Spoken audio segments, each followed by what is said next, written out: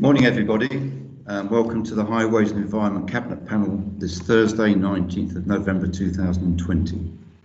I'd like to make an announcement first please.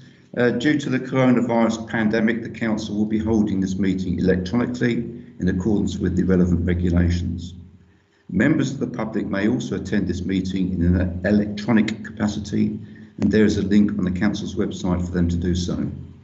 Members of the Council are asked to keep their microphones switched off until called to speak, and to switch the microphones off once they have finished speaking. Cameras may be left on throughout the meeting if members wish.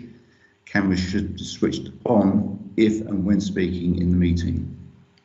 To indicate a wish to speak, members should use the raise hand function. Use of the meeting chat function is exclusively for voting. At the end of the debate of each item of business, there will be a vote. Members should vote using the meeting chat function by indicating for, against, or abstain, and I will declare the result after each vote. Officers are present at the meeting and will follow the same protocols. Breaks of at least 15 minutes will be held every 2 hours. Other breaks will be incorporated as appropriate.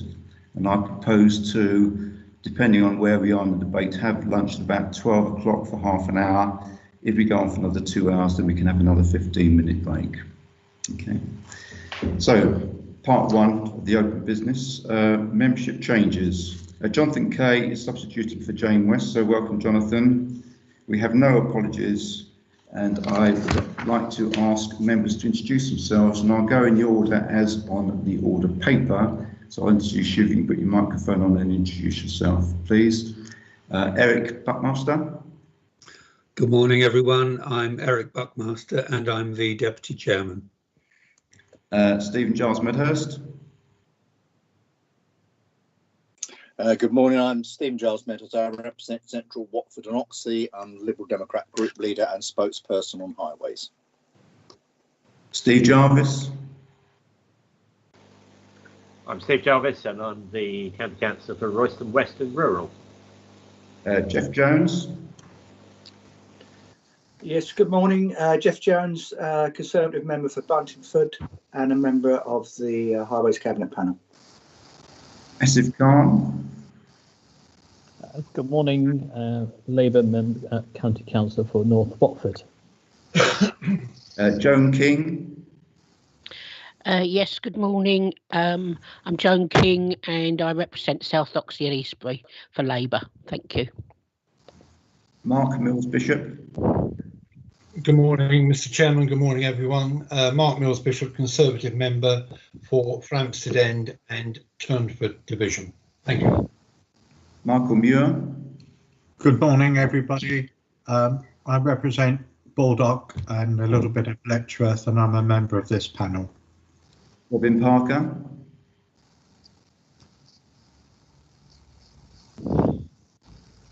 As usual. As usual.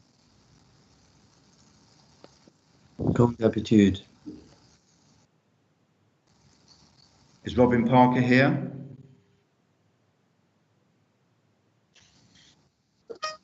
I understand he hasn't joined the meeting yet. We're chasing him. Okay, so we'll move on. Richard Smith. Good morning, Richard Smith, Conservative County Councillor for the Welwyn Division and a member of this panel. Jonathan Kay. Good morning, Conservative Councillor for Ware South and a substitute on this panel today. Colin Woodward. Morning all, Conservative member for Bishop Stortford West and member of this panel. Thank you. Right, if I can ask members to declare any pecuniary or declarable interests. None noted, thank you. Item 1 of the agenda, I invite panel to confirm the minutes of the 16th of September 2020 for accuracy.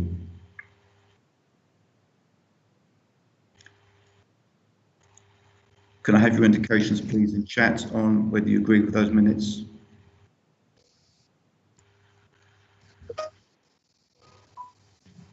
I have my hand up, Mr. Chairman, to speak. Oh, sorry, okay.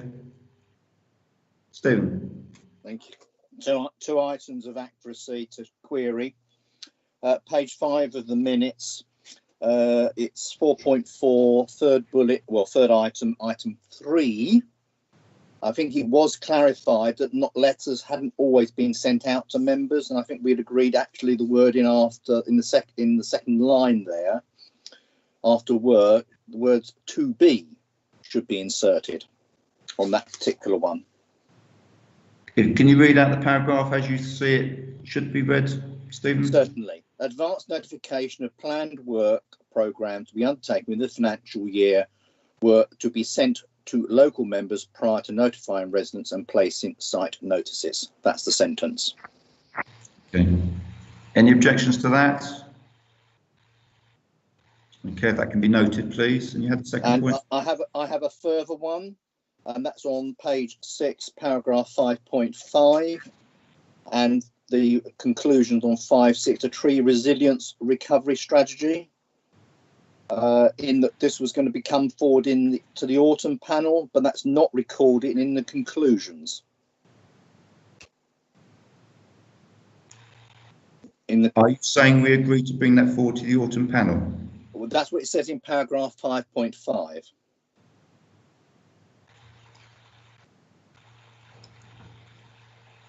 Chrissy, I can't see Simon there. Chrissy, could you answer that point? Fair. I am here.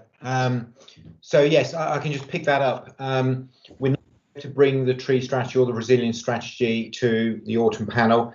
We've had some exchanges on this. It makes sense to wait till we've seen the English tree strategy, which is due out before Christmas, and then bring our strategy as a combined package to this panel as early as next year as we can make it. So am I right in saying the minutes are correct as stated? It's just that we've had to change our course on timings. The minutes read okay to me, but I'm happy for somebody else to suggest some different words. But bottom line, we can't bring a tree strategy or tree recovery strategy to panel until sometime next year. Hopefully early next year, but sometime next year. So I'd remind members that we are looking at the accuracy of the minutes and not actions from them. No, exactly. And the minutes say in paragraph 5.5, Mr. Chairman, the tree resilience and recovery strategy will be considered at the autumn meeting of the panel. This is the autumn meeting of the panel. Clearly it's not. We've had the explanation as to why it is not, which I accept. And therefore there should be a post-meeting note there that it will be brought forward to an early meeting of the panel in the next calendar year. I'm afraid I do agree, and I'll again remind members and yourself, Stephen, that we are recording the minutes as accurate as written for the meeting. Subsequent actions are not under debate here. I'm not agreeing to subsequent actions. The minutes of the meeting say 5.5, the autumn meeting of the panel in that case, which means 5.6 is incorrect. I say no more. Please, let's move on, please.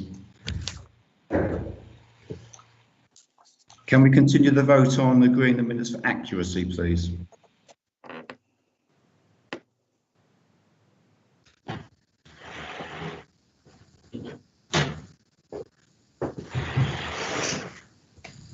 I think we can say that was agreed. Thank you.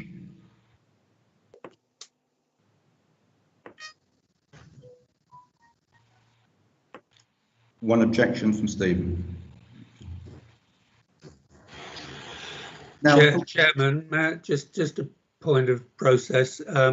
Just a reminder to members to take their hand down once they've spoken. Thank you, Eric. Now, before we go on to item 2, I'd just like to set out how we will handle the next 3 items, because they are really intermingled, as it were. So firstly, we will hear Colin Hodges' petition. He will be allowed 3 minutes to speak on his petition. Secondly, Rupert Thacker will actually speak to his report on the speed management strategy. Thirdly, we will allow John Hale 3 minutes to talk on his motion. Fourthly, we will then have Simon's report on that motion. Fifth, we will debate all 3 items. Then 6, when the debate is concluded, we will go back to vote on the recommendations and the amendments produced by Stephen and any other amendments coming forward at this meeting. So firstly, I'd like to welcome Colin Hodges, who represents 20's Plenty, a campaigning group for 20-mile-an-hour limits, areas, zones, whatever you like to call them. It's quite a lengthy petition, but I'll invite Colin to spend 3 minutes in actually speaking to this petition. Thank you. Good morning. My name is Colin Hodges and I represent 20's Plenty for Hertfordshire. We believe there are 2 principal reasons not to accept the speed management strategy in its present form. Firstly, the SMS consultation process was materially flawed. This week we've written to you all and to the Police Commissioner to highlight multiple problems with the strategy. In particular, it contains many inaccurate and misleading interpretations of DFT guidance. This gave the public an unsound basis upon which to provide their feedback. For example, the need for engineering solutions to calm roads with average speeds of more than 24 miles an hour is not required by DFT guidance, whereas the SMS indicates on multiple occasions that it is. And why were the public not informed that default 20 miles an hour has been adopted by local authorities covering 1/3 of the UK population, nor that this year it was adopted by the United Nations as best practice? HCC have a common law duty of care to all road users in the exercise of its powers. In relation to the Equalities Act 2010, we do not believe that people with protected characteristics were adequately considered in the consultation process, nor do we believe that the interests of vulnerable road users are properly served by the SMS itself. We have submitted an FOI to the Council in relation to the conduct of the consultation, and we intend to publicise our concerns. Secondly, the SMS is not representative. More than 70% of the UK population support 20 miles an hour for residential streets. Our 650 petitioners are just a few of these. 20 miles an hour is evidently better for health, our high streets and the environment. Other than a few seconds off journey times, 30 miles an hour offers no real advantages. It does, however, significantly increase risks to life. COVID-19 has changed the transport priorities of both the public and of central government. Despite this, and all of the warm words of the strategy, it does nothing to promote increased levels of active transport. To conclude, the SMS does not represent the wishes of the public, in significant part because it has been based upon a flawed consultation process. We urge you all to reconsider the document based on our comments today and our briefing paper, and not to recommend it to Cabinet. Thank you. Thank you, Colin. Okay, now I'll invite Rupert Thacker to actually speak to item 3, the speed management strategy update. Good morning, panel. Sorry, I just got to find my document. So bringing to you the report on the speed management strategy, recommending its adoption following the consultation with the public that was carried out over the summer. There's a number of elements to it. Principally, it sets out our approach as Hertfordshire to managing speed limits across the county. It builds on the guidance set out in Circular 0113 by the DFT and helps ensure that within Hertfordshire we have clarity on the approach that we are expecting to be taken within the authority. It's advice that has been adopted or has previously been adopted by the police in the previous strategy and is supported by them as part of this process, and they've been part of the working group to help develop it. In section, I think it's section 6 of the paper, we've set out the responses to the consultation with the public that was carried out over the summer. Broadly, there was support for the various sections that were consulted upon. And as such, we're recommending, with the changes set out in response to the consultation in the appendix, that this report is agreed and the strategy should be recommended for adoption to Cabinet. I'm happy to take any questions as and when you wish, Phil. Thank you, Bob. Okay, we'll move swiftly on, please, to item 4. John Howe, John, you have 3 minutes to talk to your motion, which was presented to the last council and deferred to Cabinet panel for consideration. Phil, thank you for allowing me 3 minutes to speak.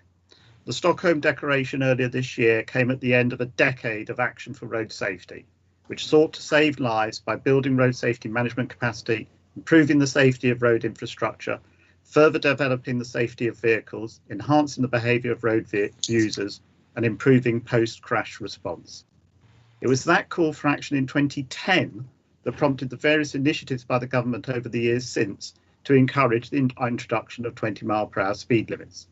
Initiatives that I am led to believe by stories in the press today are continuing with the encouragement of low traffic neighbourhoods. The Stockholm Declaration states, mandate a maximum road travel speed of 30 kilometres per hour in areas where vulnerable road users and vehicles mix in a frequent and planned manner, except where strong evidence exists that higher speeds are safe, noting that efforts to reduce speed in general will have a beneficial impact on air quality and climate change, as well as being vital to reduce road traffic deaths and injuries. 30 kilometres per hour equates to 20 miles per hour. So no, the speed management strategy does not comply with the Stockholm Declaration, though I note the report carefully uses the words supports the principles. The speed management strategy does enable the introduction of 20 mile per hour areas, but it makes it harder to do so than under the current rules. So it's not a step forward. As set out in the motion, our current local transport plan affirms the council's commitment to lowering speed limits. So it's a step backward that the SMS does not make 20 miles per hour the default speed limit for residential areas. I also in my motion referred to the policing report that was published in July, which pointed out to reductions in spending on road policing. There is no reason why the council could not respond to that report now. However, I trust the council will respond next year and will seek further improvements in road policing. This is an issue that I'm sure has been raised by residents with other members. If this motion had been debated at full council, there would have been more time for debate and more members would have been able to participate and let the council know of their concerns and the concerns of their residents on this matter. Thank you. Thank you, John. Well within time, thank you. Simon Brown, would you like to speak to your response to the motion, please? Or the council's response to the motion, sorry. Yes, good morning, panel. Thank you, Chair. As you mentioned, much has been covered in the previous statement from Rupert. However, this is an attempt just to ensure that all the issues within the motion are properly addressed and considered by members. As discussed, core principles of speed management are in sections 4 and 5 and include the concepts of consistency, self-enforcement and travel speed compliance. As we've heard, the SMS went to a super cabinet in June of 2020 and was subject to a 12-week consultation exercise.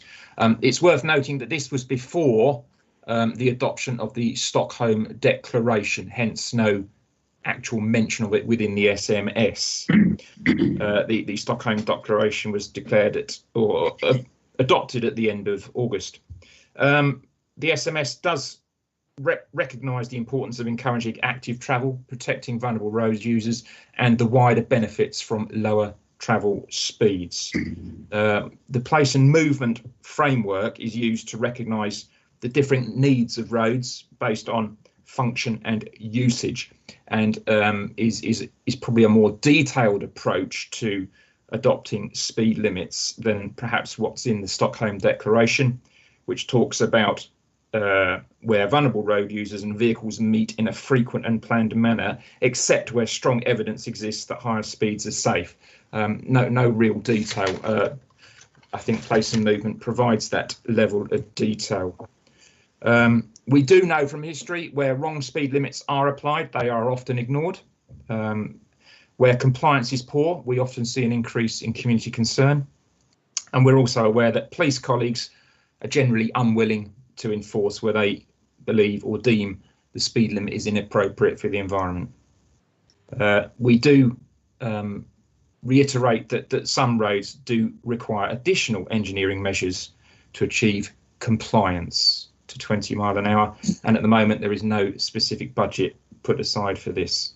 Moving on to the roads policing aspect, absolutely a thematic review was undertaken, and in the words of a police colleague, did not paint a good picture of the current roads policing position.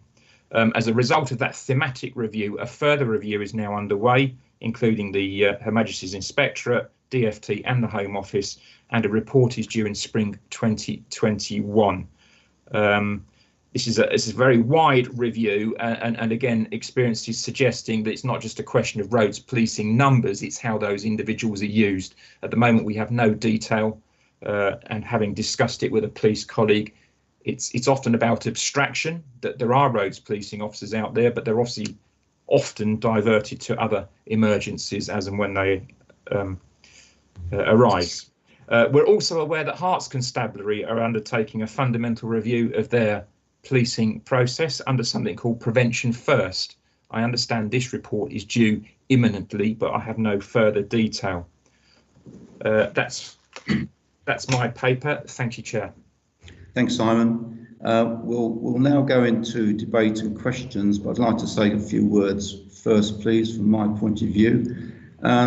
Firstly, I'd like to thank you, Colin, for presenting the petition. I know you've done a lot of work on this, but we've already had lengthy correspondence, so what I have to say will be of no surprise to you, I'm sure.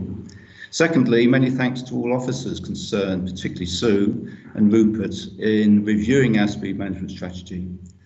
They didn't relish the idea of opening up this Pandora's box, but this was necessary to provide clarity on where 20 mph areas can be allowed.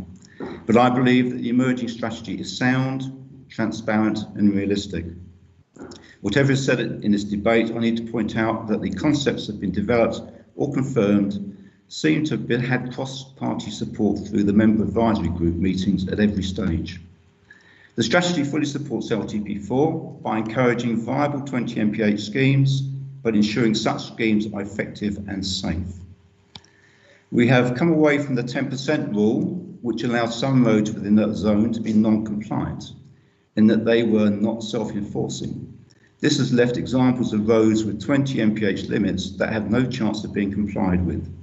This problem also arises with other speed limits, when other speed limits are totally inappropriate. And this makes them inherently unsafe, as users expect but don't experience lower speeds.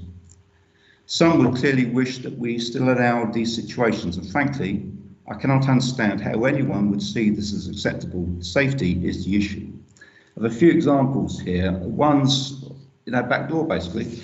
Hitchin, asked Judy Billings, you know all about this one, where I don't know when before my time we actually put in the 20 mile an hour zone. One road at least has average speeds on an unofficial measure by the police of 29 miles an hour still. There's no way that they can enforce this, and there's no way we can bring speeds down without traffic calming measures. So we're having to now think about, can we put in measures or increase the speed limit? Residents do not feel safe along that road, and they're up in arms as to why it's been allowed. Looking at some releases, there was a scare, from want of a better term, in 2017. The headline is "Safer 20 mph zones led to a rise in the number of road deaths, but too costly to reverse," council admits. And this was to do with Bath and North East Somerset Council having spent £871,000 bringing in 13 new speed zones just 12 months before.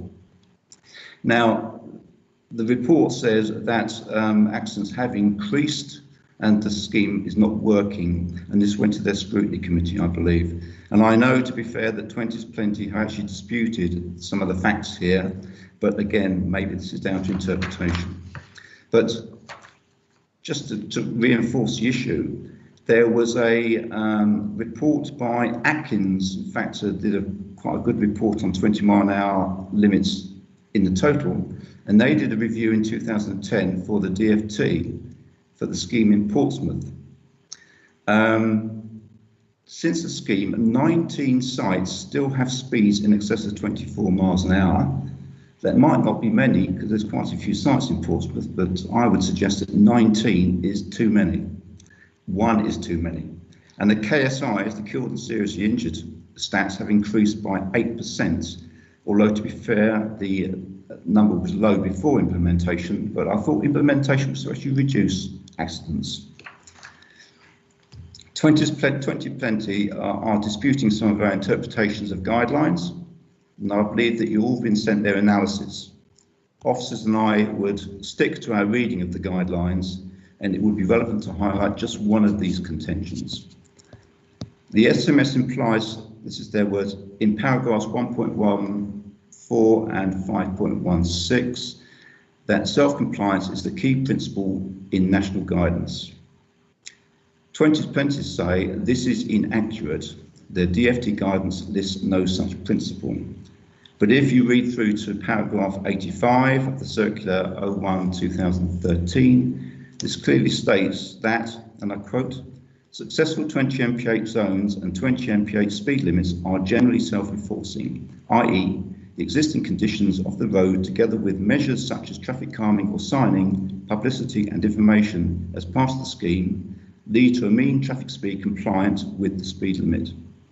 To achieve compliance, there should be no expectation on the police to provide additional enforcement beyond their routine activity unless this has been explicitly agreed. So if you studied all the guidance from the DFT and the police, together with the learned research from Atkins and Co, and experience what actually happens on the ground, you cannot fail to understand and appreciate the main principles, i.e. limits need to be in line with existing speeds, appropriate for the road and surrounding environment, and encourage self-compliance. Signs alone do not reduce speeds, it is a characteristic of the roads. And if we deviate from these principles, the following happens. Drivers consistently exceed speed limits, residents feel unsafe, the police regard them as non-compliant, so won't enforce, and we lose the support and confidence of the police. With regard to vulnerable users, as highlighted in the Lib Dem motion, these are fully provided for within the strategy, so I am unclear as to why this motion was felt necessary. As far as lobbying the police and government for increased speed enforcement is concerned, the government consultation has now closed, with our opinions already made, so there's no point in further letters for the time being. Everyone appreciates the issues here, and in principle, the police are on our side, but we must wait for the outcome. And I'll just remind you what Simon Bow said about the future review of the enforcement strategy. Now, I fully appreciate, as do my colleagues, the cost of traffic calming measures can be expensive, although these can range from prominent signage and roundels to major engineering solutions, and schemes could cost between 30 and 500k each. So I've gained the support of the administration to look at ways that we can help fund viable schemes through the IP process. I won't talk about any figures here, but it's not insignificant. I've also commissioned work on selection criteria such as place and movement, local buy-in, deliverability, impact, and health and well-being, so that locally sponsored schemes can be prioritised. This will come through panel for agreement. Finally, I would like to point out that 52% of the consultation respondents agreed with the 20 mph strategy and only 34% didn't. As far as the overall strategy is concerned, this again has majority support, so the views expressed in the petition are not universally shared. So thank you for indulging me, Chairman's prerogative, to say a few words, but I'll now open up for questions and debate. I'm looking for some hands up.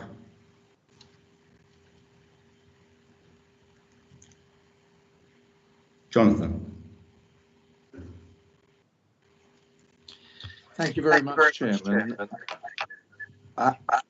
And I would just like to start, there's a bit of an echo here, but I'll carry on anyway. Traditionally, I was not a convert to 20 miles an hour because outside schools, for example, where you need 20 miles an hour, there are times in the evenings and weekends in certain roads where it was unnecessary. But I've actually become a convert to 20 miles an hour and very much support the idea. There was just a query that I had from what John Hale was saying before. He said that in order to request 20 miles an hour, it would become more difficult under the new system, the SMS system, than it would be under the current system. And I'm just wondering if somebody just could clarify that for me. Thank you. Sue, would you like to answer that one? Or Rupert? I can answer that, Phil. I don't think the request is any more difficult at all. The criteria that we assess it against is slightly different, so that we don't end up with the situation where we end up with roads that are non-compliant after the scheme has been implemented that Phil mentioned within his speech just now. So we have had sites where we've implemented schemes. The 10% of roads loophole has been exploited at the assessment stage, and roads with speeds above 24 miles an hour mean average have been included within that 20 mile an hour area without any modifications to them, and speeds have then remained above the criteria for a 20 mile an hour area and above the 24 mile an hour mean, which has meant that the environment isn't in keeping with the speed limit that has been established. Right. Thank you very much. Sue, you wanted to come in on that one, I think.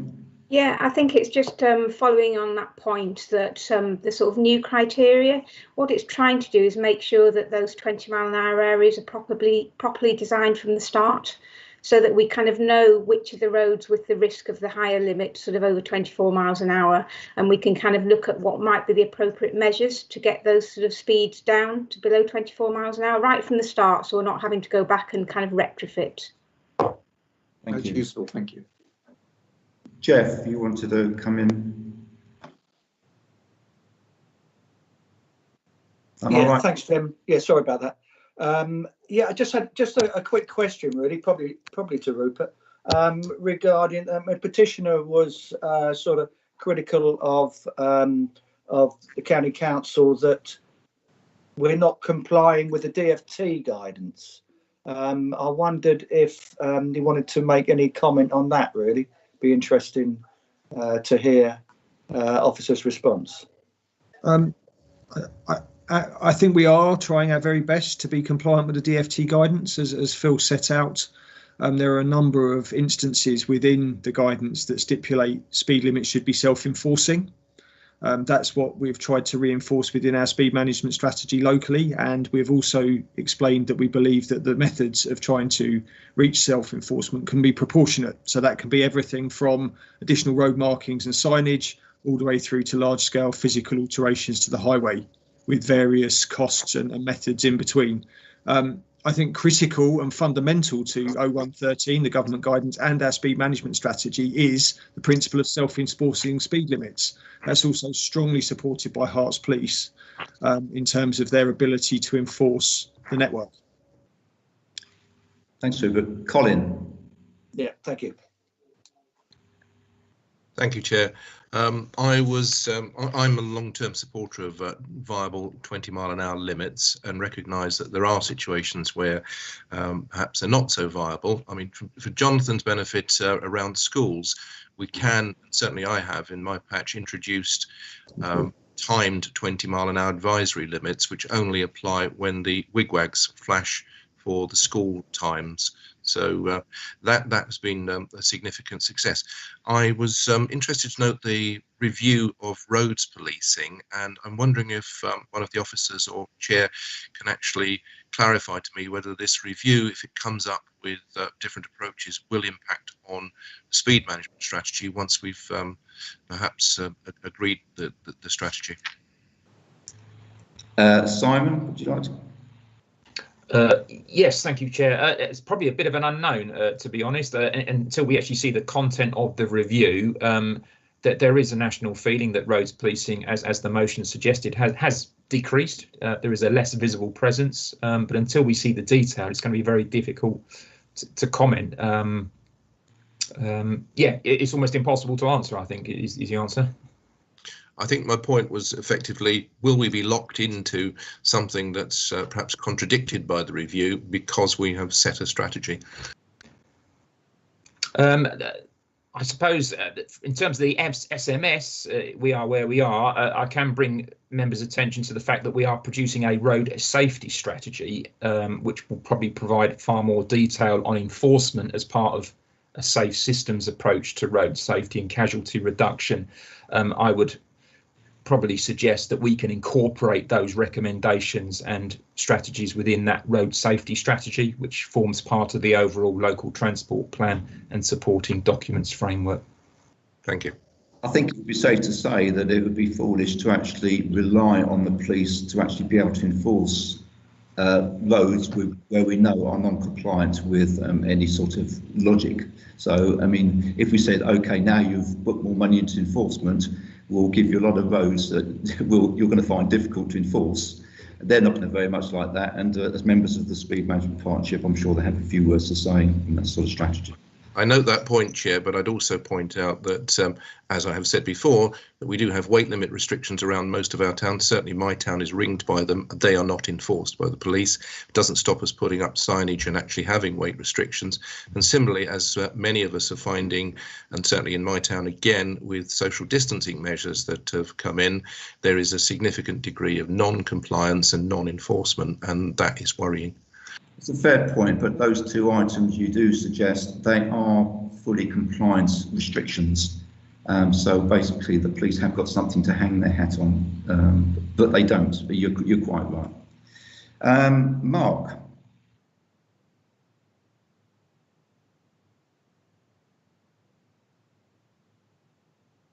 Mark Mills Bishop.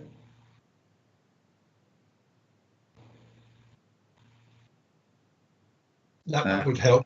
That would help. Sorry, Mr. Chairman. New languages for Zooming. I forgot to take myself off mute. It's a question for Rupert, but let me start by just agreeing in the principles which Councillors Kay and Woodward have laid out. And I'm a supporter where needed and where viable for 20-mile-an-hour speed limits. In fact, I have a conversation going on in my own area and work is progressing on that. But the question I had for Rupert was on the consultation, and I noticed that 2/3 of the districts and boroughs had not responded to the consultation.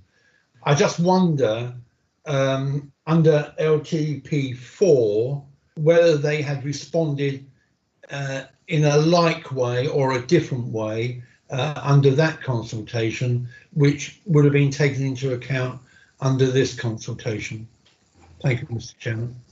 I think that's a tricky one. I certainly think for LTP4, when that was consulted on in 2016-17, most of the districts and boroughs across the county did respond to that. And that's probably on the basis that it's much more of a planning policy-led document, and so relates much more closely to the local planning authority's functions.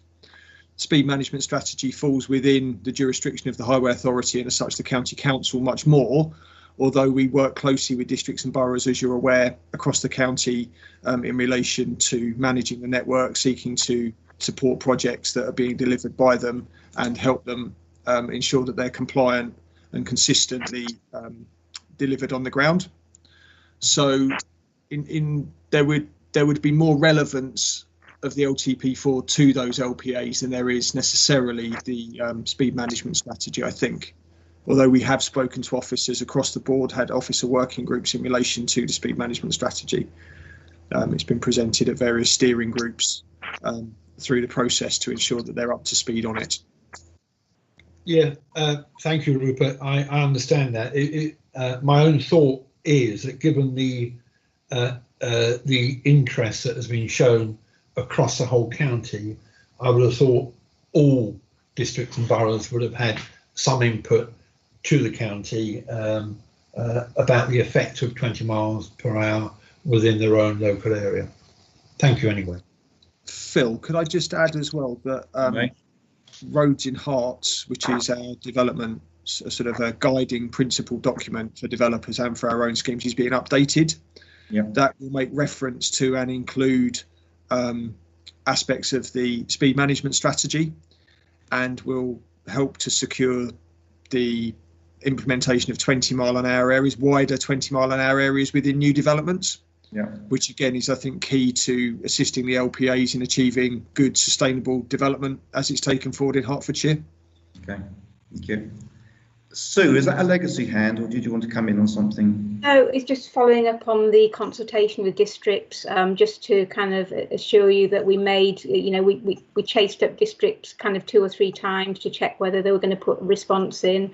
A number of those that didn't respond very much sort of said it was, they saw it, you know, as a sort of county function, sort of set speed limits, and, you know, they were happy to defer to us on that.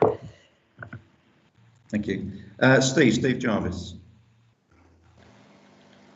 Thank you, Chair. I thought it was interesting that you used the Bath example in your introduction, which is something that's frequently used by those who are opposing 20 mile an hour limits, who point out that there was an increase in deaths in Bath after they were introduced.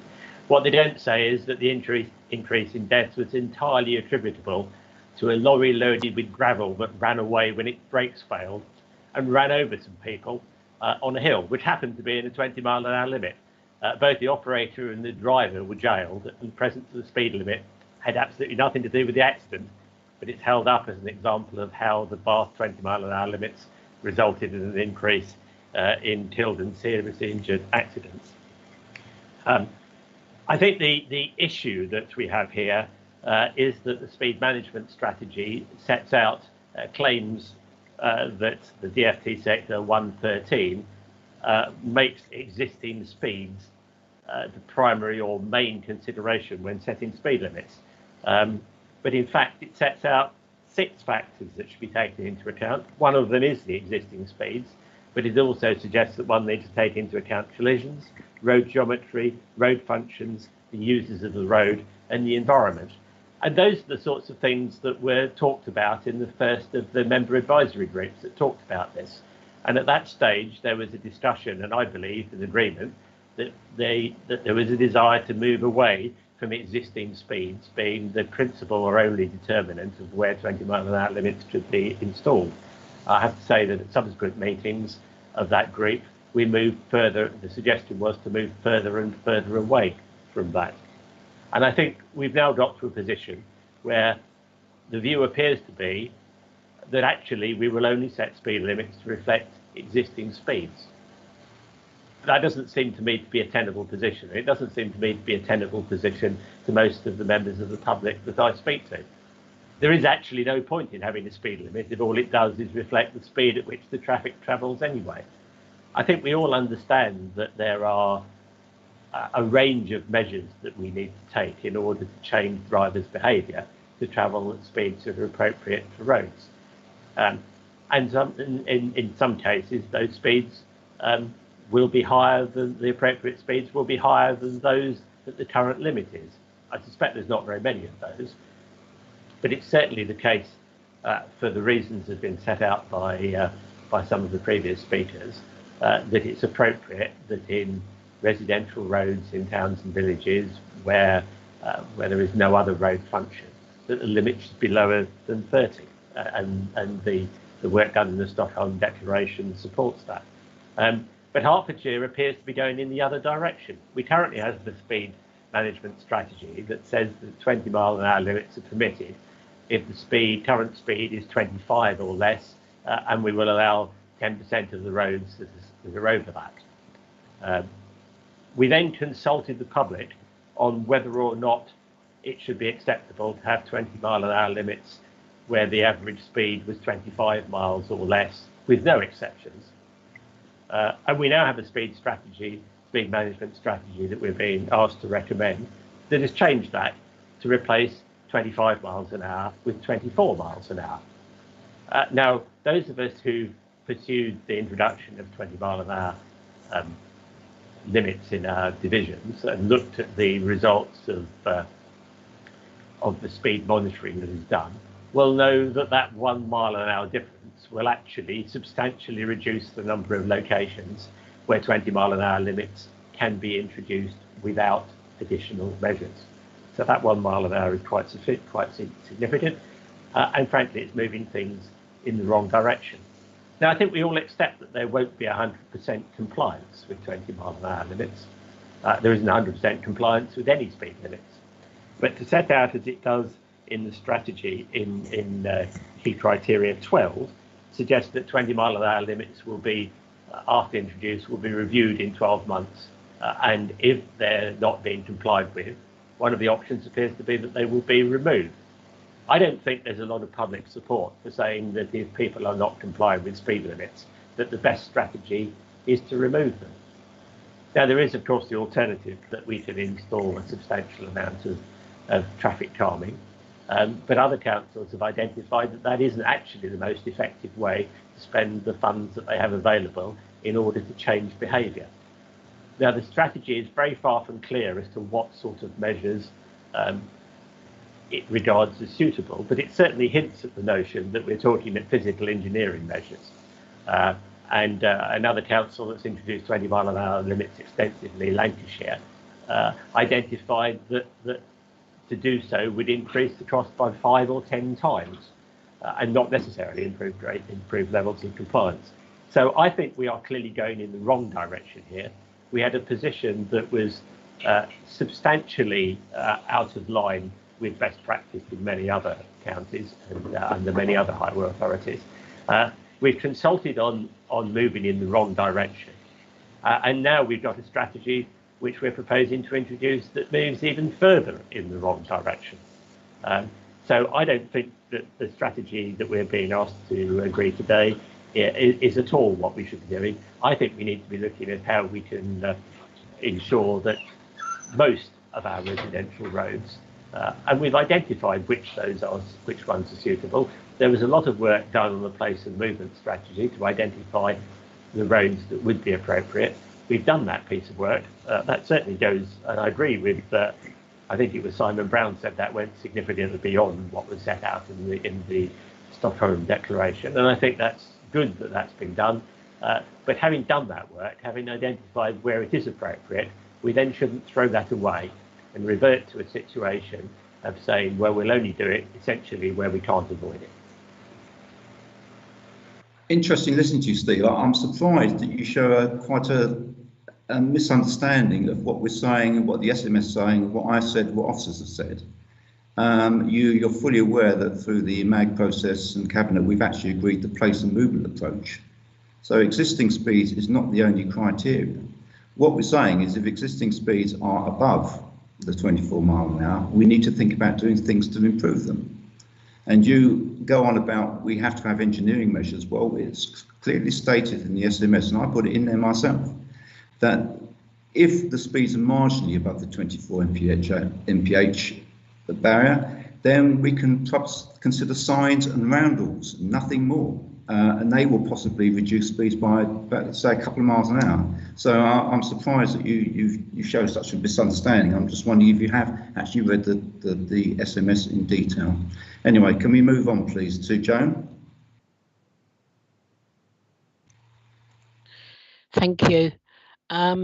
A lot of what I was going to say has already been asked, so I won't go over that again.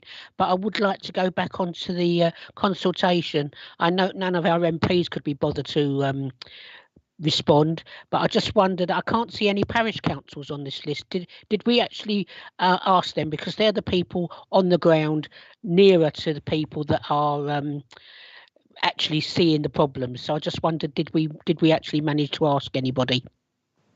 Thank you. Sue? Yeah, certainly town and parish councils were part of the, they were alerted to the consultation. We did have responses from a number of sort of local neighbourhood groups as well, so which were taken into account. And the consultation was also widely publicised on social media as well. Thank you. Okay, thank you. Stephen? Thank you, Chairman. I'm not quite sure why you need to be so insulting to opposition members, but there we go. For coming to what we've got before us, at the special cabinet panel, this side made it quite clear that we had some unease about the speed management strategy. We were happy for it to go out to consultation, but we did express at that stage. So it's wrong to suggest that at every stage, as indeed we did through the member advisory group, we were concerned, as indeed we were about your comments, which you seem to imply in the media, unless you were wrongly reported. I don't believe you corrected it, so you may have been wrongly reported or not, that actually speed management strategy might lead to lesser 20-mile-an-hour areas and zones. More recently, of course, the government in their announcement on the 13th of November urged councils to do more to promote safe walking and cycling as part of response to COVID-19. And I quote, reducing speed limits, 20-mile-an-hour speed limits are being made more widely adopted as an appropriate speed limit for residential roads and many through streets in built-up area. 20-mile-an-hour limits alone will not be sufficient to meet the needs of active travel, but in association with other measures, reducing the speed limits can provide a more attractive and safer environment for walking and cycling. Quote from Grant Schnaps in terms of the DFT publication in terms of active travel. I think it's quite clear, I and my colleagues, and indeed clearly the 2020 group, is concerned that the documents we have before us do little to encourage 20-mile-an-hour areas. Now, I know what you say at the beginning of your speech, that you're seeking money through the IWP that would do this. And that is clearly, obviously, to be welcomed if there is going to be sufficient, because obviously there has been considerable criticism in the past that piecemeal introduction of schemes, and 70% of all my residential roads in my division are indeed covered by 20-mile-an-hour, very small areas. And in fact, it may well be that my division has the most 20-mile-an-hour zones or areas, and the main roads don't, but they've been done on a piecemeal approach. So what we do get, and we have it elsewhere across the county, and as Rupert well knows, I often quote the example, I know it's in someone else's division who will be speaking, but I'll quote it again, the example of North Watford and Leavesden Road, where Asif Khan has promoted and got installed 20-mile-an-hour limits either side of Leavesden Road. Leavesden Road is identical to all the same terrace roads that run off it, but can't be 20 miles an hour. Yet the same speeds are applying there. It's heavy part road most of the day, and yet it was rejected as you couldn't have a 20-mile-an-hour zone from the St Albans Road. What I've asked repeatedly of officers in terms of the place and movement strategy, which I welcome, would that mean that that could go in? I've never yet got an answer. And the implication is no, on the basis of certainly the reduction here, the 24-mile-an-hour threshold down from the 25. But I am concerned that some of the items in the DFT guidance don't necessarily require every road to be 20 miles an hour or have an average speed of 24 or less, yet we do, in terms of the speed management strategy that's being proposed. It doesn't require road speeds to be measured at their fastest point under free-flowing conditions, but we do, in terms of our SMM. And it doesn't require everywhere, I know you tried to cover this, engineering solutions. You now mention about having signage and roundels. Well, actually, I've got signage and roundels on virtually every single one of my 20-mile-an-hour zones. You mentioned the Atkins report and Portsmouth. I'm not quite sure if you were referring equally to the Department of Transport commissioned report on 20-mile-an-hour research study published in November 2018, commissioned by the Department of Transport, which was solely commissioned to evaluate the effectiveness of 20-mile-an-hour signed-only speed limits based on 12 case studies in England and comparators with a 30-mile-an-hour limit in place. And this was quite wide-ranging in terms of its evidence base and the information that it sought. And within this, and I'm scrolling down, it showed substantial evidence of reduced speeds following the implementation. 47% of drivers in residential areas and 65% of drivers in city centre areas, equating to 51% against both categories. complied with new 20-mile-an-hour limits, travelling at speeds of less than 20 miles an hour. And whilst the substantial proportion exceeded that limit, the majority were travelling at less than 24 miles an hour, i.e. 70% in residential areas and 85% in city centres. And this was on the basis of purely signage only and implementing area-wide schemes. It also noted within this report a substantial reduction in personal injury accidents as a result of that. And in terms of residents' compliance, a clear increase in perception the streets were not only safer for driving, but more particularly so were safer for walking and cycling, with 77% of residents saying it was beneficial for cyclists and pedestrians. And in cyclists, it was actually even higher. What we do know, if the speed is lower for vehicles, the ambient speed is lower, pedestrians feel safer and cyclists feel safer. It is not suggesting to suggest that actually, oh, I feel safe because vehicles are going faster than they should do in a 20-mile-an-hour zone. Let's increase the speed limit to 30. How does that make the road safer? Well, it doesn't make the road safer. What I'm concerned, and my colleagues, I haven't moved any of the amendments, and Steve will move the first two, and I will move the third one, and Atif Khan will second the third one, because we want to vote on these separately. And I want to come back and speak about the Watford one, which is the third amendment, as a separate item for consideration, because I think that is a potential way forward. And you yourself have indicated now that there may be fundings to look at those sort of pilots, so we can take schemes forward. Now, clearly there's an element of disagreement amongst us over this, in terms of we don't think the speed management strategy is bold enough, ambitious enough, or indeed delivers enough.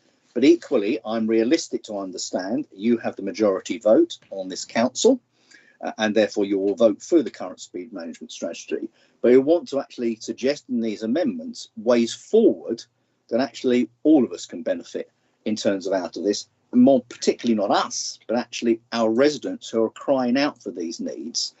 And what is noticeable with the back of COVID is the requests for these have substantially now increased. And I am concerned that some of the areas that have been highlighted by those that presented the petition, those that have obviously written into you, that some of the concerns haven't really been taken on board. In the actual officer report, it refers to St Albans and Watford, but it doesn't deal with what was, put forward by both those bodies. And I'd like to know from officers why that hasn't been included within the report.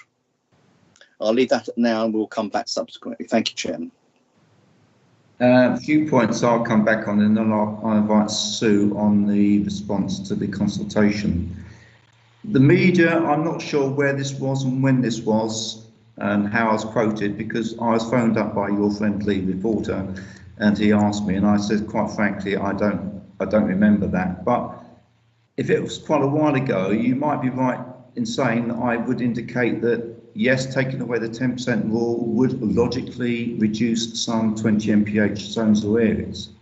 But since then, obviously, I've been fully aware of the requirement to try and facilitate these areas, and that's why I've discussed with my administration colleagues to in principle, commit some substantial funding to actually help them on their way. So I did actually clarify that. I did refer briefly to the Atkins report 2018, which did cover the whole gambit 20 mph areas. It did actually say that 20 mph zones only reduced average speeds. I know that these are only averages by less than 1 mile an hour.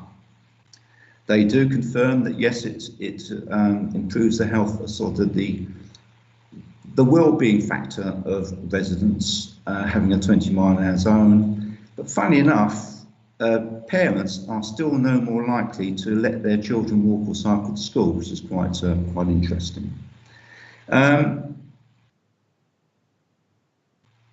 Yeah, I think I'll bring it back soon now, please. Okay. So in terms of the, I suppose, the consultation response, we obviously had detailed letters from sort of the Watford Mayor and also St Albans District Council. We refer to those in Appendix A, which is on Agenda Pack 30. We recognise that Watford and St Albans requested more widespread 20-mile-an-hour limits. It's not appropriate kind of in this report to kind of publish detail of individual sort of consultation responses. But I say we sort of certainly acknowledge the general tone of the letters, which was, you know, kind of that request for more widespread 20s in our sort of panel paper. Thank you, Sue. Asif. Thank you. And much of what I wanted to say has been said by some of the other previous speakers. But what I would just make a point is that, you know, we're meant to be a county of opportunity. And I think we are missing an opportunity here with this strategy to have a much more joined up approach with dealing with 20 miles per hour zone. They are very, very popular with residents. They are something which residents do see and motorists see as a means of developing much more safer speeds and roads, which benefits the wider community, benefits the environment, and it's much more benefits than any detrimental any detriments that people may see. I would have been much more radical and by default make all roads 20 miles per hour unless otherwise. But that's my own personal view. So that, you know, if roads need to be more than 20 miles per hour, then the evidence needs to suggest that. Otherwise, they're by default they should be 20 miles per hour. That's my own personal view on this particular topic. However, we are where we are with this particular strategy. And I would like to see much more joined up means of developing and producing a strategy that doesn't take too long to implement, something that works for residents. In Watford, certainly, there is a case where lots of the roads do need to be 20 miles per hour, which aren't. And Stephen mentioned a road in Nine Patch, which is clearly should be 20 miles per hour, but for some technical reason it isn't, and there are many roads like that, and it just needs that joined up thinking, which unfortunately this strategy doesn't seem to shout out. I'm just focusing on the 20 miles per hour areas, but I think the strategy is a work. Still needs a little bit of tweaks here and there to get it right, and I think I'll leave it there. Otherwise, I'll be repeating what others would be saying. So thank you. Yeah, thank you. I'm not doing that, Asif. I mean, I think you need to ask yourself the question, or we need to ask ourselves the question. Do we want to stick up a load of signs, 20 mile an hour area zones, whatever you like to call them, or do we want to actually reduce speeds? I asked you that simple question. Do we want to reduce speeds? And I think the SMS clearly states how we can actually reduce speeds. Regarding joined up thinking, yes, the SMS is a technical document, a guidance document approved by everyone that's involved in it. The joined up thinking is that there is a cost to all this, and we are trying to make available the wherewithal to actually do it. So that's your joined up thinking, not to actually produce a document that's going to be inherently unsafe on our highways. Eric. Thank you, Chairman. Yeah, I just wanted to reiterate a couple of points. I don't think any of us are saying that 20 mile an hour limits shouldn't be introduced, but the SMS is giving a structured and I think a responsible approach to ensure it's safe and appropriate. And as Rupert said, it does fit in with our place of movement and roads in hearts objectives. And like you, Chairman, I think this is a joined up approach to address Asif's point. I'm about to introduce a 20 mile an hour area in around a third of Sawbridgeworth in my division, where it does look appropriate and the public response is very positive. But a blanket approach, as we've heard, could carry with it some issues. And I don't mean to be facetious in what I'm about to say, but I remember something somebody told me early in my working career. You can give somebody a hat that says lion tamer, but that doesn't make them one. There are areas where signage is the required intervention, but in others it doesn't guarantee the objective can be achieved. So just saying an area is 20 miles an hour doesn't mean people will comply if the conditions are demonstrating something else. but the strategy does provide the means to work towards the objective. And to address Steve's point earlier about current speeds, I think the commitment you gave earlier, Chairman, is really significant, whereby where measures might be needed, there could be a financial contribution to get to the point it needs to be. So I think the strategy does all it needs to do. Thanks, Chairman. Thank you, Richard.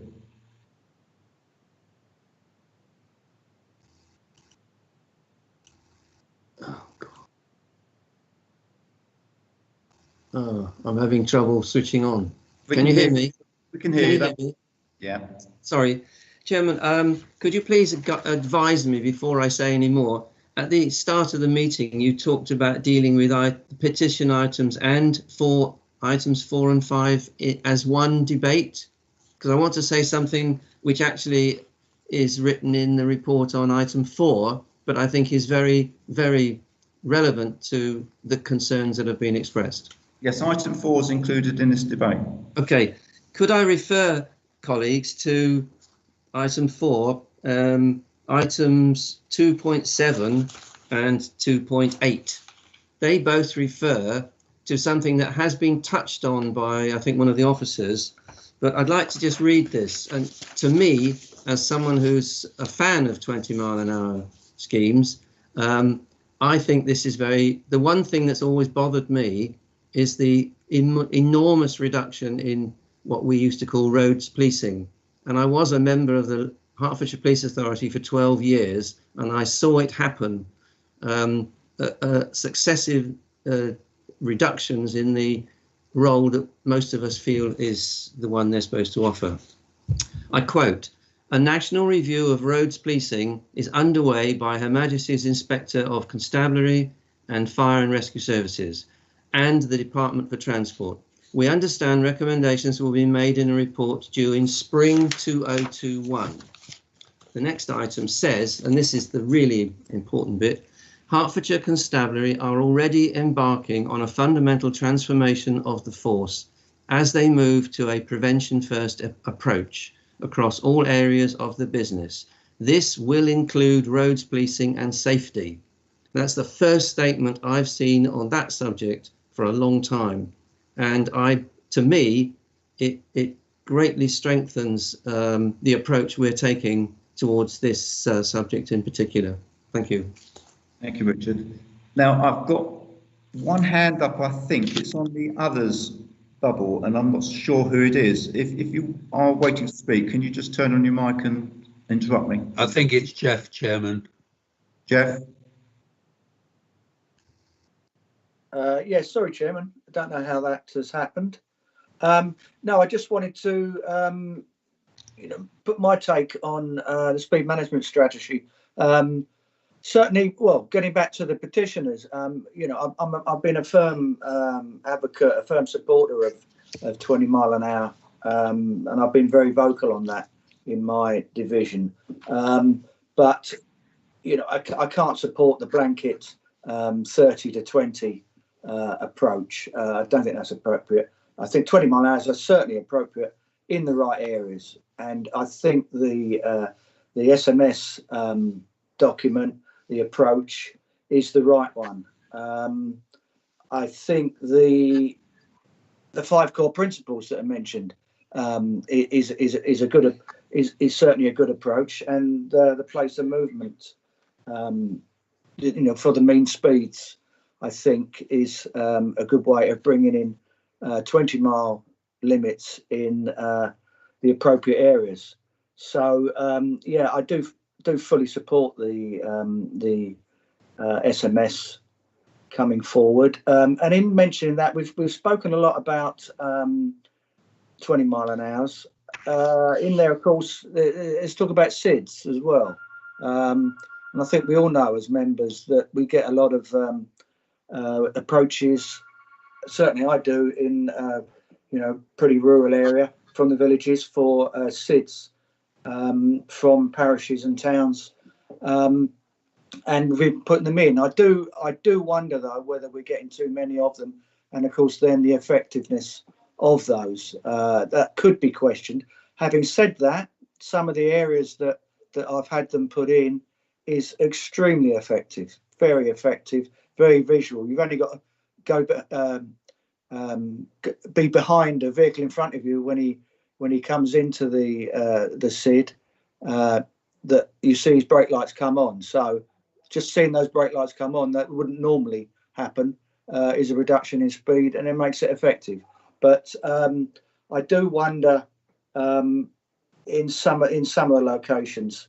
So yeah, so I think that's an interesting area to discuss, really, on SIDS, and good to see it in the SMS. So just to say, really, Chairman, that I do support. I'm very much in favour of 20-mile-an-hour limits in appropriate areas, and I welcome the funding that's coming forward as well, Chairman, from the County Council to support the appropriate 20-mile-an-hour areas. Thank you. Thanks, Jeff. On SIDS, before I bring Rupert in, my own view is, yes, we've almost got 300 now in the county, and they can be less effective the more you've got. They are effective if people are compliant in the first place, and it reminds them if they're doing a bit over the limit. It does not stop people that will speed full stop. No. It stop the idiots. It will just remind the diligent that there is a speed limit. I'm a culprit as well. I know I put in SIDS because people like them, but at the end of the day, I know the value is fairly limited. And I know that some have been put in to support 20 mph zones to try and calm traffic on certain roads. But again, you're not going to stop the idiots. So are they really? Rupert, you wanted to come in?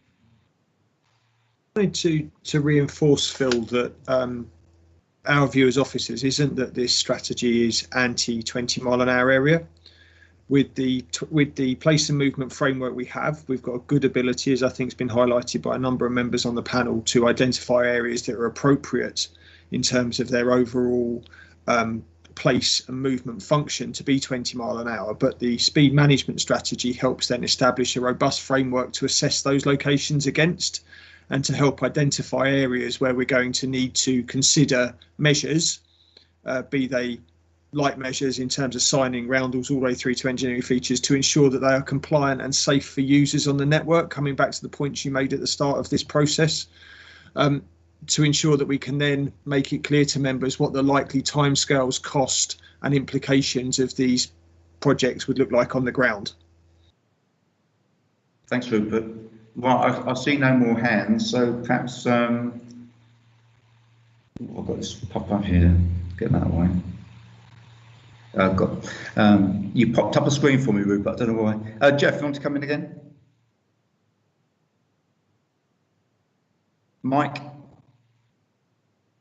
No, sorry, Chairman. I was actually trying to switch off my hand. Okay. But I think it's gone now. Okay, Stephen. For the purposes of moving on, I would like to move the third amendment on the lists in relation to this. Okay, and I'll let Steve Jarvis move the first two and speak to those. The third amendment is to add a new paragraph at the bottom here. And if members want, I can happily to read it out. And basically, it's to undertake a town-wide pilot study in Watford, as supported by Watford Borough Council, for 20-mile limits on all residential and other roads where pedestrians and cyclists are vulnerable to traffic speed, as supported by the independent Mock McDonald feasibility study. Officers are aware of this study. They have been sent. It has been discussed at the Highways Liaison panel at Watford. This study was funded by the Police and Crime Commissioner. It established, using the previous policies, not even the SMM policies, the previous council's policies and government guidance, that 350 of Watford's 380 roads with existing 30-mile-an-hour limits were suitable for 20-mile-an-hour limits. And the other 30 would require to have, as indeed you yourself has alluded to, Chair, alternative engineering measures such as signage, road markings and other technology to qualify. And this would be the most efficient use to deliver a borough-wide scheme. Now, in terms of this, and I'll go back to one of the other things. We'll go back to the Atkins report, because the Atkins report had one comparator analysis, and that was in Brighton, where it was an aerial-wide scheme was put in. I used Brighton, not a dissimilar size, I have to say, to Watford. in terms of the centre of Brighton, in the very least. And there they put an area-wide scheme, and this is the one area where they had a study about collisions and accidents. And these showed a significant reduction in overall collisions, minus 18%, overall casualties, minus 19%, pedestrian casualties, minus 26%, and casualties, interestingly, over 75, minus 51%. And no real change in casualties involving cyclists in the under 16s. And this was a very detailed study in terms of personal injury accidents. And so it was a characteristic reflecting basically a very urban area, which Watford is, and a blanket implementation across all roads in the scheme. That's not to say there are certain roads in Watford, and quite clearly, the Hempstead Road being one of them, if the members know it, and probably the Rickmansworth Road clearly being another, that clearly you couldn't impose 20 miles an hour. It just would not work. And I totally accept that. And I think other members would accept that. But the one interesting fact that came out of the Mott study, or a lot of interesting facts came out, was actually the substantial financial saving and the reduction in street clutter and signage that results in having some area ride schemes. And as Ricardo already mentioned it, people who know North Watford and the St Albans Road know the roads either side of it between the town centre and Bushy Mill Lane are all terrace streets, mainly mainly Victorian or Edwardian. They're all quite narrow. They're all nearly heavily parked, and they all naturally feature, and they actually feature in the place and movement study as ones that would be 20 miles an hour. Now, a lot of those have been introduced in terms of schemes already. There are blocks of them that aren't yet 20, but lead themselves to it. Now, the idea of doing a pilot study actually reinforces your own speed management strategy and the place and movement strategy. Now, if you yourself have identified that there is some funding towards this, and the support from the Borough Council towards this, who've passed motions, and I cleared this yesterday with the elected mayor that he was content that this was reflective of the council's position, which I understand is a unanimous view of the council, to take forward a pilot study.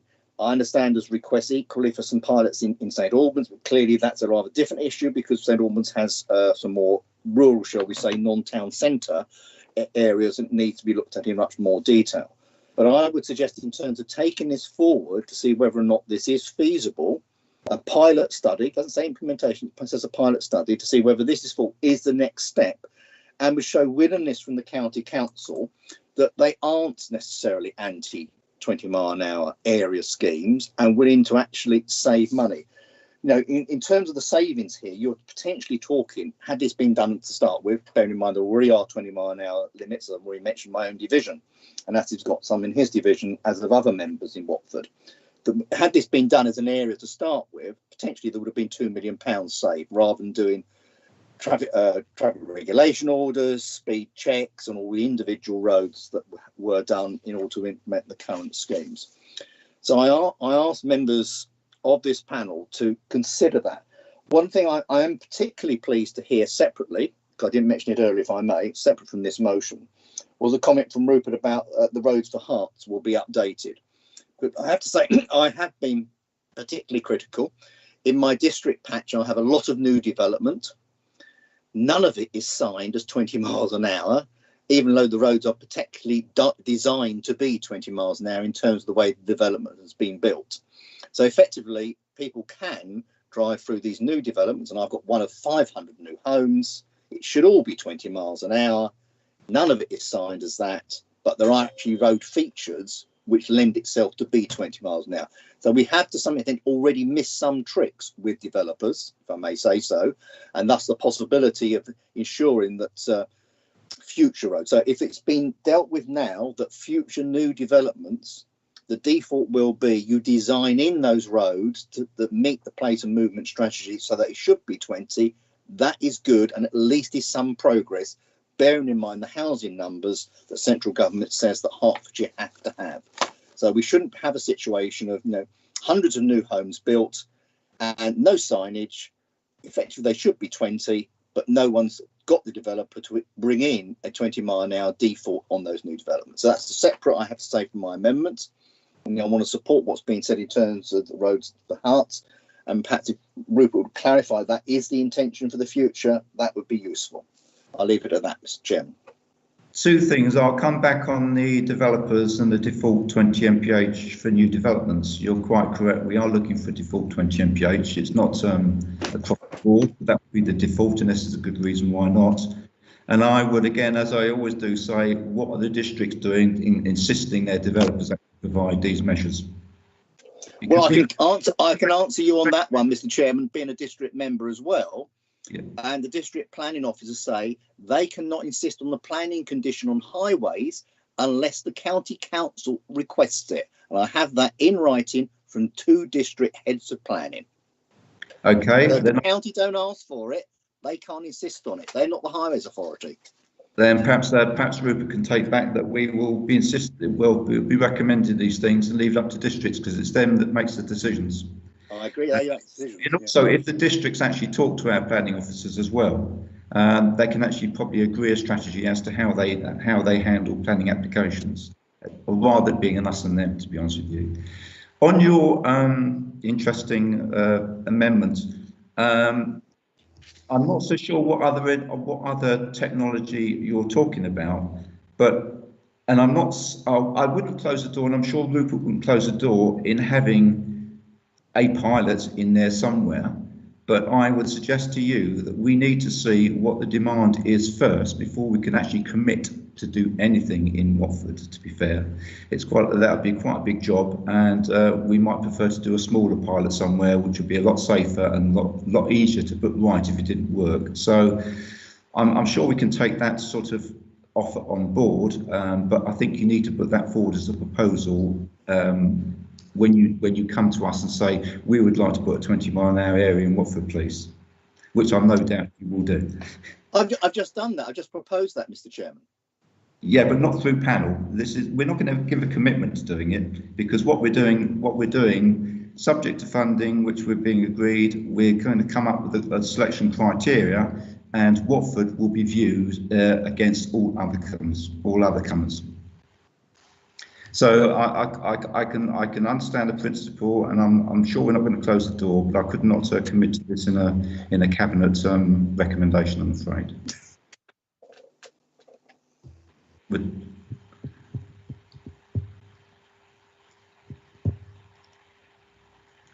What you need to realise, Stephen, is things don't have to go through panel to get done. Is anyone else? Eric? Which is why actually officers have been written to requesting this from officers from Watford Borough, and indeed by the elected mayor. It has come to nothing. Our only option, therefore, is to raise it at panel, with all due respect, Chair, and I think Asif wants to second this. But we are talking about a forward-looking strategy and policy. No doubt we haven't had the capacity to do it in the past. We may have capacity to do it in the future. Eric. Thanks, Chairman. Yeah, I was going to say exactly the same as you, but a slightly different slant. Talking about specific areas for pilots doesn't add to the discussion today. We're talking about the strategy, not where a pilot may or may not take place. So I would ask members to ignore that particular recommendation or amendment. Thank you. Asif. It's. I just get, just to be frank, there's political support, cross-party political support for this. So in terms of testing whether there is demand for it, and I can tell you there is demand from it, from all members of all political parties. It was passed unanimously at Watford Borough Council, this particular proposal. So you've got the demand, and what this does is it tests the strategy. And it tests the strategy in a way which I think is a win-win for the council and for district and for members and residents. I just can't see the logic and the reasoning really behind it. So I think it just needs to go ahead. So that's why I'm more than happy to support and second this amendment. Again, if you listen to what I said, Asif, I wasn't questioning the demand. I was questioning the way forward. And to be fair to all other areas as well. How can we as a panel actually prefer Watford to any other area without even agreeing the strategy through panel and agreeing the funding and the criteria? It's just ridiculous. Sorry. Colin.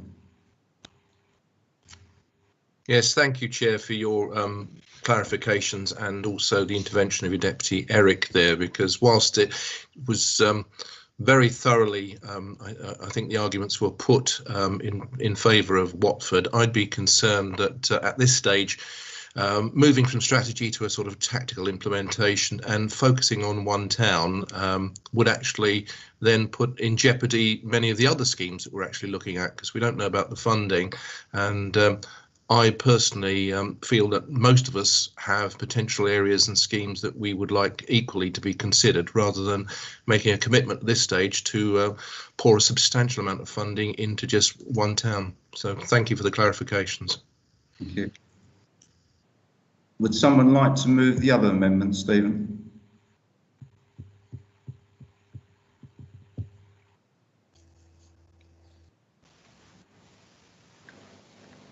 Yeah, I'm happy. You've got Steve Jarvis' hand up. It wasn't, and it was taken down for some reason. So Well, anyway, I didn't wish you to believe I wanted to be involved in the discussion about the Watford amendment, so I took it down until we were ready to move on. So I'd like to propose two amendments, which I think everyone's got copies of. The first one addresses what, in my view, is the fundamental failing of the speed management strategy. As a number of members have said, there's areas where we've not been ambitious enough in terms of setting out what we can do to reduce speeds. And therefore, I'd like to propose that we replace existing 3.2 by saying panel notes the guidance contained in the Department for Transport Sector 113 sets out 6 factors which should be taken into account when setting speed limits, but believes the proposed strategy gives undue prominence to just one of those, existing speeds, particularly in relation to 20-mile-an-hour limits.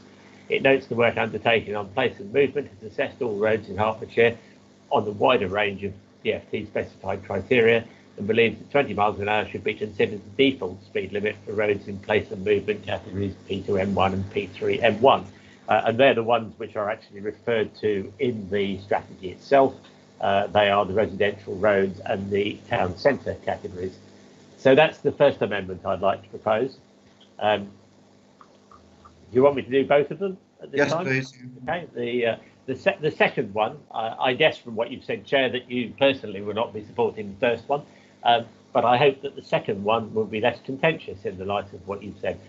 I think that we need to make it clear, as I think you have tried to do on a number of occasions, that if the strategy does go forward, that the intention is not necessarily that all intervention should be engineering measures, humps and chicanes and things of that sort. But I think that needs to be, I think we need to make it clear that that's our expectation. So the suggestion, the proposed amendment is on 3.3, Cabinet panel notes the intention to investigate through the IP process the provision of funding for 20-mile-an-hour area schemes, and request the rollout of wide area 20-mile-an-hour zones is prioritised. The Cabinet panel supports the use of alternatives to engineered measures on roads where pre-existing vehicle speeds are more than 24 miles an hour. These alternatives, which provide improved value for money, include signage, road markings, technology, education and training, and publicity, as set out in section 9 of the strategy. Because I think it's important that if we are going to go down the route which you are proposing, that there is a broad understanding that measures in areas where speeds are above 24 miles an hour are not just a sort of traditional engineering measures, that signage will be appropriate in some cases, that road markings will be appropriate, that technology like speed indicators may be appropriate, and that we're not wedded solely to building humps and chicanes in order to support 20-mile-an-hour limits. So I'd like to propose those, and I think, Chairman, you'd agree it would be sensible to vote on those two separately. The first one, basically, you're looking for quite a significant deviation from the strategy, so clearly we can't support that one. And I know you understand that we can't. The second one is totally superfluous. It's basically reiterating what's already provided in the strategy. So why we need a separate recommendation for, I fail to see. Anyone else like to speak? That doesn't surprise me, Chairman, but since it restates what you say, it restates what's in the strategy, it seems to me no harm in the panel affirming its support for that part of the strategy. I can only wonder why you need a recommendation for it, but by the Lib Dems, it just seems superfluous and waste of time and duplication. Eric. Thanks, Chairman. I think you hit the nail on the head. The word in the First Amendment is default. That's the one that's the problem. It's more or less saying, let's not have a strategy. And that, to me, is such a deviation, as you've said, and that doesn't, for me, form part of this debate. So I couldn't support that. Stephen.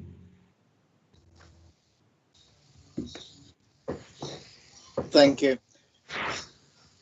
Whilst I can understand where you're coming from, even if I don't accept it in terms of the first of these three amendments, and I obviously can't understand what you're saying in terms of Watford, because this is the only option of opposition members to propose things, because you don't allow debate on this at council, and you have a restricted debate here by not allowing other members to speak. But anyway, but in terms of the second one that Steve has put forward, it not only does it restate what's in the strategy, it actually supports what you yourself said in the opening remarks. So it seems to me the only reason you don't want to accept a new 3-3 is because it's been proposed by opposition members. That appears to be your same default as you did with street lighting and as you have done with trees, because actually it restates everything you yourself said after you spoke when John Hale had spoken, in terms of providing the value for money, the signage, technology, education and publicity, as set out in your own document in section 9 of that strategy. So I'm really puzzled as to why you can't accept that, but there you go. You can show your acceptance by voting for the proposal. Mark. Thank you, Mr. Chairman. You've just taken the words straight out of my mouth. I couldn't see, what Councillor Jarvis was adding by his amendment, from what was already there, and therefore, if it's just a question of an amendment being put forward by the Liberal Democrat, then they might as well vote for the main recommendation. And you put it better than I did. Thank you. Thank you. We've got some more amendments here. I'm going down the sheet. Forgive me, I'm flicking from the email to.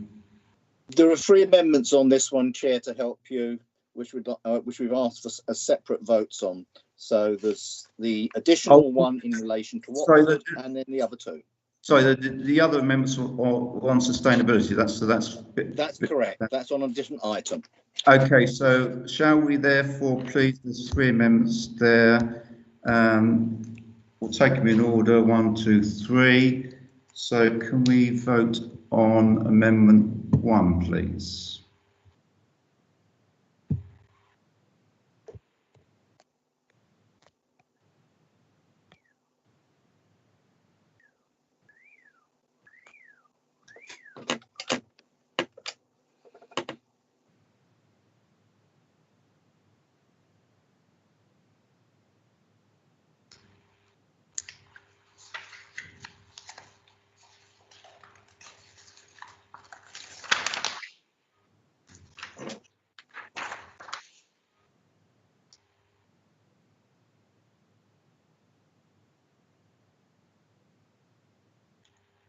Just waiting for Teresa to adjudicate.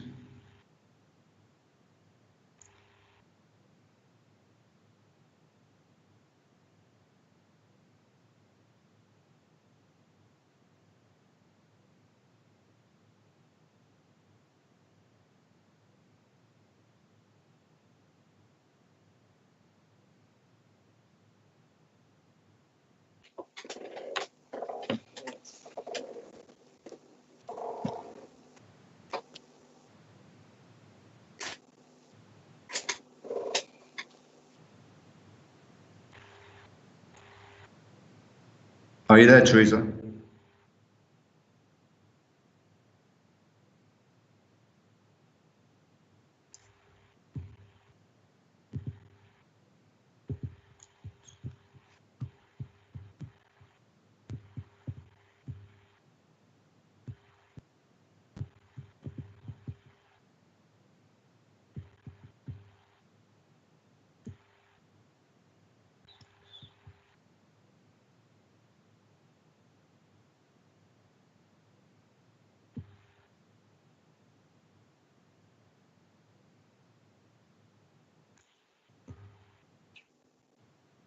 So the majority vote against, so that motion, that amendment is falls.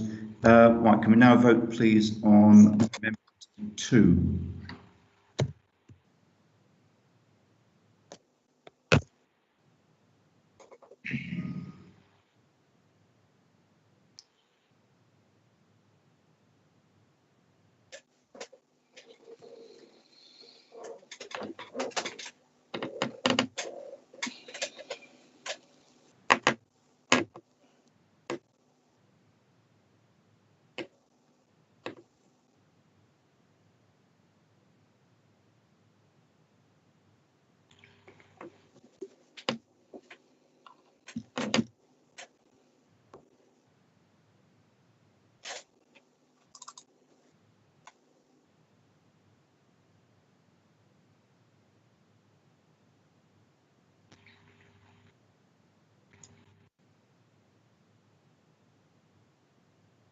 Majority voted against, so that falls. Please vote on on amendment 3.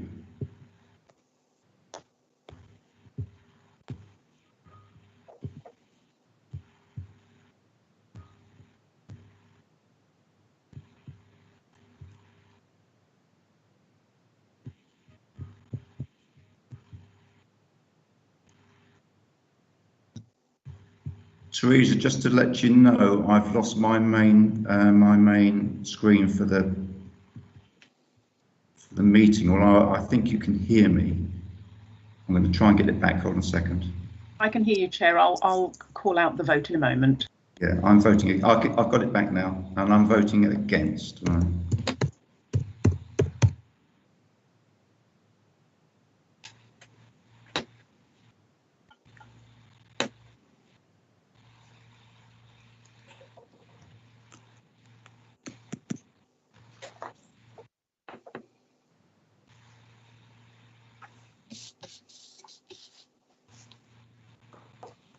Right, majority vote against, that falls. So we now go to the recommendations first on item 3. So we can vote please on recommendations in the paper 3.1, 3.2 and 3.3. Thank you.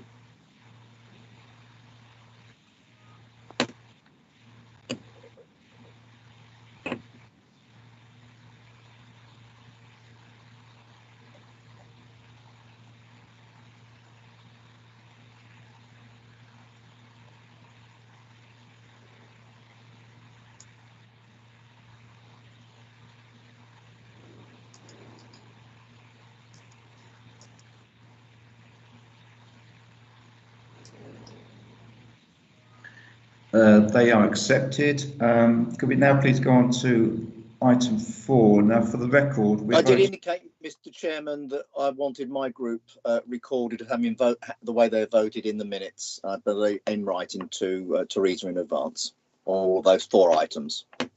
So that's noted, I assume, Teresa, yes?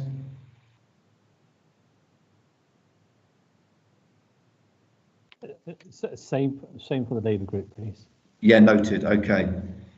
So on item 4, just for the record, there's a typo here, or 3 typos. We're voting on recommendations 4.1, 0.2 and 0.3. So if you can vote now, please.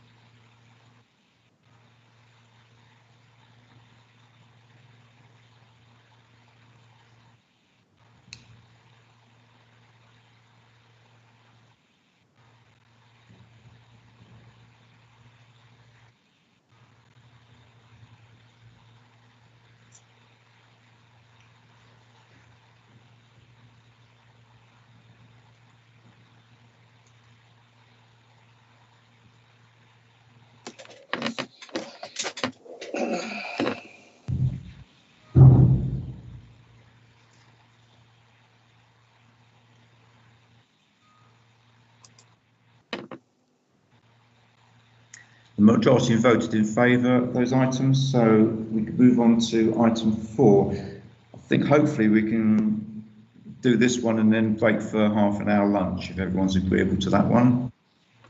So I'd like to invite Steve Johnson to talk to his response.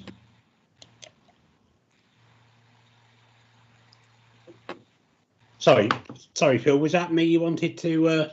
Yeah, you're Steve Johnson. Sorry, Chair. Good morning, panel. So this was in response to a motion to establish a separate fund for self-insured highways assets. So just by way of background, whenever we have a defect reported on the highway, it doesn't matter how it's caused, we always deal with it and treat it in accordance with our defect management approach. Now, where that defect has been caused as a result of a road traffic collision or something similar, if we have evidence of who was involved in that, we do seek to recover the costs of any repair that we have to do. If, for example, somebody had an accident on the highway and knocked a lighting column down, we would go out and repair that lighting column under our Category 1 service. If the accident resulted in something which we would class as a Cat 2 type defect, we'd do an immediate make safe if needed, but a further repair wouldn't necessarily happen until we had recovered any third party costs associated with that damage. When we considered the option of establishing a separate fund, we didn't feel that that would offer any advantage, because we would still want to ensure that we were recovering costs from the appropriate third party before we undertook a lower priority repair. So that's what I've set out in the paper. Happy to take any questions. Thank you, Steve. I'll open up for questions. Hello, Steve, you wanted to talk on this? Yeah.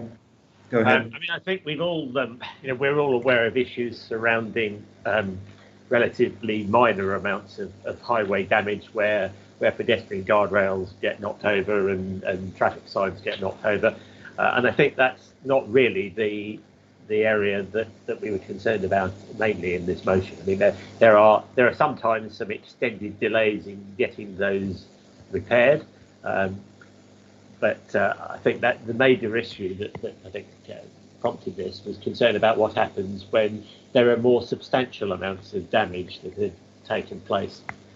And an example in my own division where a road surface was damaged by fire, there appears to have been a significant amount of damage, but no real attempt seems to have been made to recover any funding for repairs from the adjacent landowners on whose land the fire was, and a case which I think Nigel Quinton has set out in his email to all of you, where some fire in a pedestrian subway resulted in damage which is estimated at something like £150,000, which represents, I believe, sort of 15 or 20% of the available structures budget for the year. So my understanding is that the council's current strategy is that it self-insures all highway assets.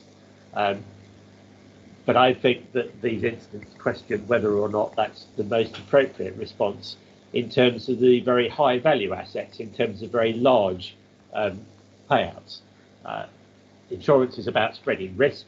There is clearly the council can spread the risk of pedestrian guardrails being damaged, because we know that there are going to be some that are damaged every year that we don't manage to recover the cost of.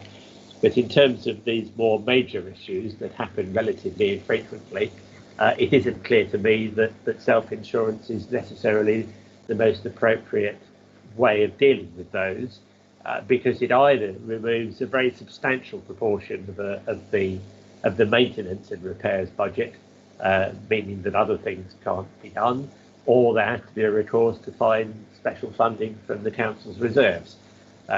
So I accept that what's been set out in Steve Johnson's report, but in my view, there should be an evaluation of whether or not the decision that was presumably made some time ago about the self-insurance of all these assets is the correct one, or whether or not there should be, if you like, an excess above which there is some external insurance to make sure that if there is major damage caused to a highways asset, that can be repaired without unduly impacting the budget available for our planned activities.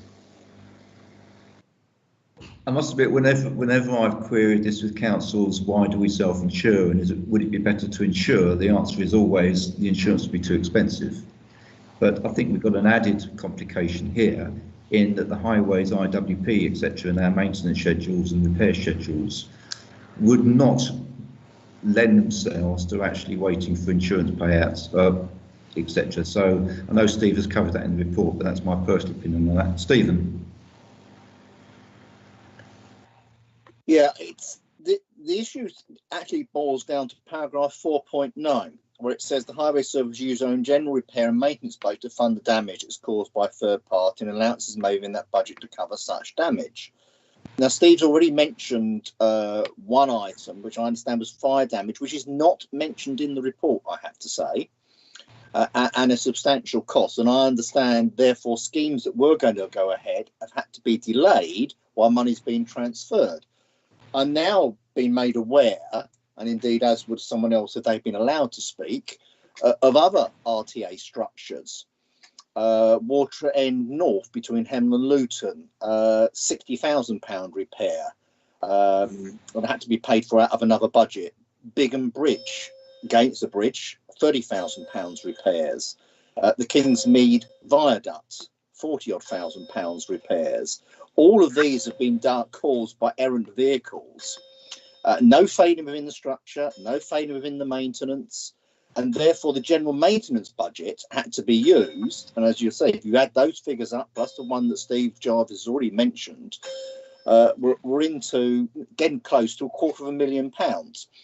Now, I accept that in terms of getting money back, in terms of insurance damage, is right. We'd still have to do those repairs, but actually getting the money back off of, in these instances, you may not get the money back off the person who's caused the problem.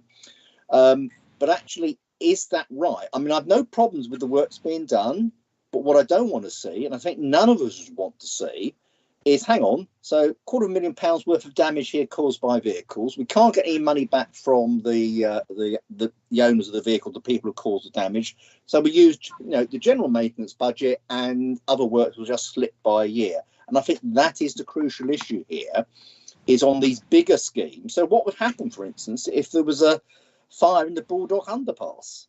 Well, that's not quite a couple of 100,000. It might be a couple of million. And there is a risk. And of course, all of us may recall the overpass bridge on the M1 that was taken out by a contractor, by a vehicle running into it, and pulling down the pinions. And, it cost millions to put right. It was done very, very quickly by Highways England, thankfully. But obviously that they had to draw on other boats. Whether they were self-insured, I don't know. I don't have that information. So it does seem to me that I have no problems with the works being done, but I need an assurance we're not going to have other schemes delayed, and that's what members are seeking here, because we are being told if these, if there's been for instance, if the underpass at the Watford Town Hall was taken out, that would be repaired. Clearly, the road would be put back into repair, but other schemes would go by the wayside for that financial year. Now, Steve Johnson and yourself, Mr. Chairman, assure us that's not going to be the case. It's going to be taken out of contingency. There's another pot. Fine, but the report doesn't say that. Just one question to you, Steve. I mean, how significant an issue is this on delaying other projects? Because I would just make a point on, say, your example of the Baldock tunnel.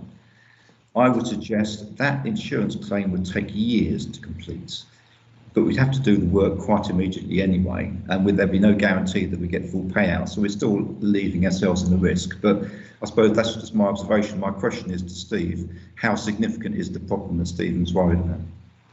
From my own experience, it's not a significant problem or challenge for us at the moment. With those types of situations where we've got details of the vehicle, the driver, etc., so we can pursue the costs, we do have a degree of flexibility. It won't necessarily result in delaying schemes. It could result in delaying some works, but we could record it as a debt on our finance sheet on the basis of we know we're going to get the money in and deal with it that way. They're the sorts of discussions we can have with our finance colleagues when these problems arise.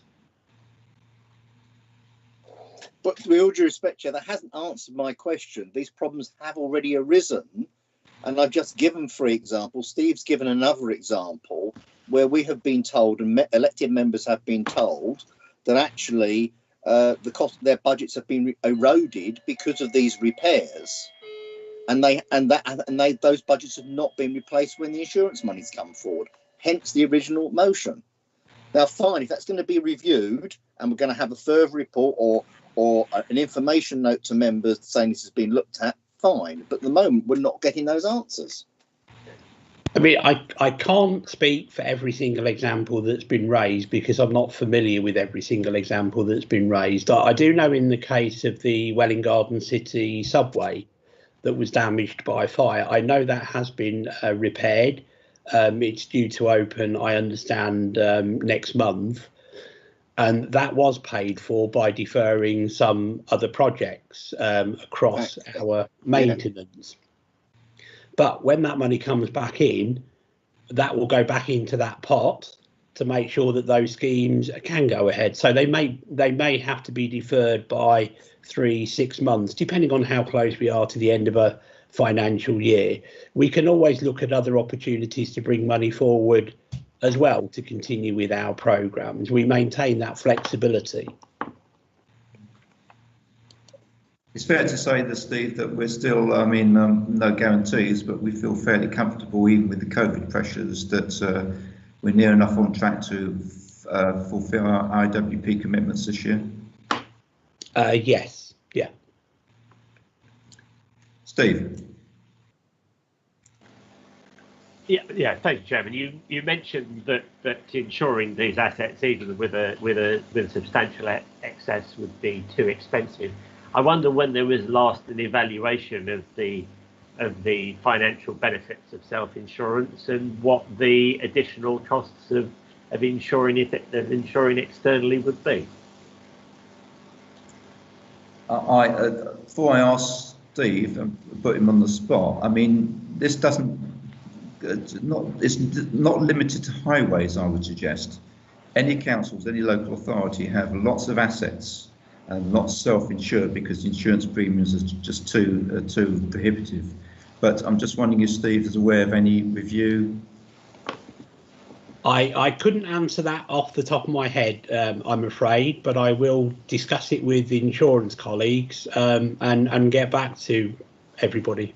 If you could put a note to panel members. Yeah, I'll certainly do that, Chair. Okay. I think that'd be much appreciated. I understand why Steve can't answer the question now, but I think it would be useful for us all to have the answer. Yeah. So then we'll take that forward as an action. We don't need a recommendation for that, I don't think, yeah? Okay. Any other speakers? Okay, if we can vote on the response to the motion, please, in 5.1. It says 3.1, but it's 5.1.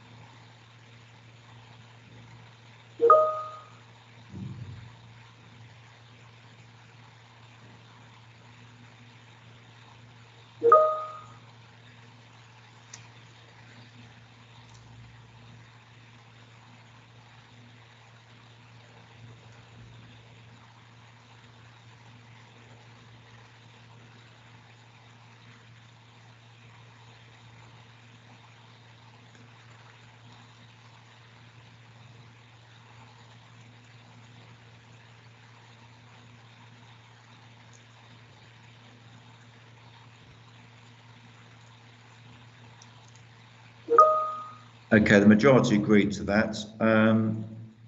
As promised at the start of the meeting, I think we're just nicely timed for a half an hour-ish lunch break. So if we could be back here by 12:30, please. And if Elaine could tell us when we're off air, and we can all then go about our separate ways for half an hour.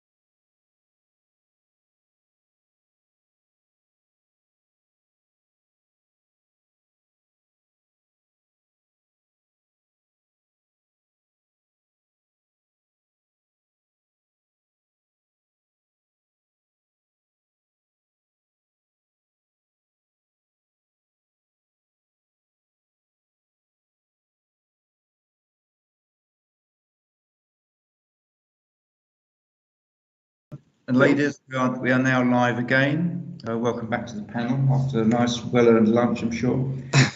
Just a sort of point of clarity, I've been questioning the typos on the recommendations. Forgive me, I've been going from my order paper, and the numbering is correct as per the panel papers. So I'm looking at a different set of papers to yourselves. So we have been voting on the right numbers. Okay, can we go, please, to item 6, which is our response on the Department of Transport's managing pavement parking consultation. I believe Catherine Ware is going to lead us on this one. I'm going to do the introduction, Chair, if that's okay, and then Catherine will be with me helping answer questions. Which you can't answer yourself, do you? That's right. Yeah, none of the difficult ones. Yeah. So just by way of background, the Department for Transport back in August launched a consultation on managing pavement parking, so parking on footways, etc. This is across the whole of the country, and they've asked interested parties to respond to that consultation. So clearly, as a highway authority, we have a clear interest in that. There were 3 options within that, and what we are recommending is to support the proposal for parking on footways to be automatically banned unless it's allowed by traffic regulation order or other exemption. So that's just the background, and happy to take any questions. So just to clarify first, when I read the documents, I mean, that's discretion to actually go against the total ban was not that clear in the options, but I am assured that if appropriate and there's no other way, we can consider parking on pavements. I'm sure people agree there are places where if you didn't park on pavements, you wouldn't get down the road. A lovely bit of traffic calming, mind you. Okay, can I open this out to any questions or comments? Stephen, was that your hand up? Yep.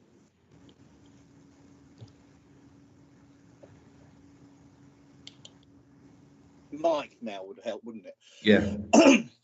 Yeah, actually, could the officer just clarify the last point, because there were a number of areas, including in my own division, where there has to be 2 wheels up a pavement parking, otherwise the buses wouldn't get through. And obviously, that's an exemption has been allowed for and understandable. But as I understand, this would be a general presumption against footway parking, and then individual authorities would allow for exemptions. Now, this doesn't also cover, however, the issue where you have a verge and then a footway. And this is a point we raised at the officer briefing, and I don't know if Steve and others have had a chance to look at the papers on that. So it only seems to cover footway. And of course, if the footway is beyond the verge, which is a highway verge, and of course, as we all can give examples, I'm quite sure, where the highway verge is driven over and then the footway is driven over to gain access to someone's front garden with no crossover. I just want to be clear that are we going to say something about the issues, which clearly affects our county and will affect other counties as well, where you have a verge, then a footway. So, Steve, Catherine, are we going to define what's a footway, what's a verge, and when do the both meet, or are we waiting for DFT guidance on that one? Shall I? That's an entrance, Catherine. Yeah, I don't know if that was me or someone else, but I thank you very much for the question, first of all. And in my opinion, and the reply that I was believing that we would give, it would actually include mentioning that we felt it was important that verges were also included in that ban, but that we would have discretion as an authority. I mean, that's all through our reply is saying we would need to reserve the right to have discretion in particular areas to meet areas where streets are particularly narrow. Thank you. Asif.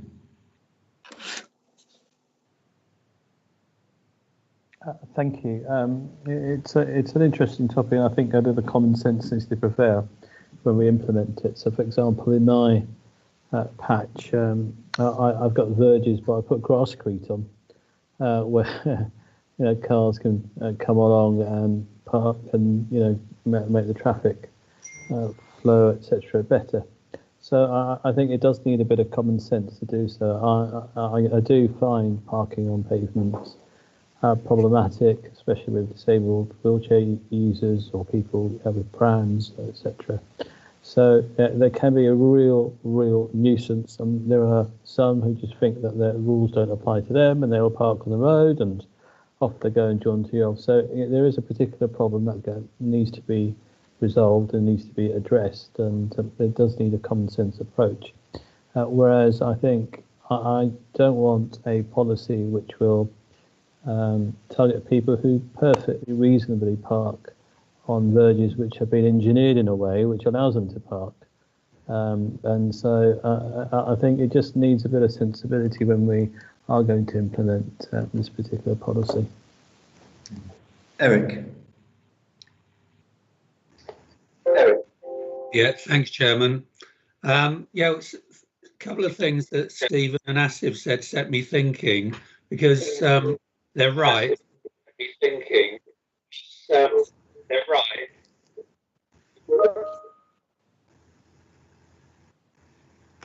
Is that better?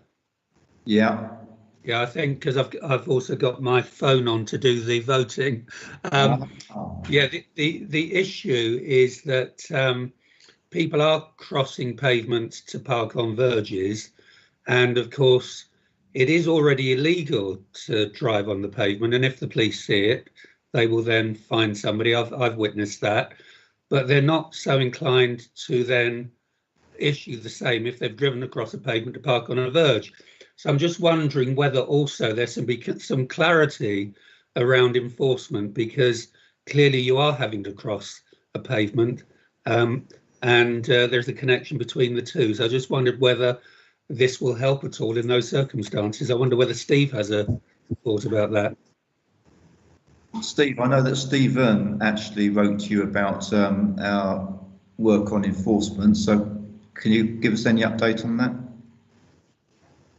I think, just in terms of this particular consultation, those enforcement issues have got to be looked at, and it'll be something that we'll need to engage with the districts and boroughs on as well, who undertake a lot of the enforcement at the moment.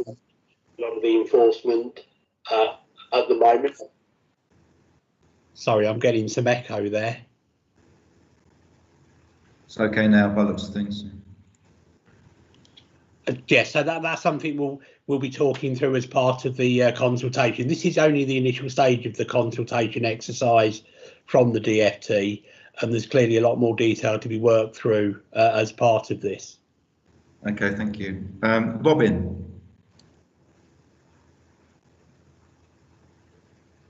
Yes, thanks, Chair. I just want some clarification on this consultation by the government on this. Is their definition going to be that pavement parking consists of more than one wheel on the verge or footway? The basis of my question is that Stevenage Borough Council has had such a ban locally for some years, introduced in stages for the last few years, and the definition in Stevenage is that it's an offence, a ticketable offence, if you have more than one wheel on the verge or footway in those areas covered by the ban, which is now the verge and footway parking prohibition order, which is now covering most of the town. So is that what the government are proposing, that actual same definition, more than one wheel on the verge or footway? And secondly, is that also the definition used in London and elsewhere where they already have this verge and footway parking ban? Thank you for that question. To be completely honest, I haven't checked whether that is actually the definition within London. I believe that pavement parking would be if one wheel or more were on the footway, that would count as pavement parking. But I haven't got the exact definition in front of me, and I can absolutely check that and make sure that's sort of sent on. But that is an assumption that I can put actually in our reply as well. We can actually say what we would want to be the assumption as well for pavement parking, what we think should be counted as pavement parking.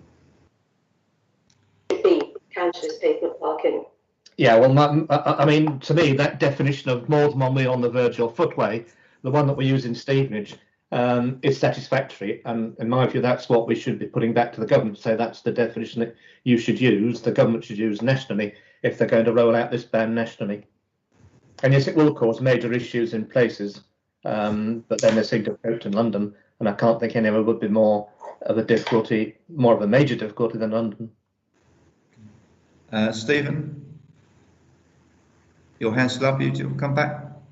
Yes, I did actually. I think Jones was up before mine, but I must continue with it.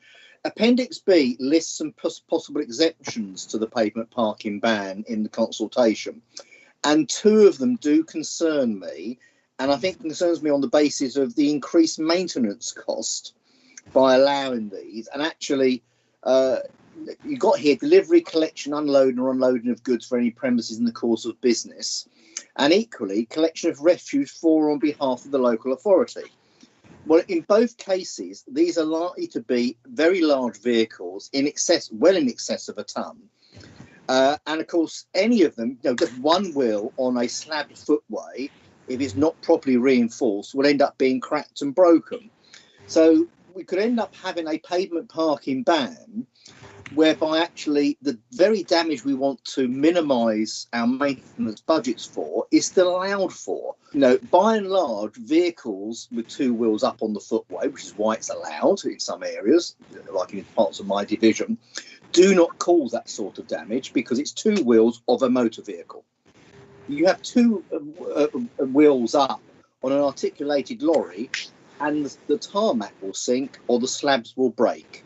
And therefore, I'm not convinced, actually, we should be suggesting and supporting an exemption that allows for that. Yes, I know it might mean that the road is blocked for a period of time when goods are unloaded. It would only be very temporary for a refuse vehicle at the very least, because obviously they have a schedule to keep to. So I would like officers, obviously with the consent of the panel, to make those points in the submission that goes back. Fair point, Steve, but I'm wondering if it's any different than what we're experiencing now. The other point, sorry, there was one up. Refuse truck might be here and gone, but delivering to a shopping section might be about 20 minutes. So it is an issue which perhaps we should actually bring up, flag up. The other point here, and I mean, Steve mentioned it, it's enforced by the parking authority. The parking officials, civil penalty officers, can only enforce where there is a yellow or double yellow line, and a double yellow line with a no loading restriction prevents all parking, of course. Yeah. Now, what you have had, and I've seen examples of this, particularly in Watford, whereby you have vehicles, particularly at night, not parking on the pavement, but parking on traffic islands, which are not covered by double yellow lines or single yellow lines. Therefore, they cannot be ticketed by the officials. They're not technically pavement, and it's missed in this consultation. That's my other point. Steve, Catherine, comments, suggestions? Catherine will need to unmute. Yeah. Catherine, put your mic on. Okay, sorry about that.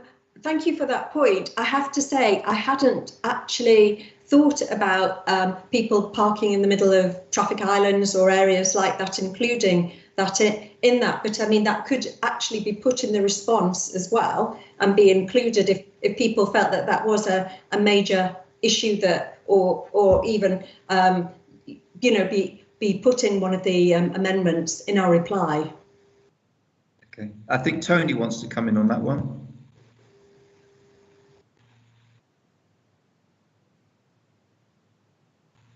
Phil, can you hear me yet? Yeah. Great. So I've just been looking at the pavement parking ban in London as members have been asking questions, and the government consultation was part of it was to say should they implement the same procedures as are currently in London. And in response to Councillor Parker's question. The London ban is even if one or two wheels are on the footway, you can receive a penalty charge. And in response to Councillor Garth Medhurst's questions, the wording that they use is any part of the public highway not set aside for vehicles is covered by the ban, and that includes verges, central reserves, ramps and pedestrian crossings. So I thought it would be helpful to provide that clarification now rather than do it subsequent to the meeting. Thank you. I think Stephen mentioned that Joan had a hand up because I can't see it on my screen. Yes, thank you. It's basically the same sort of problem in my area. The roads are so narrow in most of this area that if you stop them putting two wheels on the pavement, nothing will get through. But I think the real problem, and something we need to flag up somewhere, is HGV vehicles, which don't just put two wheels on a pavement around here, they completely block the pavements and half the roads. And I think we need to look seriously in some areas at a ban on vehicles over a certain tonnage being allowed to be parked overnight, because that would get rid of a lot of that. Obviously, we'd have to put somewhere else for them to park, but so be it. The other thing I wanted to say was, and I think we should be pointing this out to the government, is government planning laws now say you don't have to put the amount of parking that is necessarily needed, especially with blocks of flats. We've got flats being built here at the moment with you've got not even one space for each flat. So of course they're parking all over the roads and on the pavement. So I think they need to look at allowing enough parking per property for at least one vehicle. Thank you. Thank you. I've got Michael next, I believe.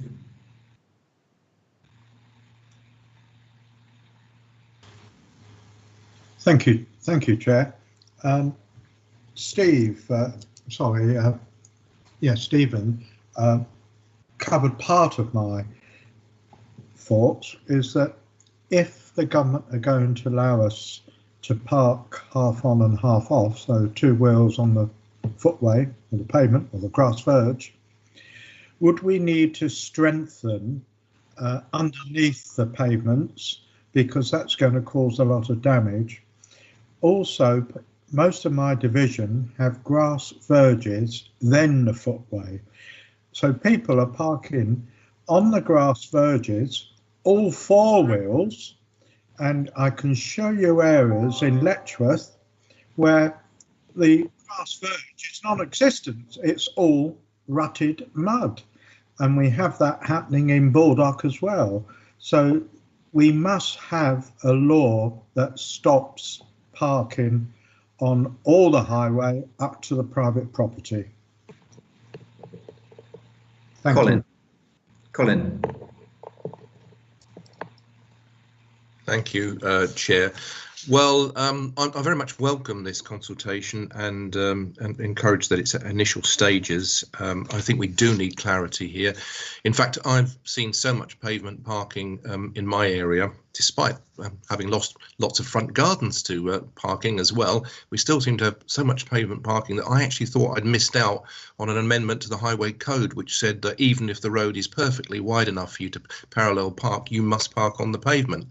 So this is to be commended, and I think clarity is going to be very important between districts and policing. So I'm a little bit concerned about the decriminalising bit, although I accept at the moment police can only act if they see a vehicle moving onto the pavement generally for moving traffic offences going over the verge. And in terms of obstruction, certainly in East Herts, they've had what they call op-pram. So if you can actually get a pram or buggy past, it's not an obstruction, so they allow it. But it still may be impacting on the quality of our verges and our pavements. And I think there's this confusion around CEOs, civil enforcement officers and police powers. So the crossing of yellow lines and parking on a pavement or obstructing drop curbs, yes, is enforceable by CEOs at the moment, not the police, because of the decriminalising of parking before. However, certainly in my own district, which covers a third of the county, CEOs are so thin on the ground that enforcement is quite hard to actually action. So by default, there's quite a lot of this actual parking going on.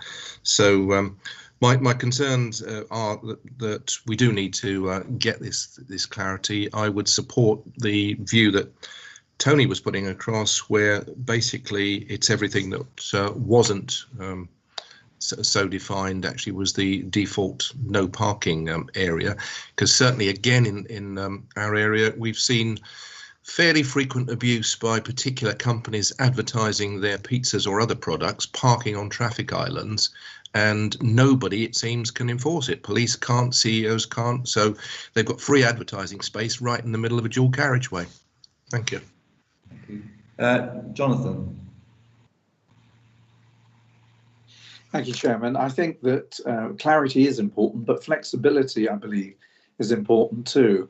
In one of the roads, one of the main roads leading into Ware, there's a group of terraced houses where there is nowhere else for them to park, so they have to park two wheels on the pavement. It's also very close to an industrial estate where there's Royal Mail sorting office and furniture businesses, and therefore there are big lorries coming by, and if the cars have to park four wheels on the road, there is no way that they would get by. Also between Ware and Hertford, there's a lot more flats and a lot more parking. And again, if they didn't park on the pavement, there would be a struggle. So I do feel there needs to be a certain amount of flexibility rather than, a complete ban. I think that's going to be really important, and I think it's going to have to look at not necessarily, well, yes, probably a street by street basis, or at least a town by town basis. Thank you, Chairman. Thank you. Richard.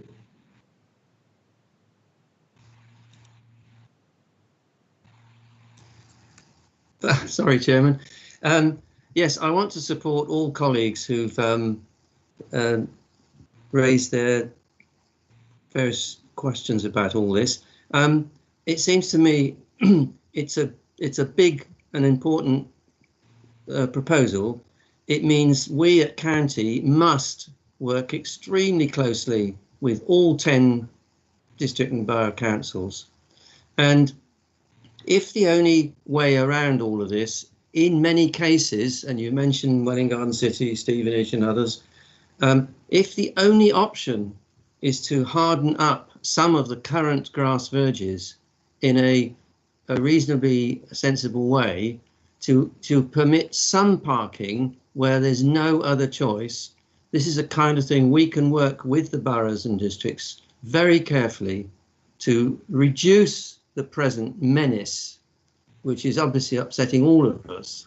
But I think we have to face the fact that at the moment, we could not completely ban parking on verges unless we do some more cooperative work with the districts. Thank you. Thank you. Jack. Yeah, thanks, Chairman. Yeah, very much welcome this consultation. I think it does need clarity. One area that I know I certainly have issues of locally is in our market town sort of high streets, which are obviously narrow highways and narrow footways. And certainly we get a lot of issues of people just stopping for a little while, parked on the pavement, and of course causing obstruction. Yes, that can be enforced by the police, but of course, as we know, it doesn't happen. So yeah, it is an issue. I guess the solution there in that particular case may be it needs a sort of designated stopping drop-off area for deliveries, etc., where it is, I guess, white lined or something, so that it is a designated area. So basically, what I'm saying is I welcome the consultations in order to allow a response and certainly get some clarity on what you can and can't do. I think that's an issue. Thank you. Thank you. There's a lot of suggestions, particularly on the exemptions there. I'm sure Catherine has made notes, but if we could take them as actions from the meeting to actually incorporate them in our response, that'd be good. Thank you. Yes, absolutely. That's fine. Thank you. It's interesting because I think about a year ago when I first heard that the DFT were actually reviewing this, they came out with a paper which is very inconclusive and very unhelpful. So it is good that they've actually come and suggested perhaps they're coming off the fence to say that they would prefer the ban. So that's good. Robin, you wanted to speak again? Yes, thanks, Chair. I just want to be clear about the various comments that people have made at this meeting, all of them valid, it seems to me, about this issue. We're being asked in the recommendation to endorse the suggested response to the government. But I want to know what happened to our comments exactly. Will our comments from this panel go to Cabinet, who will then decide how to respond to government? Or will the comments from this panel definitely go into the response from the county? I just want to know how, what the process is after this. I'm not clear. Without looking at the papers in detail, is this going to Cabinet? Is this going to Cabinet? Tony? Tony? Would you like me to respond to that in the sense of actually the time, the response has to be returned by the 22nd of November. So there won't be opportunity to take it any further. So than this meeting. We will let you actually incorporate them in the response as actions from the meeting, yeah? Absolutely. Okay. And can that then be copied to at least spokespersons, please, Chair? Yeah. Okay, Catherine. That's fine. Okay, thank you. Same, Chair, as I understand it, that the comments, that all the comments that have been made will end up going to the government, as we've made them. That's basically as I understand it, without need to be filtered out by Cabinet. That's right. Yeah. Okay, on that basis, are we happy to see recommendation? Note the note and endorse the proposed response with tweaking as per the actions from this meeting. Yep. Would you like to vote on that, please? You just agree that without a vote. Yeah.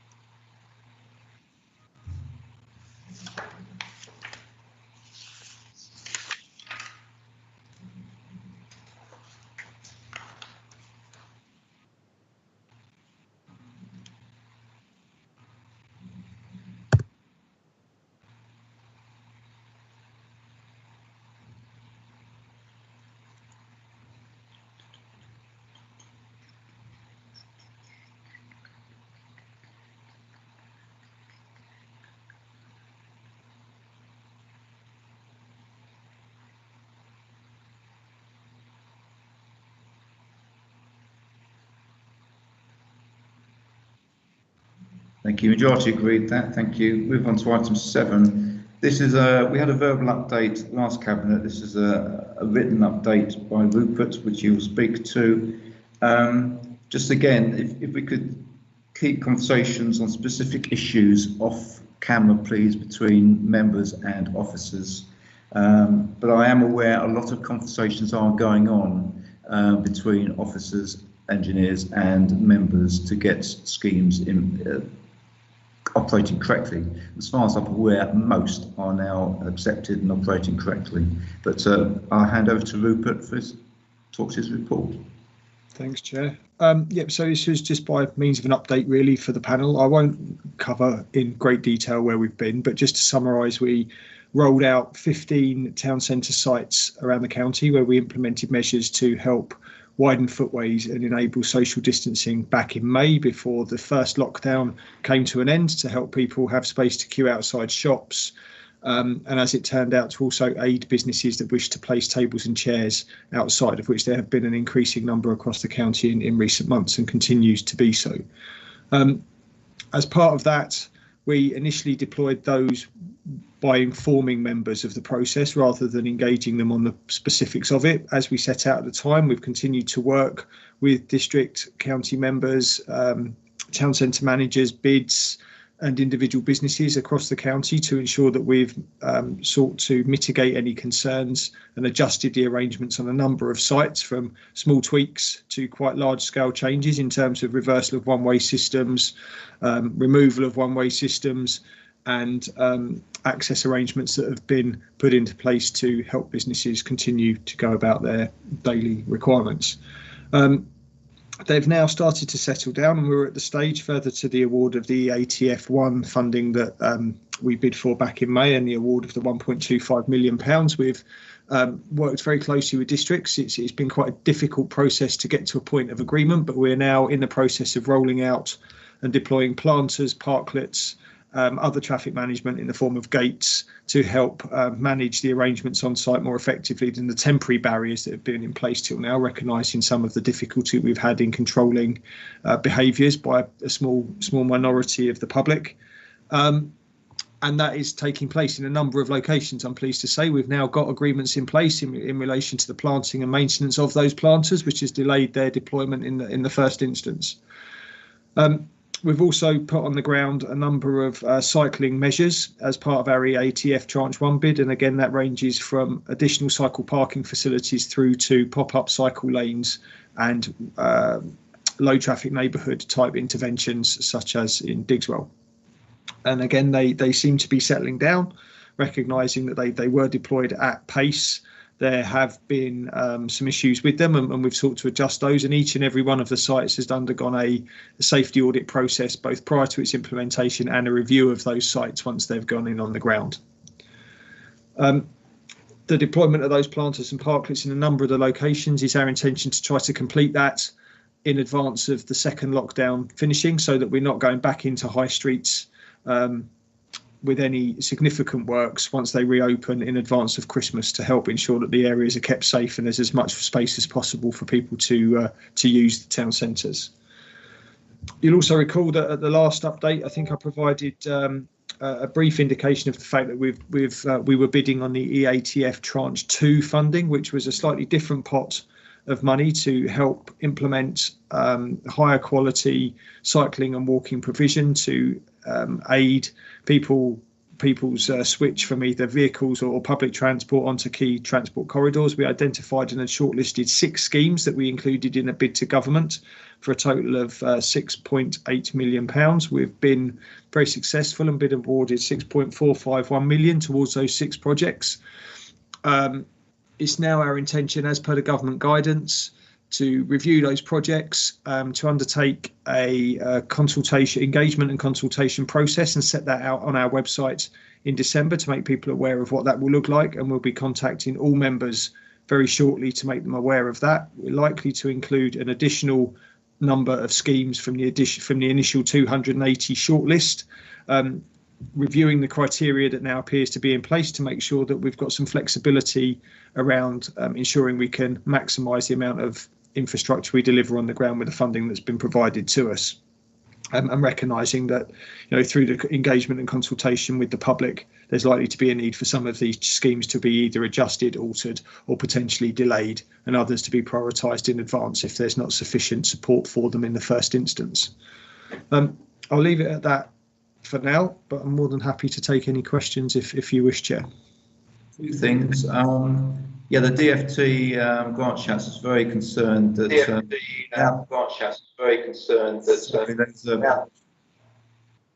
does everyone have to turn their mics off?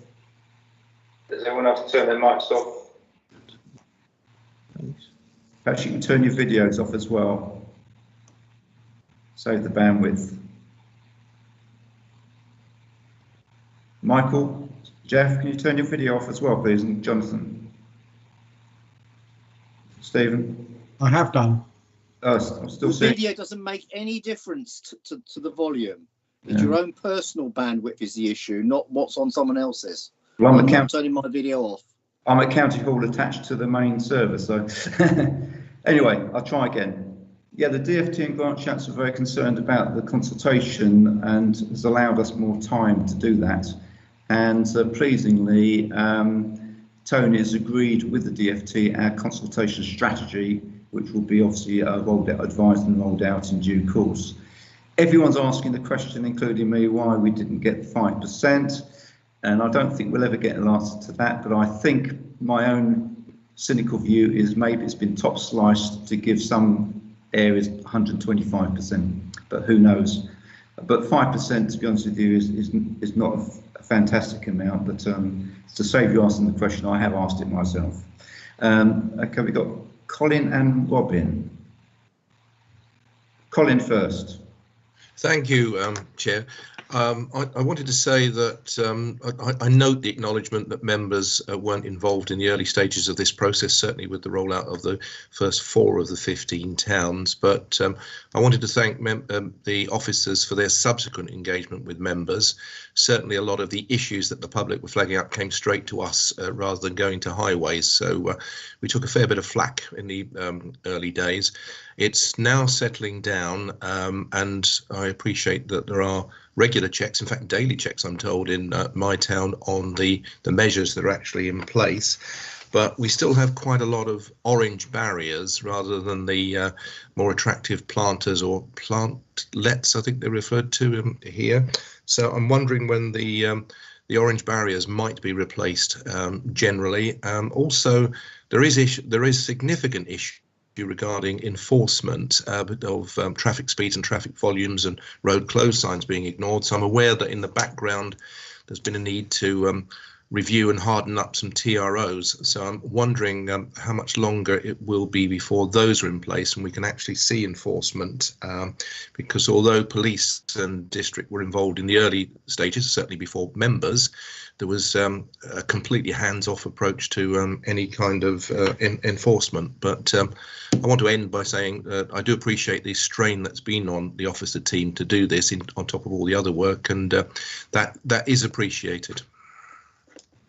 But I think you covered the timing of the plantlets earlier on to say you hope to have it done by the end of this lockdown. Does that cover all schemes?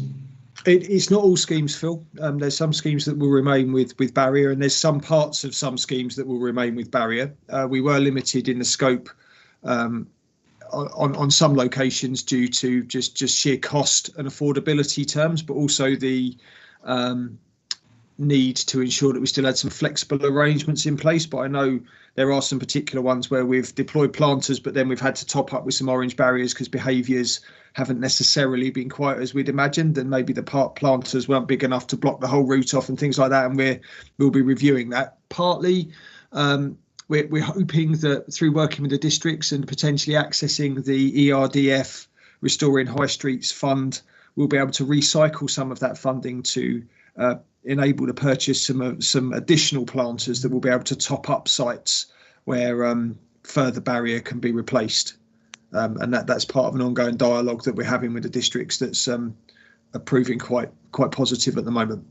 And have we talked to police or districts talked to police about enforcement? We have been speaking to the police and the districts an awful lot about enforcement. We've reviewed, in the process of reviewing, all of the traffic regulation orders that we put in place in the first instance to ensure that they're enforceable in terms of parking enforcement, obviously the responsibility of the districts and boroughs in Hertfordshire, but also the moving traffic offences that the police have a responsibility for. Now, I'd fully recognise that in the first instance, some of the initial orders weren't necessarily as robust as the police may have wished them to be because of the limitation of the powers that we had through COVID-19. We're now in a process of reviewing those with the police to make sure that they're content that the orders that we'll be putting in place are enforceable, but also working closely with the districts and their officers to ensure that in some locations there's some nuances and exemptions that need to be made to enable access to particular premises that don't have either rear loading or suitable loading areas. And that is quite a challenging aspect of this, to be able to work within the rules of the system, but provide the flexibility that's needed to enable businesses to continue as is necessary. So there's ongoing dialogue in those particularly tricky areas, but by and large we're now getting to a point where the majority of orders are sufficiently robust for them to be enforced. Thank you. Chair, may I just come back and ask about the consultation that was mentioned for December, and whether that's going to be a sort of wide public consultation, or is it going to be limited again to the original partners in the social distancing process?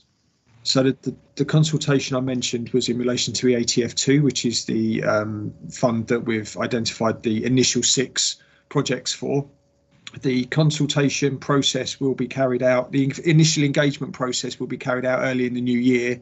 We will publicise our consultation and engagement strategy as per the DFT's ask in December, to make sure that they're aware and happy the process will be going through, and then we will start that in the new year, engaging with county councillors, district members, key stakeholders and other groups that we think will have an interest in the schemes early in the new year, and then that will be followed up by a more detailed consultation once we've worked the schemes up in a bit more detail in the summer. It is anticipated that the general consultation on the concepts will be probably favourably received. As soon as we start saying exactly what we're going to do, taking parking spaces away and doing this, that and the other, and favouring the cyclists, we expect a lot more kickback. So we're trying to get some additional schemes in our back pocket to actually make sure we can spend the money, basically. Already had that kickback, Chair, but also an awful lot of support from some members of the public, far more so than protests from motorists. The extra space for walking has been very welcomed. Okay. Robin. Yes, thank you, Chair. A few minutes ago, there were comments on here. First of all, let me say about the sound quality. Well, before lunch, the sound was very, very weak, even though it was on full volume. But I have to say, over the lunch break, after that, the sound has come back and it's now a reasonable volume. So I don't know who adjusted what over the lunch break, but whatever and whoever it was seems to have worked. The main thing I want to say, though, is the lists of sites in Table 1 or Tranche 2, or whatever you want to refer to it by, those sites in Table 1, will they be passed to the districts and the boroughs to do and to get on with, or will it be Herts Highways that actually do it? The reason I'm asking is because in Tranche 1 in the summer, in the case of Stevenage, I'm told that Herts just passed on the job to Stevenage Borough Council. And I have to say it's a complete mess, because there are areas that are closed off which were never used, are just standing empty now. So, you know, how do we get that reversed? But really, I want to ask, will it be passed to the boroughs and the districts, and like it was before, or are we going to do it directly? And why was that one in the summer, in Stevenage anyway, passed to Stevenage Borough Council? And if possible, how do we get it changed? Herts Highways will be doing this work, but obviously in conjunction with the districts to make sure they know what's going on. Regarding the Old Town measures in Stevenage, that was basically after our initial sites were put in place. That was on the list, but wasn't one of our priorities. But the borough decided they wanted to go ahead themselves, so we supported them in that. How you get it taken down, I wouldn't have an answer to that one, to be honest with you. But to be honest with you, in theory, it works, because we have given space, or they have given space for tables and chairs, etc. They've given additional cycle spaces. The parking that's been taken away from the Old Town, they've made free parking available in the Waitrose car park. So I think possibly we've been caught by the wrong time of year. People don't want to sit outside drinking their coffee and beer. There's also the engineering challenge, I think, of some of the sites, Phil, because of the crossfalls. Which has meant tables and chairs are slightly more difficult to deploy, but there's ongoing discussions with Stevenage about that to help address those concerns and the concerns of the businesses that are keen to use that space, is my understanding. Okay, thank you. Stephen? Well, if I just come back on that. Okay. Just come back on that. I mean, you're saying that businesses... Are you saying, Rupert, that... are you saying that businesses in Stevenage are wanting still to put out tables and chairs in the November drizzle? Because if they are, I'd be surprised. There's been lots of complaints about it locally from residents. And just to be clear, you're saying that it was done by SPC in the first place because SPC wanted to do it, and Herts agreed for them to do that. I mean, did the Whites agree the scheme itself, or did they just say, right, Stevenage, you get on with it? Stevenage progressed the scheme themselves. We reviewed it from a safety point of view to make sure that we were happy with the changes to be implemented on the highway, and they proceeded with it. My understanding from Stevenage officers is that there are still businesses that would like to put tables and chairs out, and as I say, there's discussions underway with them to consider what those measures should look like to help facilitate it. I did ask you to keep off the parochial stuff, to be fair, Robin, but anyway, that's been answered. Stephen?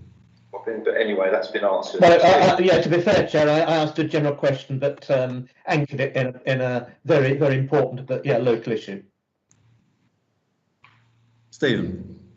Thank you, Chair. So did I get the gist that in terms of the money that's awarded, you're going to look again at the 220 schemes and there may be a revision from the schemes that are in table 1, which I know we've been provided some financial figures for, although they're not in this report, and obviously which came to what you bid for the DFT. Because I know there are certainly, I'm aware of one of those schemes is contentious and currently in the temporary one in Wigan, which I know Rupert is aware of. And I know there's been an initial discussion over one of the others in there, and I try not to be parochial, Chair, and there's been quite a lot of kickback that it's not feasible to do. So does that mean that some of the others, one or two of the ones that maybe I've suggested, might now be in the consideration pot that scored quite highly on that matrix that some of us were sent round and then asked questions about? So that's the first point of clarification.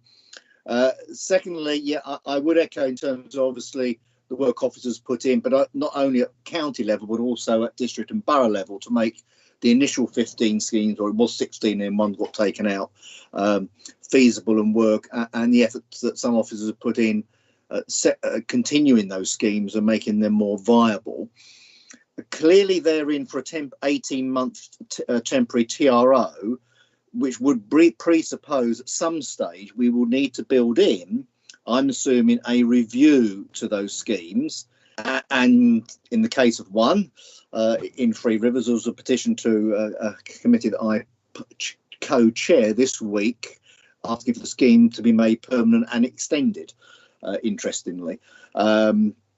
So what will be the next stage? Because that's not mentioned in this report, Chair. And obviously, if we're going to get some benefits out of COVID in that sense and make some of our town centres and shopping centres more user friendly, we will need to build in a review mechanism that might mean that some of these become permanent schemes with permanent features, and in due course, subject to budgets, no doubt at district and county level, we might have to adjust all pavement levels and make them shared surfaces and so on. I just want to be assured that we're going to have a review mechanism built in, and we just won't get to, month 17 and then people who don't like them, of which there will be some, saying, well, this is coming out next month, isn't it? That's what you agreed. The order expires. So and we're in a mad rush to actually do something else. So I'd like that assurance. Shall I answer? The intention has always been to actually monitor, and if they work and are really locally accepted, then they could become permanent. That's definitely but it's having for local members who will need to be involved in that process, it's having a timeline as to when that might be, i.e., 6 months before the 18 months or whenever it might be. Well, I'm not saying we should agree it now, but I think in future we need to have something sent around to members so we know what we're going to be working to, what evaluation criteria is going to be used, how we assess how successful or not they have been. You are right, and that will happen. But as I say, as you acknowledge, it's too soon to actually give a commitment as to timeline on there. But that will happen, and as it has happened with what we've done so far. Yeah. Regarding the schemes that we're going to have in our back pocket to work on, I know that there's one scheme, and I won't mention it where it is because that would be parochial, but we've been discussing how we could extend it for the true benefit, and that might be something that we look at extending schemes if we can have more benefit, but if not, obviously look at other schemes that have been suggested to see if they can be worked up. Is that okay, Rupert? Yeah, I just suppose 2 points on each of Stephen's points. The first being that we would revisit the list and we would review them against the DFT criteria for the bid, which still stands, to make sure that they're aligned to that, rather than just revisiting the whole lot, because we know that some of them, whilst they're perfectly good schemes, they didn't sit well with the DFT's requirements around this particular pot of funding. And in relation to high street schemes or other measures potentially staying in longer term, there's several aspects to that. One is, we're already discussing with district officers and some members that we've been in dialogue in the last few days about what an exit strategy or a strategy to engage to retain these measures looks like. And I know there is in some areas a level of growing support for them, which is really good. And we will be working that through. I think we've always made it clear that we would want to support and enable rather than necessarily lead this engagement and consultation. So we're looking very much to districts, boroughs, town councils to demonstrate to us that there is a level of support in the first instance, so that we can then work collaboratively with them to enable that dialogue to take place. I suppose the key to this is we don't really know when these measures are going to necessarily be required until in response to COVID, and it's probably likely that they're going to need to go on beyond the vaccination programme, as social distancing is one of the key ways in which we can help to address the spread of COVID. So, the existing orders may need to be extended, or it may be that we work up experimental orders that would be suitable both for short-term and slightly longer-term considerations around the sites as we go forward. But that dialogue, it is our intention to start that dialogue after Christmas, early in the new year, so that we've got a view as to maybe March, April time, as to what we'd like to make sure we've considered. I was invited to and spoke at the Watford Cycle Forum the other night, Stephen, and I did point out that there needs to be local buy-in for these schemes. If there isn't, they won't happen. So I suggested they use their influence to make sure the silent majority spoke up, because all we seem to hear is from the silent the vocal minority. So on that particular topic, I can actually agree with you, Chair. Okay, Jonathan. Yeah, thank you, Chairman. Yeah, I won't go into the ins and outs of the pluses and minuses on the one-way system in Ware, because the officers will know the views of local people and local councillors on that. But we still get people coming into the town from outside who say, oh, looks like there's a lot of roadworks going on here. And of course, it's nothing to do with that. But I do appreciate the social distancing concerns as far as the scheme is concerned. I do welcome, I think we've got 6 planters planned for Ware. I've looked at the planters in 4th Street in Hertford, and actually I think they really make a huge improvement. Anything that sort of makes us have fewer red barriers as possible is certainly a plus. So thanks very much. Jeff. Yeah, thanks, Chair. Yeah, I won't be parochial on this item at all, unlike some other members, because unfortunately we didn't have any high street measures implemented. But I have got a question for Rupert in terms of the replacement, the planters, etc., that Jonathan mentioned, that are going to be or have been replacing the barriers. Obviously, much more attractive, more pleasing to the eye. But I understand that, am I right in saying town and parishes had to almost sign up to fill the troughs, basically with flowers, etc. Nothing worse than an empty flower trough or planter. And I just wondered, getting town and parishes to sign up to that, and obviously for them to fund it, did you find any issues with that, or have they all come on board with it? If you're happy for me to respond to that, Phil. I just will make a point that in Hertford, I believe, I've just signed off a press release that a local charity for sort of vulnerable people actually planted or has a planting regime for their planters. So it's good to involve local charities in that. But Mudlarks in Hertford, Phil did a cracking job on behalf of East Herts and us. They did a really great job and got some really positive press coverage, which was fantastic. But we've slightly changed our approach, Jeff, from where we started out. We did start out exactly as you said, which was we were hoping that the districts and boroughs and the town and parish councils would be able to fund and facilitate the planting and management of those maintenance of those planters once they went in. And we would enter into an MOU to enable them to do that. Unfortunately, budgets are tight across the board at the moment, and as everybody's aware, and they weren't in a position to do that. As I say, the ERDF funding rules, which have changed on numerous occasions, now appear to provide an opportunity for the planting and maintenance to be paid for out of that fund. And in order to ensure that we've got the planters in as quickly as we can, really, the County Council have agreed to underwrite the costs of the planting and the maintenance in the first instance, with a view to the districts, who are usually the funding sort of recipient of ERDF, to put a bid into that fund to then secure the funding for both the planters, the planting and the maintenance of them. So we're hoping that we can then recycle that funding back into the system and do some further EATF applicable works within the towns. Okay, that's good. Good. Thanks for the update. Thank you. Asif. And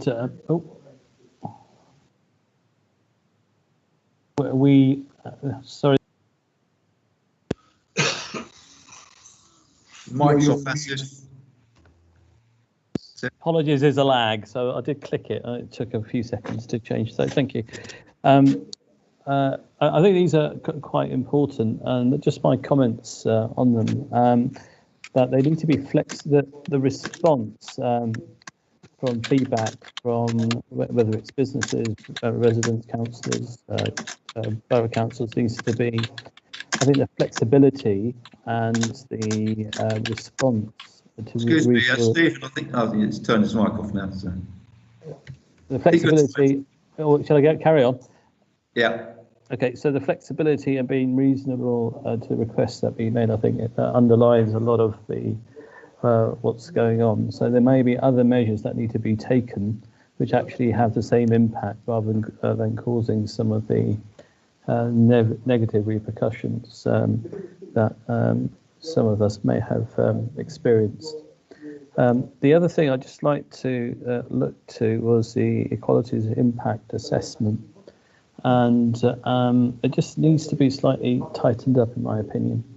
There is no discussion, for example, on the impacts. For example, when some of the bays are taking out, the impact, for example, on taxi bays that have been taken out, or drop off for disabled people. There is a mention about the disabled bays as well, but the impact that it's having on one or the other, I think it needs to be tightened up in the equalities impact assessment, because there's no mitigation there. So what the mitigation things that are happening, that is having an impact on certain communities as a consequence of the implementation of some of these roads. So I looked at the impact assessment, the equalities impact assessment, and it isn't as comprehensive as it can be, and should be tightened up to reflect some of those responses. So that's my feedback to that.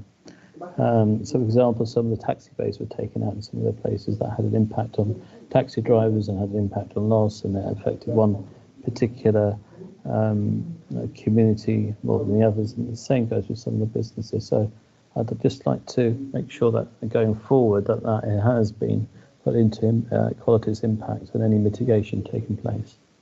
I think it's fair to say that that's exactly what we've been doing, isn't it, Rupert? I mean, we have actually relied on local feedback on this, and we have changed things for disabled parking, etc. But I mean, we can't please everyone, but we do as well as we can to actually recognise the interests of every user. But anything else on that, Rupert? No, I think you're right. We've been having some discussion with Asif around some of the particular challenges, and I've raised that with the team to make sure that we are aware of those particular issues that we've got, and to ensure that equalities impact assessments are reflective of it, and to see if we can carry out mitigation. I know that some of those mitigations have been put into place. Okay, thank you. Mark. Thank you, Chairman. Like Councillor Jones, I don't have any schemes in my divisional area, so I'm not aware how well or not they work, although I have my own private thought on it. I just wonder, Rupert, is the scheme going to be extended even further, and is there a long-term plan regarding the scheme once COVID is over? There's no intention at the moment. We're guided and working very closely with public health as to where the need is. We're focused on areas with the highest footfall and those with the most constrained layouts. So I don't think there's an expectation or a need for us at this moment to consider deploying the scheme any further. And going on to that tranche 2 or B list that Phil mentioned before, that we've got sitting there ready for if there was a need. And pretty much as I set out, the expectation is that with the schemes we have in place, subject to local support being demonstrated, an engagement and consultation process would be entered into alongside the districts and boroughs, town councils bids to understand whether or not there is a level of support that would require their implementation to be either extended or considered permanent in the longer term. Thank you. Chairman, may I come back very quickly? You may. Very quickly, in terms of the increase of the infections within Hertfordshire, particularly in some areas within Hertfordshire, are you in constant contact with public health regarding the general spread of infections and where high roads, high streets, town centres impact? We're in regular contact with public health. We're also in regular contact with the recovery process and the response teams as part of our highways resilience group. And yeah, we've been working with them very closely, both around the measures we've got on the ground and the publicity associated with it as well. Okay, thank you, Chairman. Stephen. Thanks, Chairman. Obviously, if Rupert's comments about the future can be included in the minutes, that's fine, and then we all know where we stand about it being reviewed. But just one point about, and obviously partly in response to what Rupert said, that we might need to extend the temporary traffic orders and so on. Can we, and follows also on from Asif's comments, where as a result of these schemes we've had to reroute buses. We've often rerouted them where there are no longer any bus shelters, and of course that's becoming a little bit of an issue in some places. And I know it's very difficult to put up temporary shelters, but clearly if we are looking that these might well be longer than the 18 months, we're already 3 months into them, we do need to make at least some temporary provision, particularly where, because we want people to still go back onto using buses at some stage, but by and large equally, you have the more elderly people and those less well off are still using public transport because they have no private transport to use. And therefore they are a distinct disadvantage if there is a seat by a bus stop at the very minimum of some form, and ideally some form of shelter. So can we just take that on board in terms of future-proofing some of these? Thank you. Okay, thank you. Well, seeing no other hands, so can we go to vote on the recommendation, please? 3.1 on the papers, that we note the contents of the report.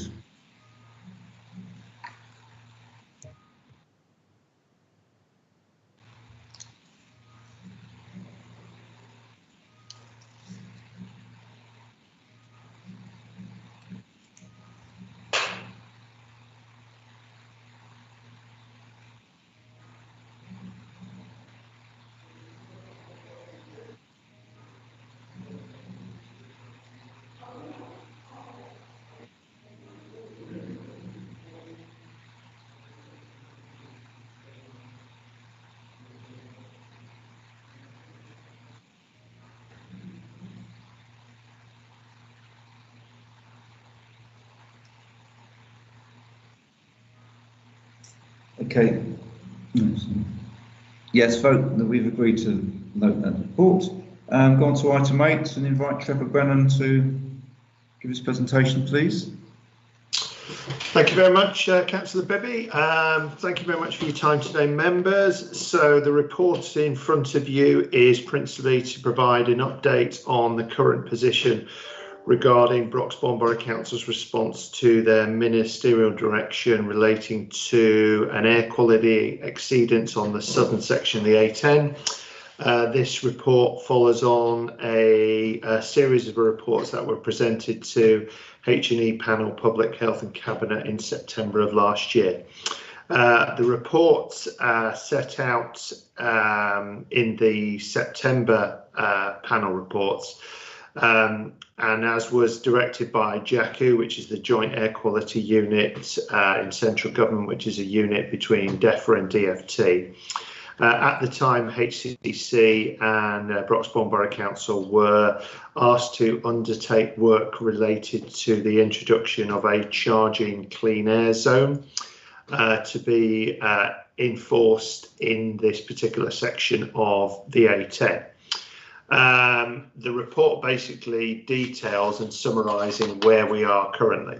So for those members who maybe don't have the history of the report, principally the section of the A10 where the exceedance is in effect is about a 1.82 kilometre section from the Brookfield Slip Road down the A10 through Church Lane and College Road.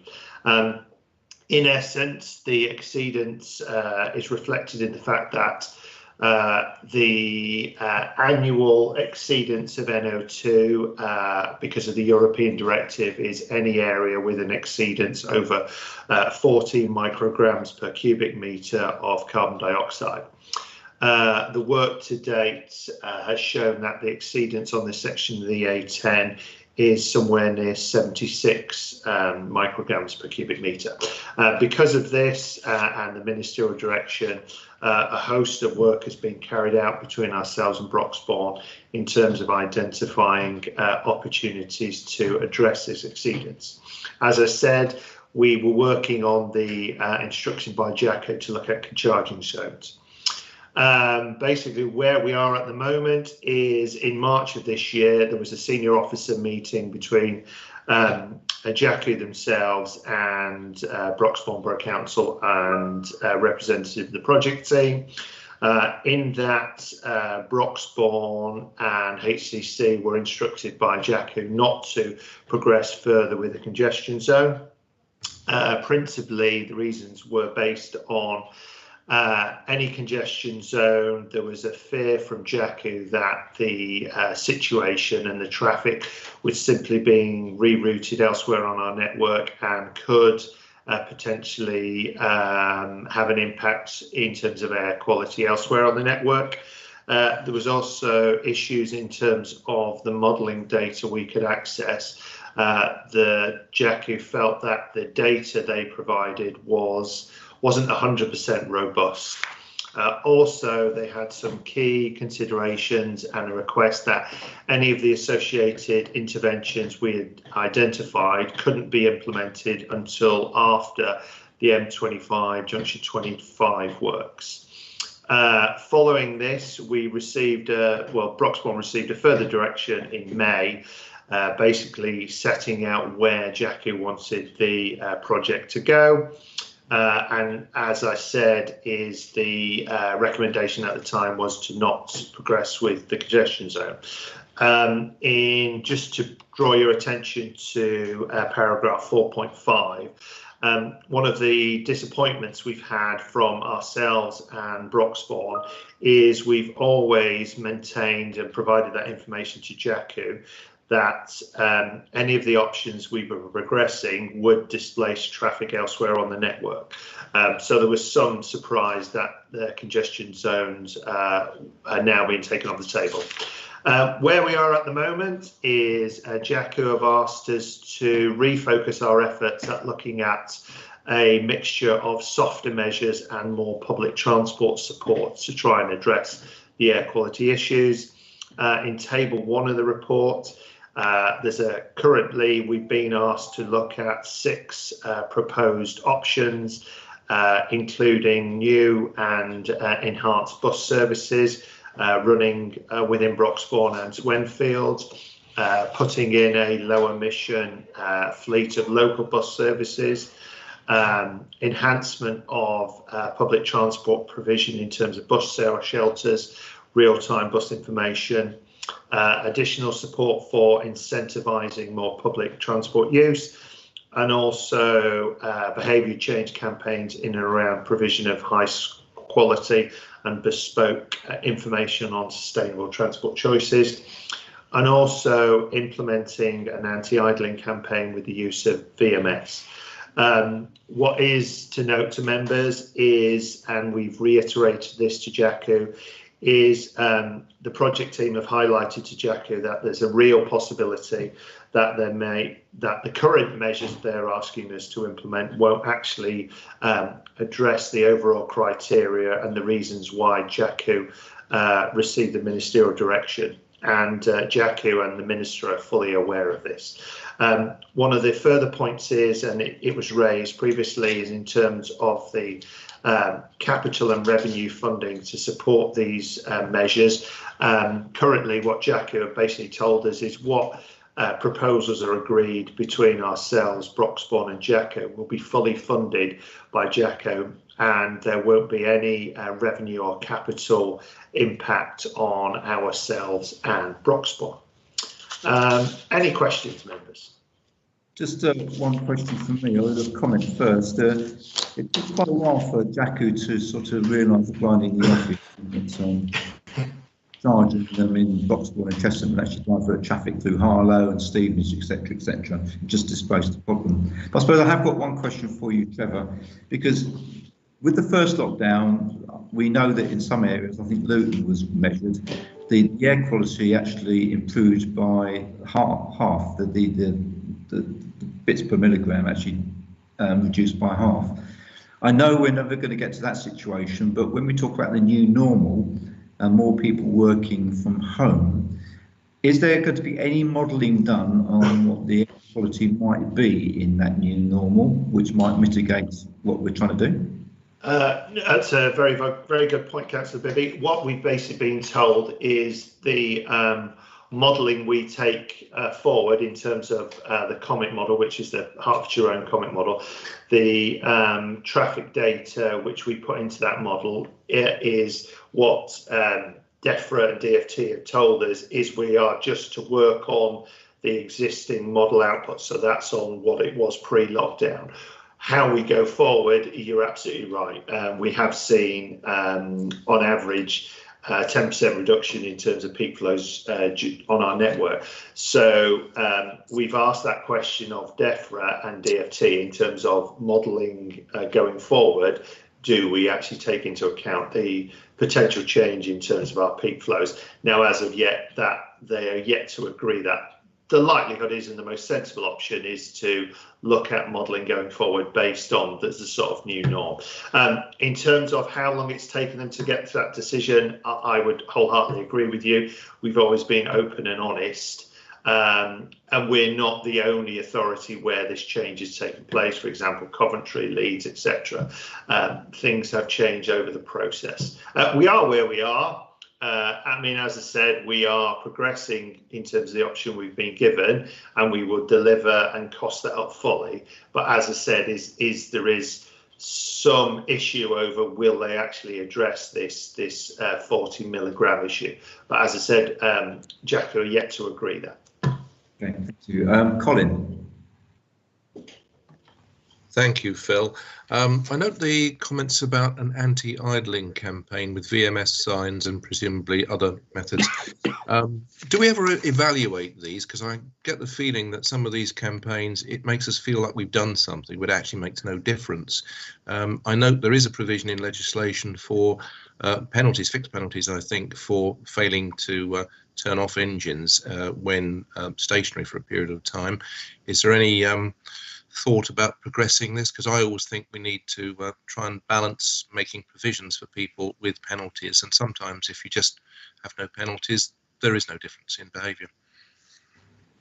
So yeah, you're absolutely right, Councillor Woodward. What basically AECOM, who are our term contractors on this project, they've looked at the evidence coming out of Enfield, who have a positive outcome in terms of their anti-idling campaign. So we're basically using their baseline data in terms of where the anti-idling campaign is right. Incidentally, we've got a separate bid into DEFRA around actually looking at the effectiveness of some of these campaigns in terms of air quality. So we're not 100% sure the evidence is there, but in terms of what we agree with Jackie will be the best evidence we have at this moment in time. In terms of the penalty notice, I think you're absolutely right. Mark.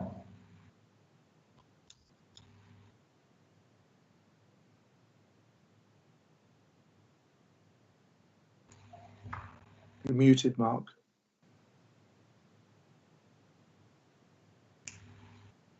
Thank you, Chairman. Sorry about that.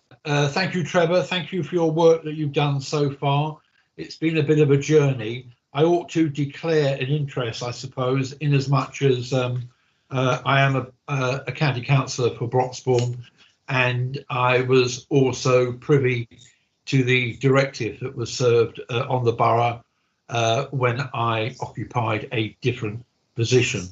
I mean, I'm disappointed as well because JACU were informed and told of our proposals at a very early stage, and here we are 2 years later and we're almost back at square one.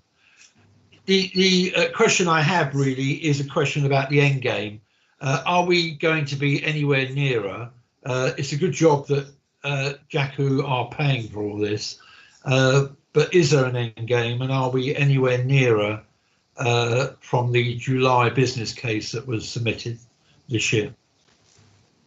Once again, sterling comments. Yeah, so we had a subsequent meeting with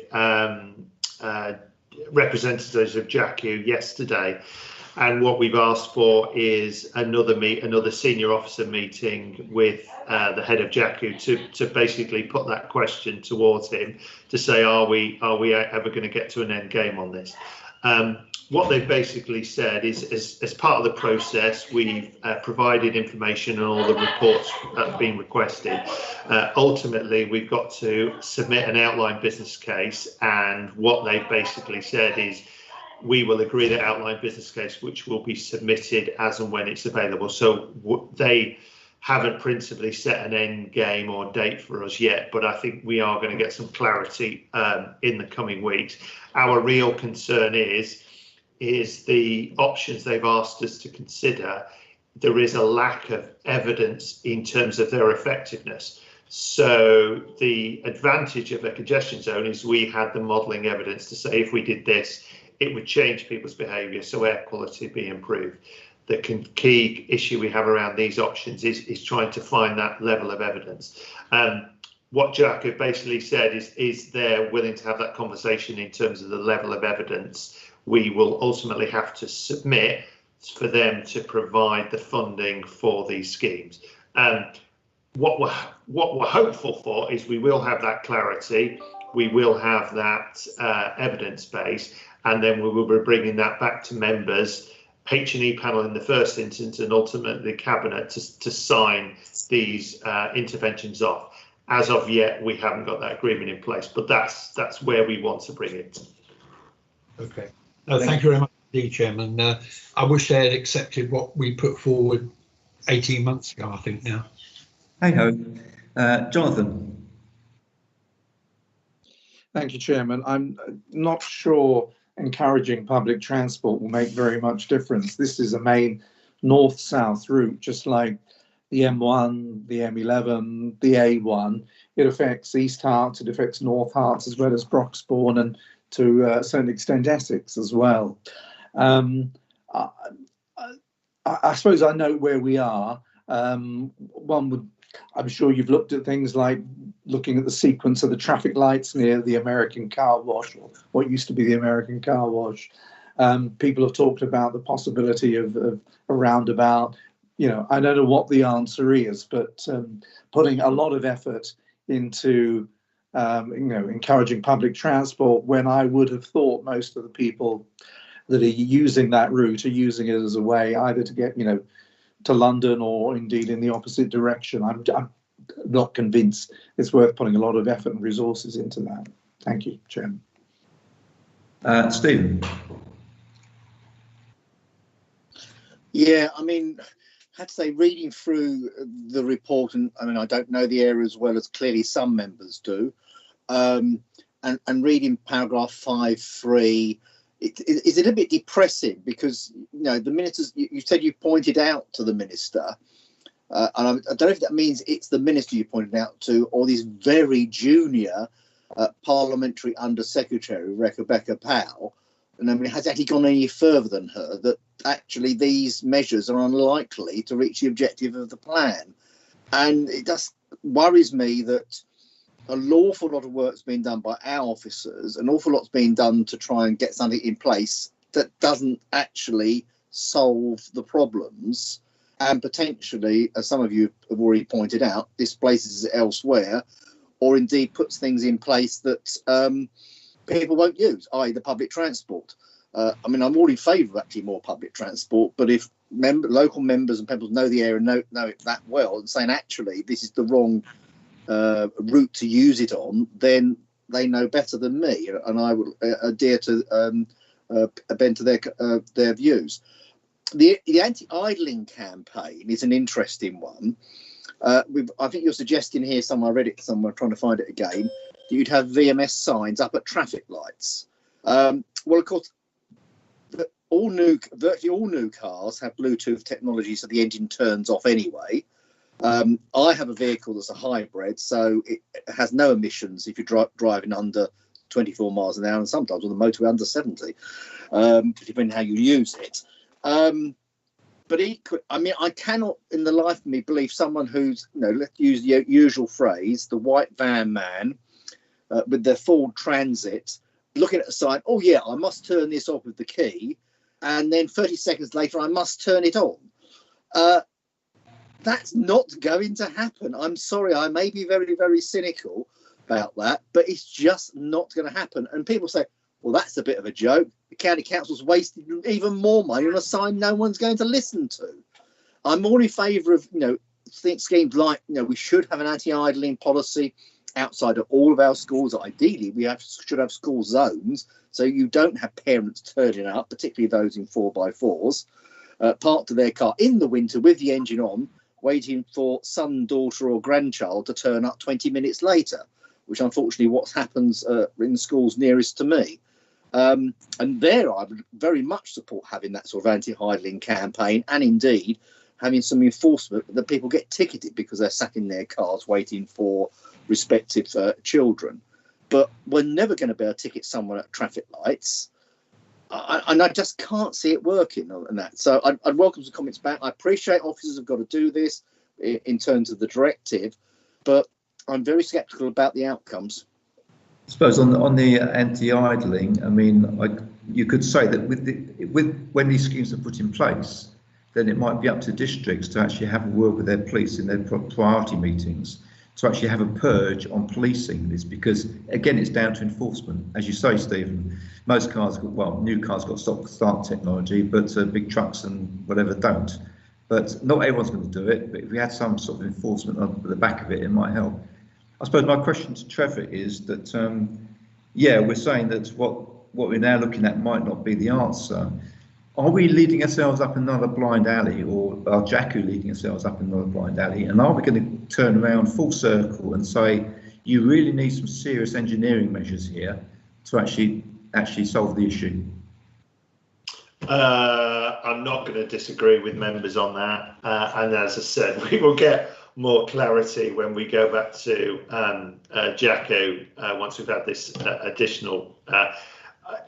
I mean, as I said, hopefully the tone of today's conversation is we have some real concerns as well. And actually, we might not get any further than what we did 18 months ago. So, yeah, I've got no answer currently. But I mean, as I said, well, you know, we're due this SRO meeting with JACU, and that's we're going to have to put those hard questions back to them. Councillor Medhurst, agree with you on the VMS issue. The reason the VMS issue is back in the thing is that's one of the options which Giacomo basically said we'd like you to look at it. What we might find is when we finally agree that option, there is no evidence around actually it's affecting us, so we potentially might not be progressing with it. Yeah, I think you might be right on that point. Jonathan, your hands up again, yeah? No, sorry, it was from earlier on. Next hand, as they say in the new dictionary. Thank you. Can't see any more hands then, so can we please signify if we want to note Trevor's report, please? Thank you. Thank you very much for your time, members. Thank you.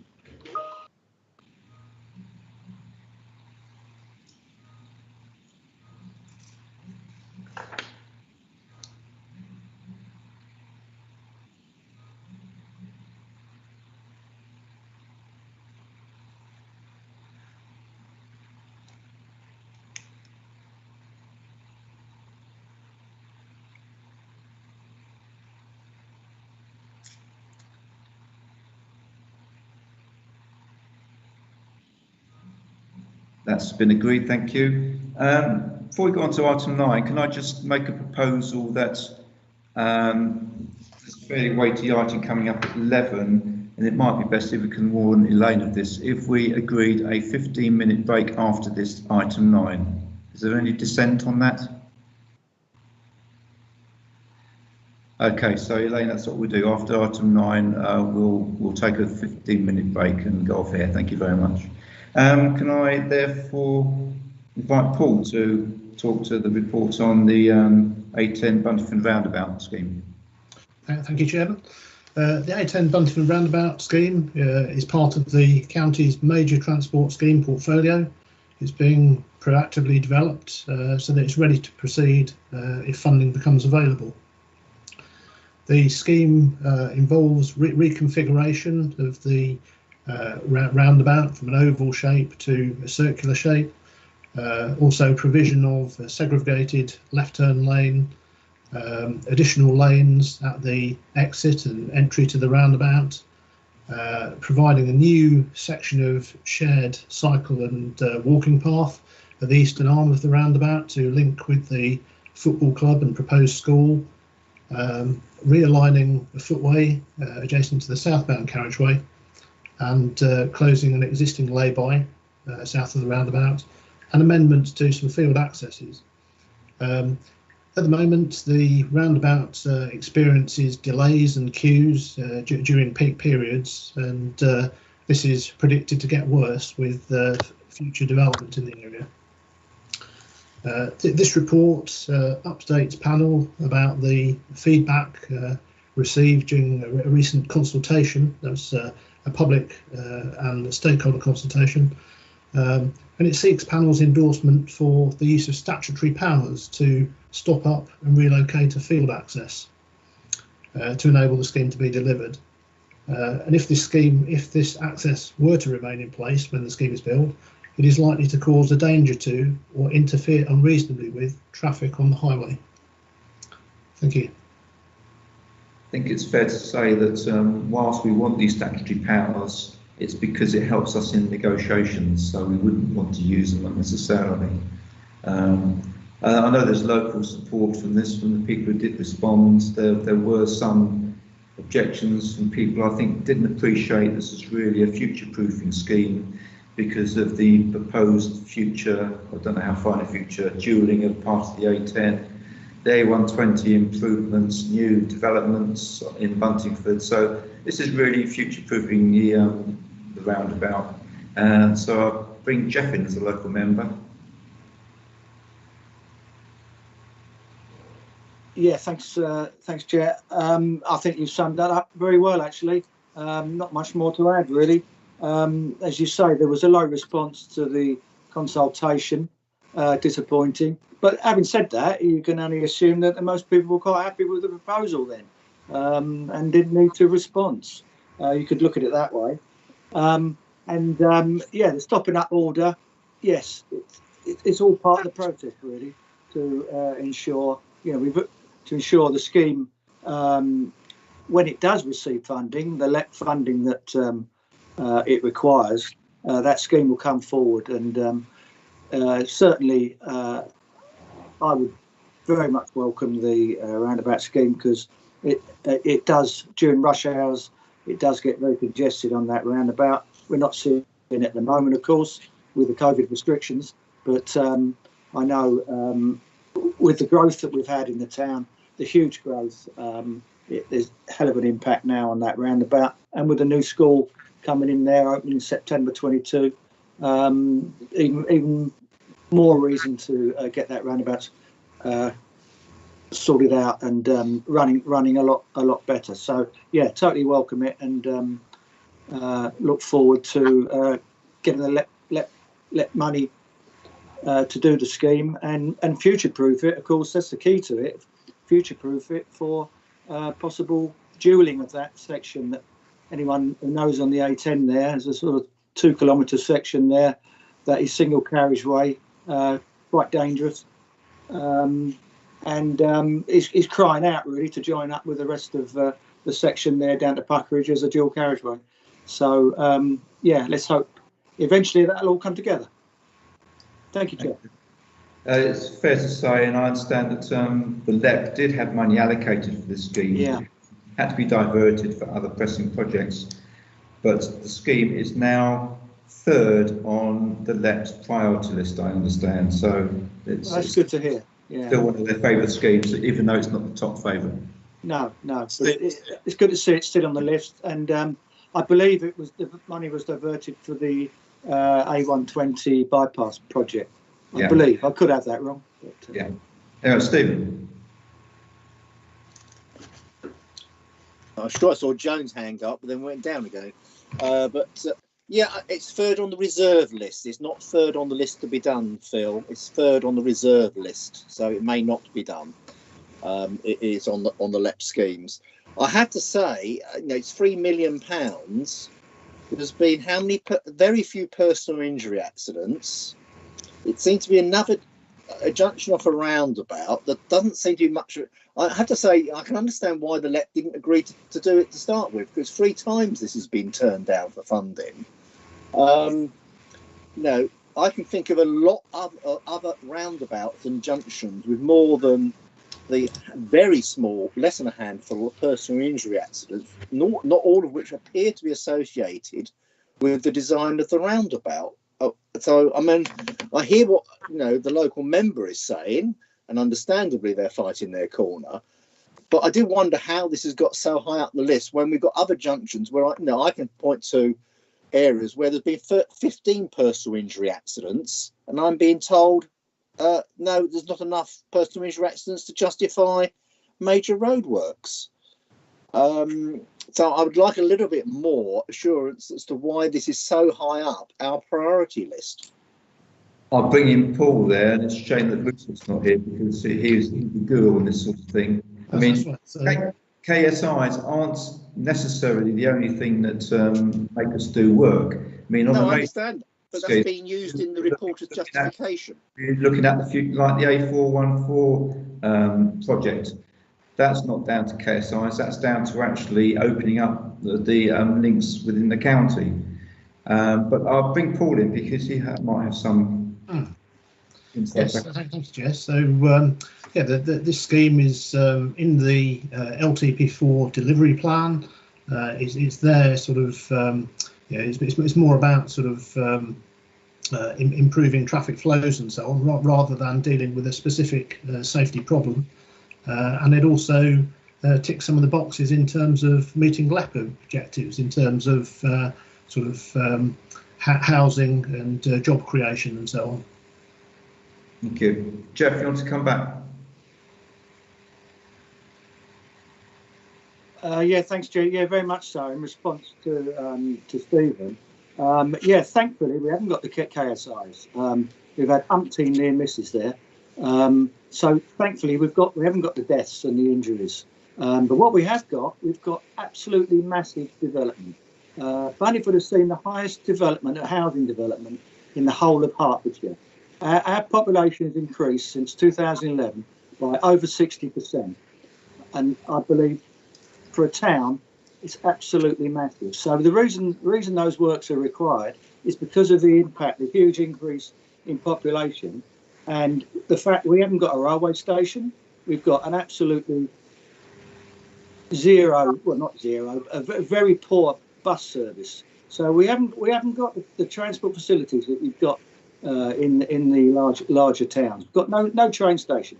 So we have the highest car ownership in Hertfordshire for the town. So that is why it's required, and that's why it's very much needed. Thank you. Thank you. I can't see any more hands. Can I therefore move to the recommendation that we note the what's the recommendation here? Two recommendations there. We note the consultation results and delegate authority to Director of Environment with the Director of Resources and Exec member to take the actions necessary to stop up order, etc.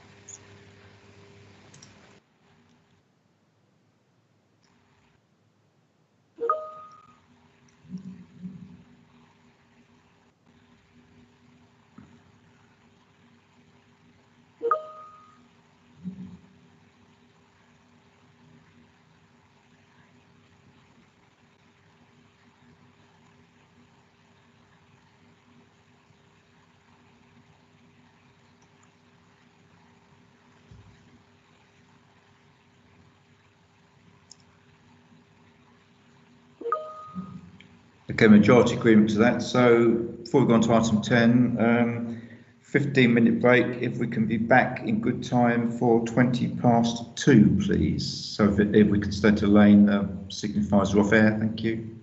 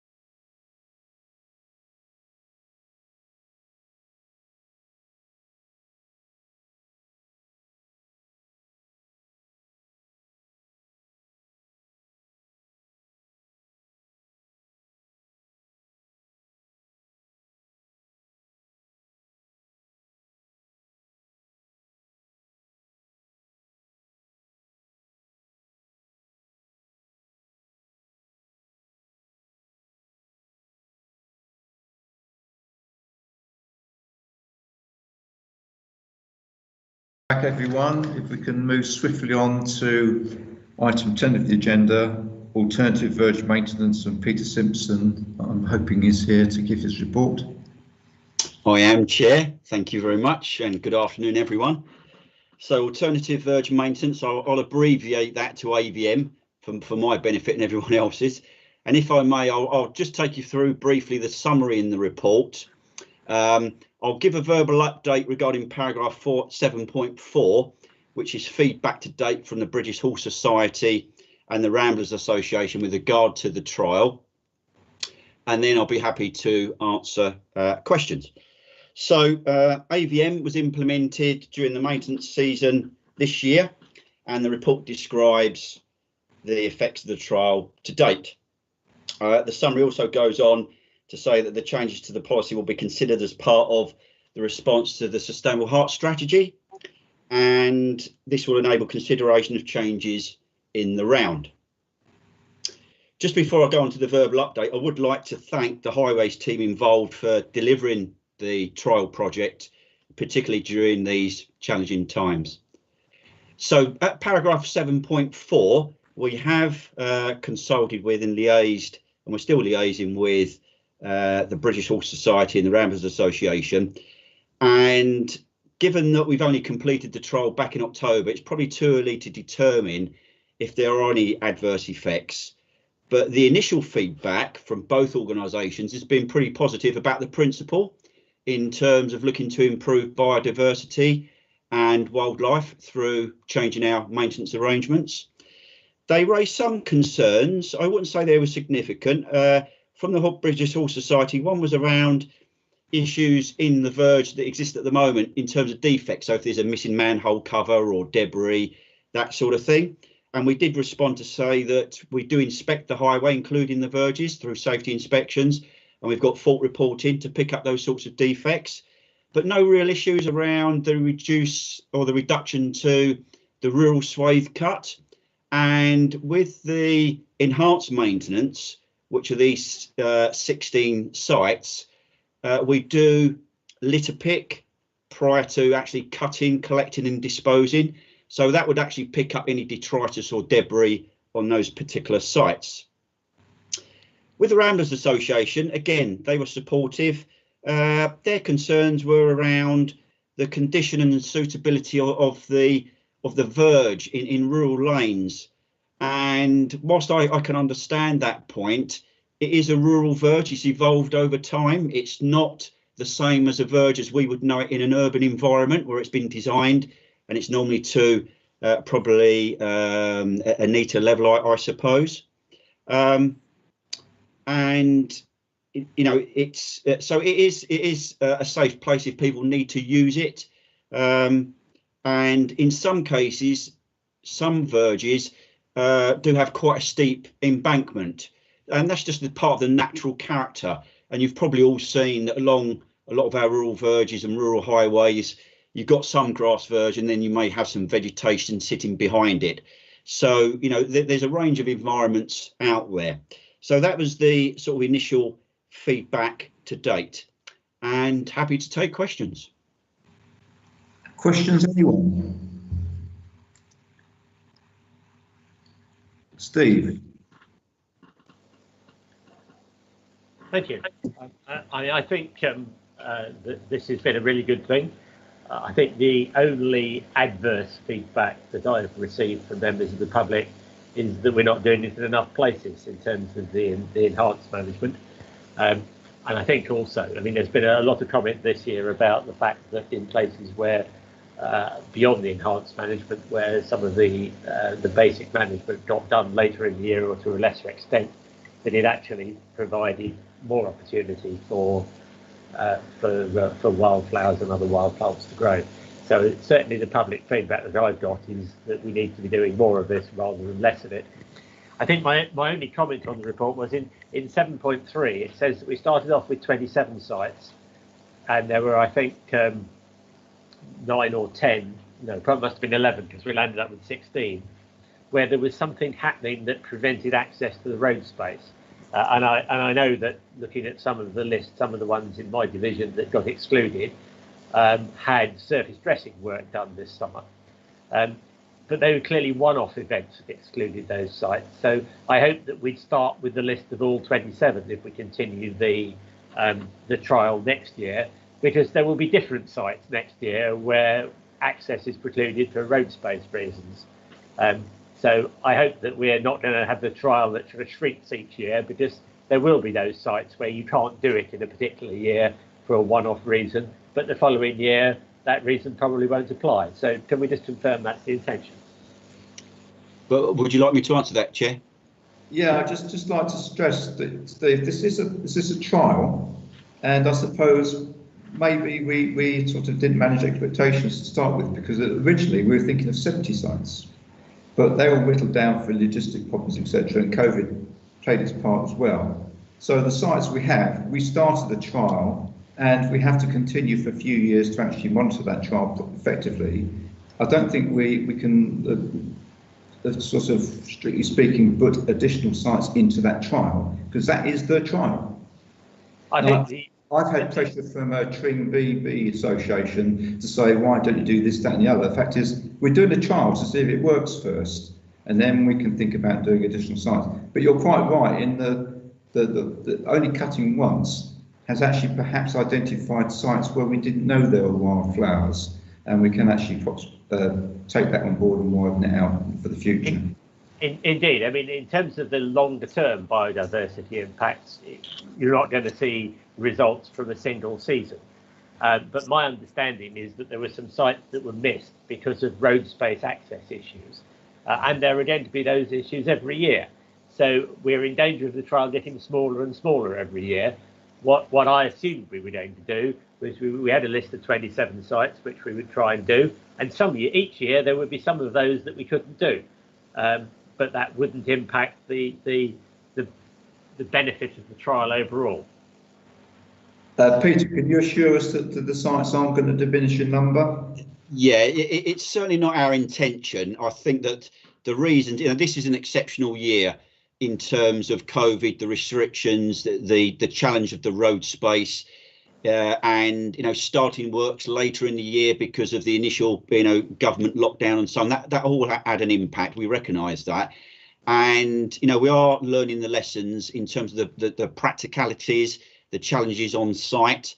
So yes, we'll certainly take that on board for next year. And in terms of widening out the aspects, you'll see from the report that certainly reducing the rural swathe cut from 2 to 1 is probably a relatively easy aspect, as long as it's safe and operational.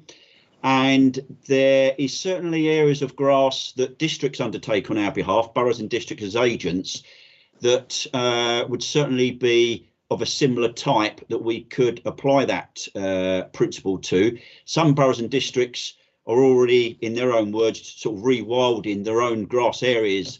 So certainly boroughs and districts and ourselves, see this as something that, if it is safe to do so, and from an operational point of view, it's effective and efficient, then we'll consider that as well. And that I think we've covered that in a paragraph towards the end of the report. And presumably that reduction of the rural swathe cut has some cost benefits that offset the additional costs of the enhanced road maintenance. Yes. More than that. We're working on target costs at the moment, but we've actually put in the report that it's too early to actually tell whether or not this is proven to be cost neutral, because we haven't received all of the actual costs.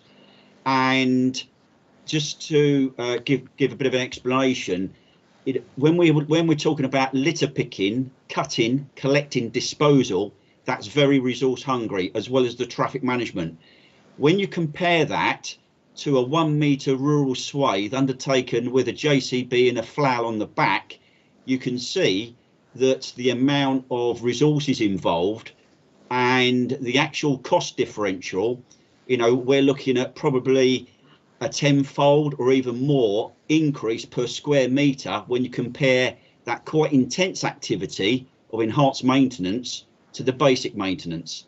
And in just the sheer scale, you'll see from the report as well, we've got over 2 million square metres that we're cutting directly on a rural swathe. About half of that is on a one cut per season, the other on two that's predominantly close to footways.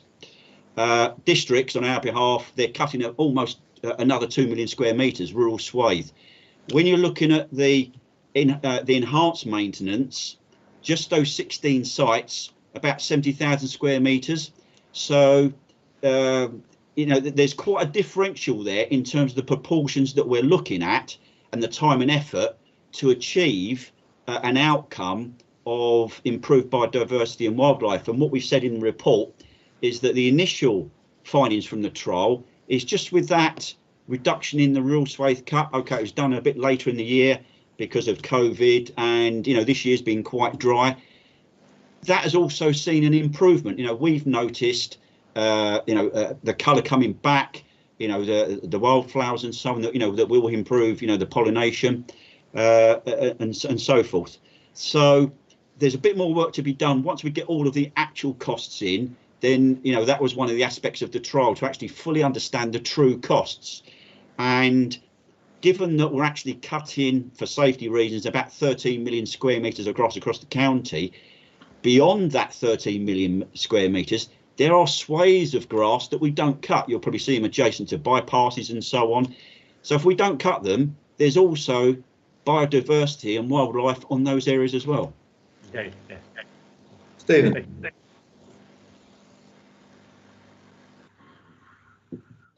Yeah, can I just be clear where this is going forward in terms of this trial? I appreciate it's 1 year so far, because we started off with 34 sites, whittled that to 27, then did 16.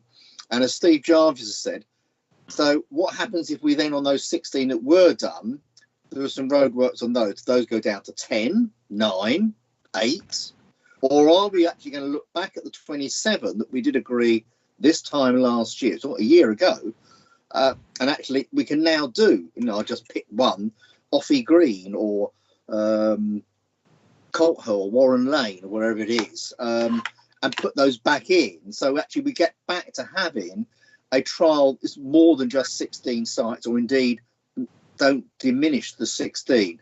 That's what I wasn't clear from both your answer, Chair, and from what Peter said. Now, if the intention is to go back and look at the ones that you didn't do, which are 11 of them, and can they now be done this year? So we'll have 1 year of those ones and 2 of the others. Fine, that's taking it forward. But at the moment, we seem to be whittling it down. The Hunton Bridge one is near me. I know it. I've cycled through the centre of it because it's an odd roundabout. It's not, you call it a roundabout, but it's not as if there's a footpath and cycle path through the centre of it, basically underneath the carriageway, effectively. That works incredibly effectively. And I did wonder that, and I picked it up now from what Peter has said. We do the litter picking. And of course, at the moment elsewhere on verges, you leave it to the districts to do the litter picking and you do the grass cutting. And you know, Chair, I've raised this many times before about the disconnect between the two. And I see Peter smiling, even though I've got my glasses on. You know, we do, you know, it's not always coordinated. In fact, it's rarely coordinated, certainly in this neck of the woods. So you come along and do the grass cutting on the A405.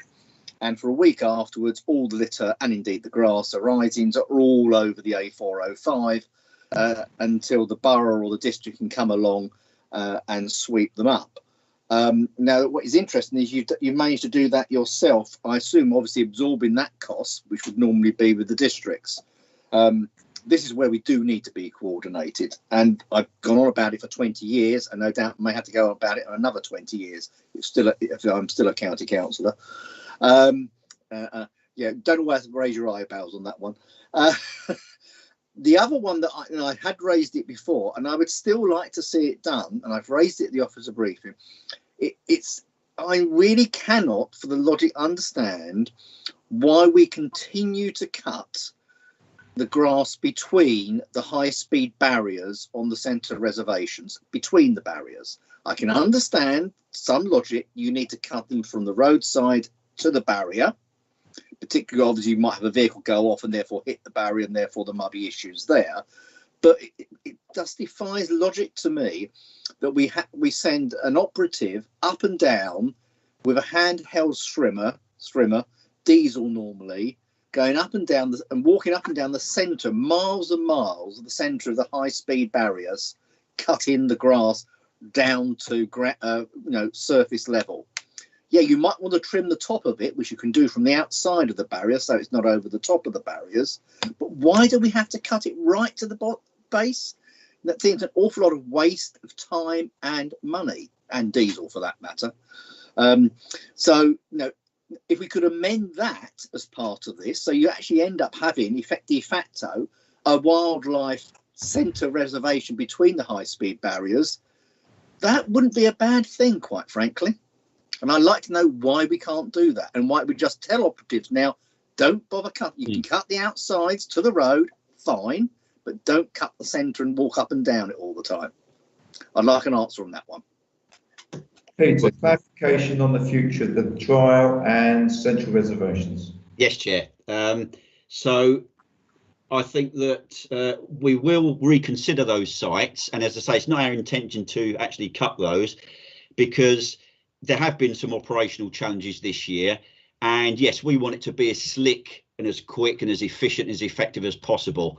And if we can overcome those, then I don't see why we can't revisit those sites to make sure that from a pragmatic point of view, are they doable? Are they safe?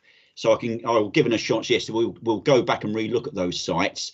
With regard to the coordination, and it's not for the want of trying, districts and boroughs, strictly speaking, they are the street cleansing authority. So they're responsible for litter picking, but taking a pragmatic approach.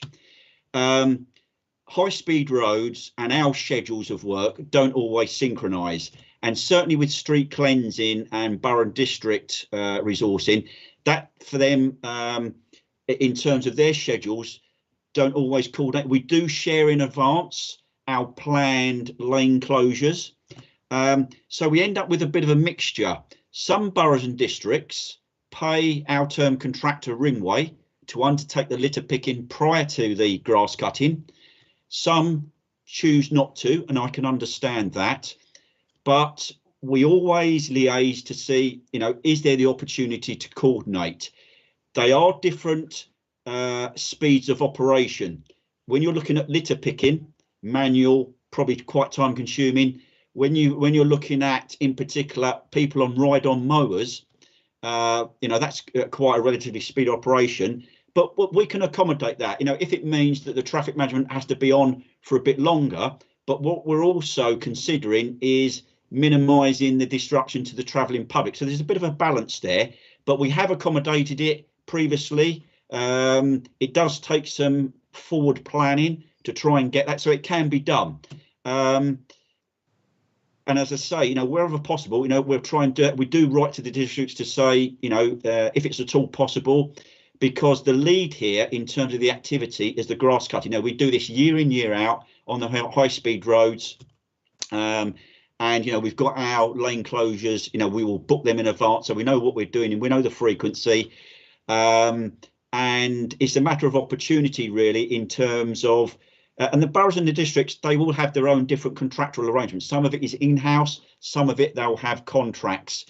And as I say, it depends on their schedules. But we will always try to actually coordinate activity because it's common sense. We'll always try and do that. With regard to the central reserve within high-speed roads, we did say at the outset that the trial was not on high-speed roads. It was off of that. Is it doable? I would say to a degree. We've actually got a paragraph in the report, it might be 8.3 or 8.4, where we say that we have looked at this, and within the central reserve there are a number of crossover points, and we need to maintain sight lines and visibility for that reason. And also we've got assets within the central reserve. There may be cables, there may be manhole covers, etc. You've also got the the safety barriers as well, that we visually and sometimes have to do a physical check of that infrastructure. So we've said that, we've looked at it, and for the moment, I don't think it's doable. I think it needs a bit more research in terms of whilst in theory it's doable, but it's the operational aspects as well as making sure we can actually see and maintain those other assets, maintain the sight lines.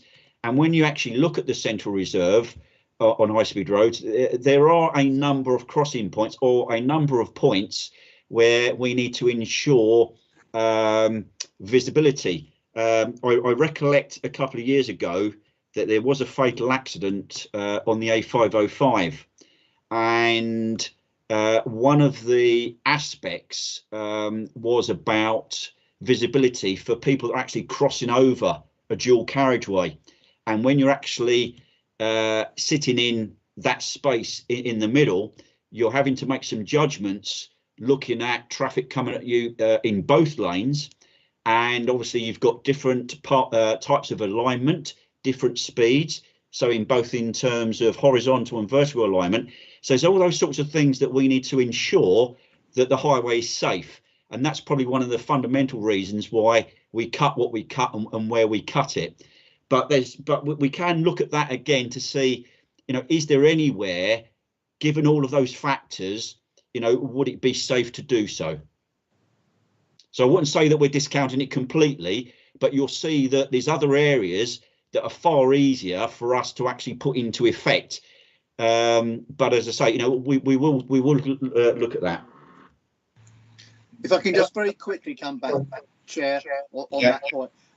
Perhaps if I can have a conversation with Peter offline, because there is actually one section by the Waterdale household waste recycling site which has none of those issues with it, and where there are no crossovers. And I appreciate it's only a short section, but it might give us that little bit of extra for a trial. So if I can have a conversation and potentially, COVID permitting, a site visit, we perhaps agree or not, as the case may be. Oh, of course.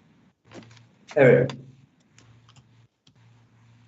Thanks, Chairman. Yeah, interesting listening to all this, because I remember when Peter first brought the tentative paper to us to have a look at, and it was the interest around the science of it and the frequency of the cuts, the timing and the collection of grass cutting. But I think there are some unforeseen circumstances that Peter's referred to around COVID and delays.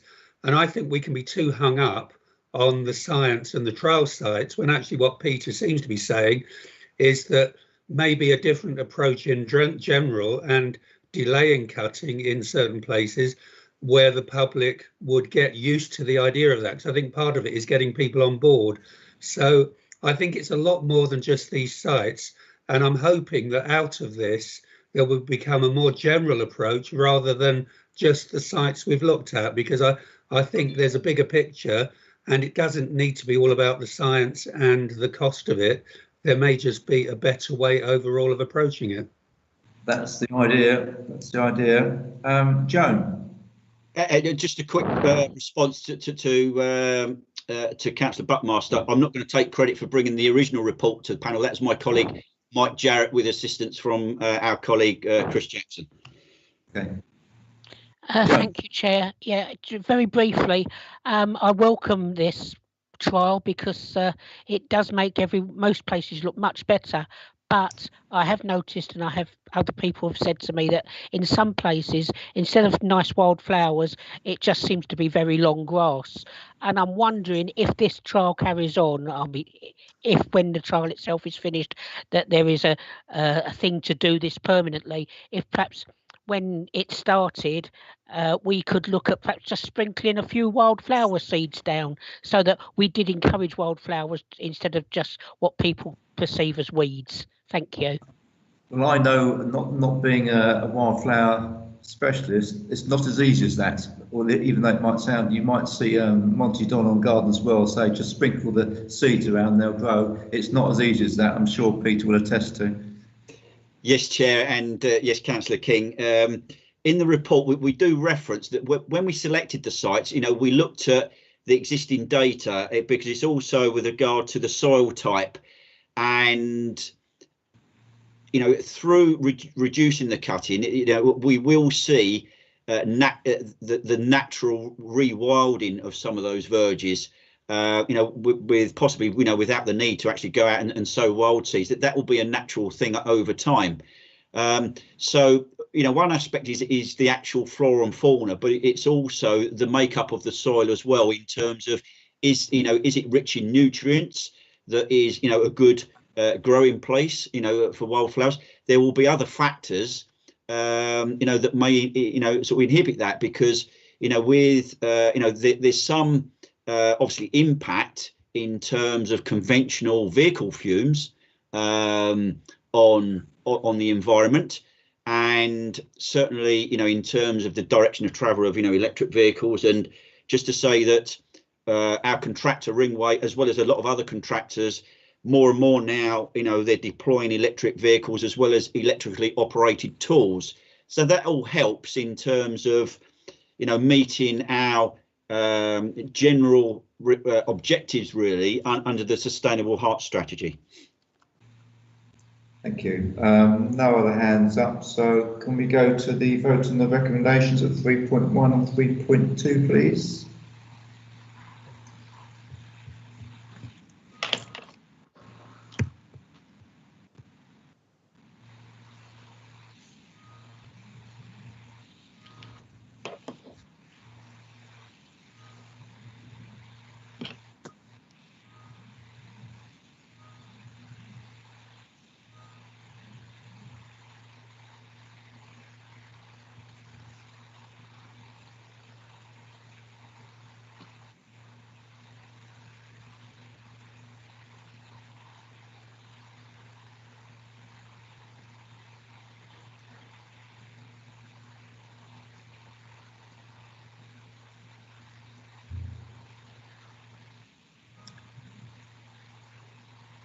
Our recommendations agree. Thank you very much. So we move on to item 11, Sustainable Future Strategy Action Plan. Thank you, Peter.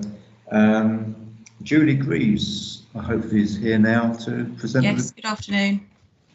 Hello. Good afternoon, everybody. I'll leave it to you, Julie. Oh, right. OK, fine. Thank you. Good afternoon, everybody. This report is about the Sustainable Hertfordshire Strategy Action Plan, which you have attached to the report at Appendix A. And given that it is a substantial report and a substantial document, I have prepared a few slides to be able to take members through the setup of the document and also the process we've gone through. So I'll share my screen and go through the slides.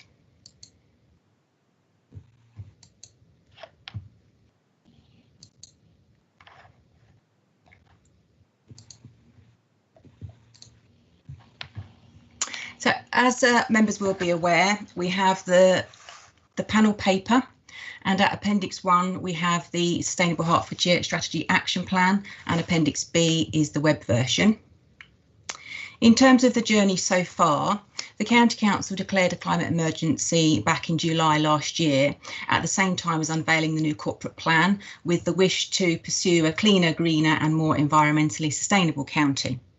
At the same time as this declaration, at the same time, we also declared a climate emergency with a commitment to prepare a Sustainable Hertfordshire strategy by the end of that year. The strategy was prepared with input from chief and lead officers and also from members, and was presented to panels and was to be supported by a series of actions. The strategy itself was approved at Cabinet this March, and then work began on preparing the action plan straight after approval.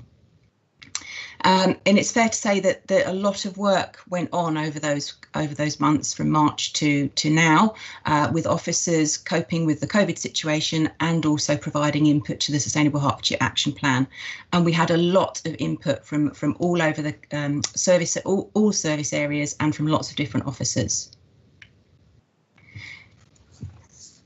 In terms of the strategy itself, it is set out in 3 areas of influence: to be a leader in our own operations, so to lead by example, to managing our own estate and how we manage our own services, and then also to enable and inspire others.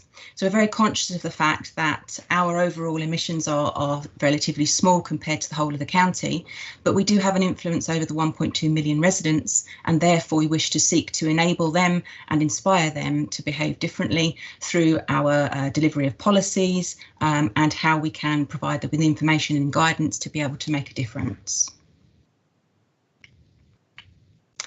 So the action plan itself is set out at Appendix A to the panel paper. Over 200 actions are currently being taken through the panel process, and they are being presented to all Cabinet panels because the Sustainable Hertfordshire strategy and action plan doesn't fit within one portfolio area, it fits within multiple portfolio areas. The actions that are set out in the plan are categorised. We have quick wins, which are actions that can be delivered within existing resources, so we don't need to ask for additional resources to be able to provide these actions, and they are considered quick wins because we can do them now, moving forward over the next 1 to 5 years. These actions are set out in pages 7 to 12 and page 27 of Appendix A, which is the action plan. We also have key works programmes, and these are actions that need further investigation for us to be able to establish how we can deliver them over the next coming years. And these are set out pages 13 to 24 and 27 to 30, again within Appendix A, the action plan. And then we have future work programmes, and these are actions which really do need full scoping to be able to understand the potential impacts that they may have and also the potential costs that they may have to the authority in implementing them. And they are set out pages 24 to 26 and 31 to 32 of Appendix A as the action plan. And then as an appendix to the action plan, we also have a list of current practices as business as usual, which we are seeking to continue. The reason that we've included business as usual is that we want to be able to present the full picture of all of the actions that we're currently doing and the ones that we wish to continue in order to be able to achieve all of our ambitions that are set out in the Sustainable Hertfordshire strategy. And then Appendix B to the panel report is a web-based version. And this web-based version is less detailed.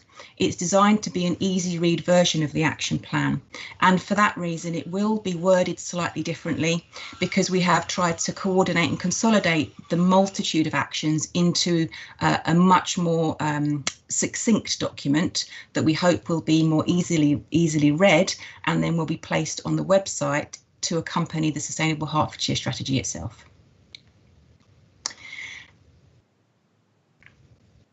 In terms of the actions that were put forward, as I said, we had well over 200 actions put forward. We had probably double that, and we had to consolidate them, rationalise them, check for duplications, and look for consistency of language. Then we categorised them, as I say, into the quick wins and future work programmes, etc. Within that, we have also highlighted 19 enabling actions, which are duplicated within the action plan itself, pages 4 to 6.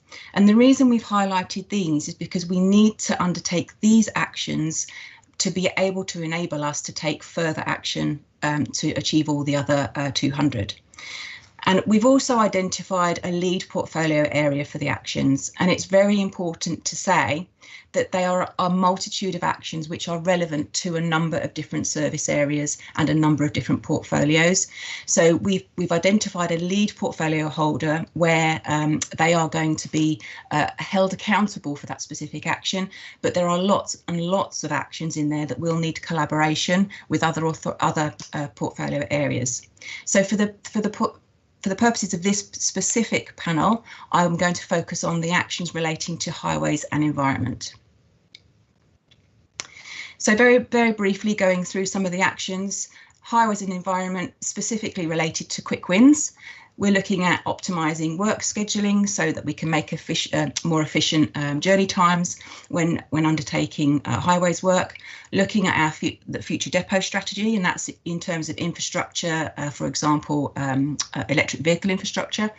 looking at embedding sustainability in everything that we do across highways, in particular Roads in Heart's design guide, and that's talking about looking at materials and the schemes.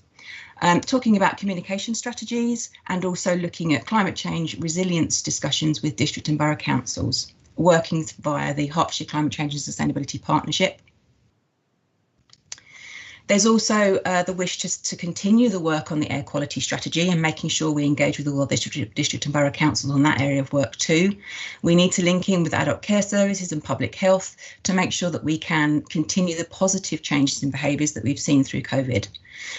Also, there's the wish to establish lots of different working groups to make sure that there is a crossover between portfolio areas and specifically delivering actions that are attributable to highways and environment. Still on the quick wins, incorporating the priorities across every single service area, looking at climate experts to be able to help us, and also making sure that we open channels of communication with lots of different residents across Hertfordshire, and also looking to work with partners and businesses, etc., and also the local enterprise partnership. In terms of key works programmes, these are the ones that we want to investigate before pursuing, but we want to pursue them fairly quickly. We need to undertake climate risk assessments, and that will involve lots of interaction with services, in particular highways as environment from this point of view, but we will need to engage with others. We also want to look at a specific carbon calculator for highways projects, and that's something that we're seeking to scope out using consultants, continue with the future mobility strategy, and then also again engage with large energy users via the Hertfordshire Climate Change and Sustainability Partnership.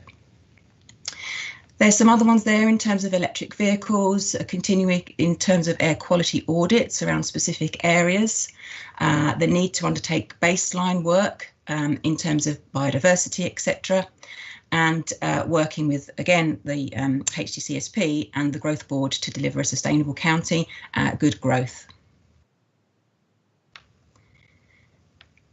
There's also the need to look at our own land in terms of Hertfordshire County Council, and the Environment Department in particular will be working very closely with Resources and Performance in pursuing how we could use our land in a slightly different way. There's also looking at funding, working with the district and borough councils in terms of nature recovery networks, maximising biodiversity opportunities, and looking at habitat banks.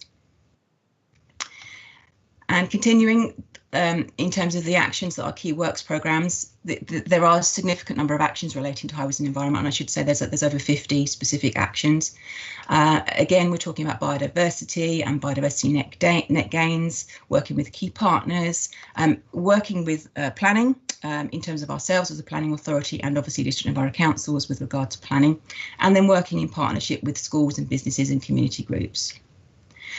And then in terms of future work programmes, we want to monitor and investigate carbon capture technologies, which is something that is fast moving, but there is no way by any means available at this very moment in time. So it's something for the future to consider.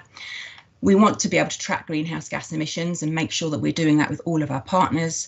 And we also want to potentially look at food security so that we can make land available within Hertfordshire to enable local food to be supplied to our residents. As I said, there's lots and lots of other actions, and they are relevant very much so to highways and environment, specifically because the Sustainable Hertfordshire team sits within Environment and Infrastructure Department.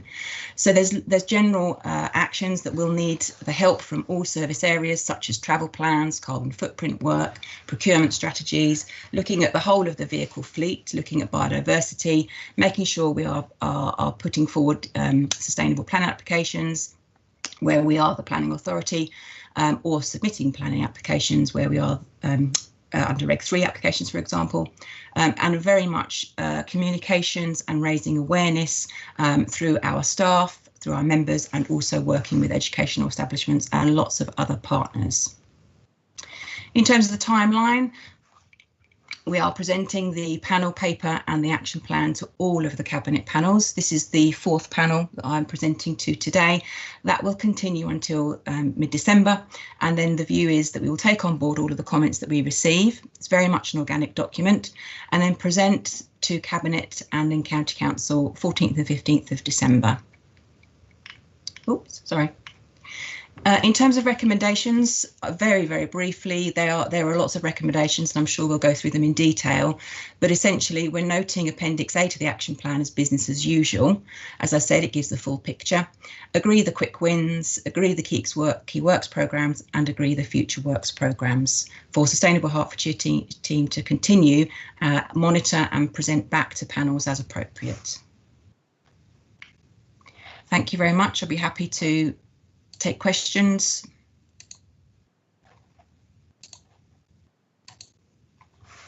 Thanks, Julie. And as Julie said, we welcome any comments, suggestions, which can be minted and taken forward for what is a dynamic action plan that's going to evolve over the months and years. So anything you say will be minuted and taken down in evidence. So I've got Steve first. Thank you. Well, I mean, there's clearly a lot of work that's gone into putting this together and identified many things that the council should be doing.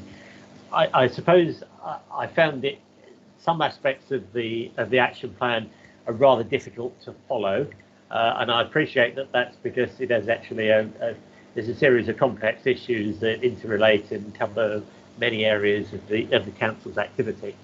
But I think one thing that would have helped me enormously, which shouldn't be terribly difficult, is if we could actually number the actions, so I could say I don't understand action number 47 or whatever, rather than having to explain what it is. I was very pleased that we had a presentation of the actions that actually related to the specific panel, because I went through and tried to identify those that related to highways and environment. And I was a bit confused by some of them, and in fact I still am. I mean, there's one that relates to seems to me clearly relate to public transport, which I don't think is highways environment's responsibility. I get the impression from looking at the ones that highways and environment is the default panel for things that either don't fit anywhere or fit everywhere, but I'm not sure if that's intentional or accidental. There are also some areas, and it's difficult to identify some of these, where it isn't clear that everything has been covered. So, for example, I discovered that we have an action to gather baseline data for properties, for carbon emissions for properties, but I couldn't find anywhere anything gathering baseline data for non-property emissions. And particularly in terms of the highways part of highways and environment, there must be significant non-property emissions. They're via contractors' vehicles, but they count in terms of the council's emissions. And I'm really not sure whether or not it's just the complexity of the document has meant I haven't found that, or whether it's not there. I think the other thing that we need to be clear about is that I don't have any feeling, and this, whether or not the work's been done, to look at the potential impact of these actions. Some of them will no doubt make a significant impact, significant step towards achieving the council's objectives. Some will make a smaller impact. I'm not clear whether or not that's been quantified, and I'm not clear whether or not we believe that if we carry out these actions, we will meet the council's objectives. One thing in terms of, in many ways, the simplest objective is net zero for the council's own emissions by 2030. That may be the simplest. It's not. That doesn't make it simple. But it isn't clear to me whether or not the actions we're proposing will achieve that, will get anywhere near to achieving it, will fail miserably, will do much better. So I think that we need somehow to assess what the impact of these actions is expected to be.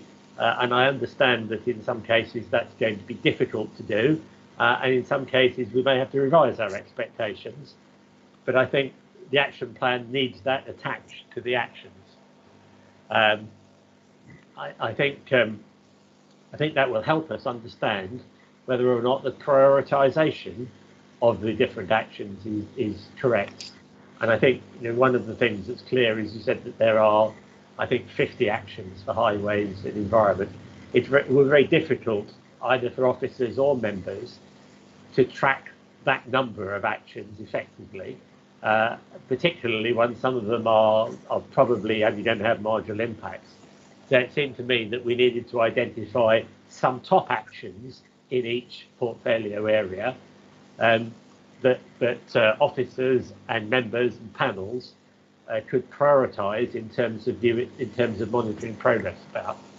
And then I think the final thing, and this is not highways and environment specific, the final thing is that we need some mechanism for taking an overview of this on a council-wide basis from a member's perspective. And I know there's been other areas, there have been members' advisory groups who get involved in that kind of thing in a more detailed way. This is a long-term commitment. It seems to me that there needs to be some sort of mechanism that will enable us to view what the activities of all the individual bits sum to as a whole.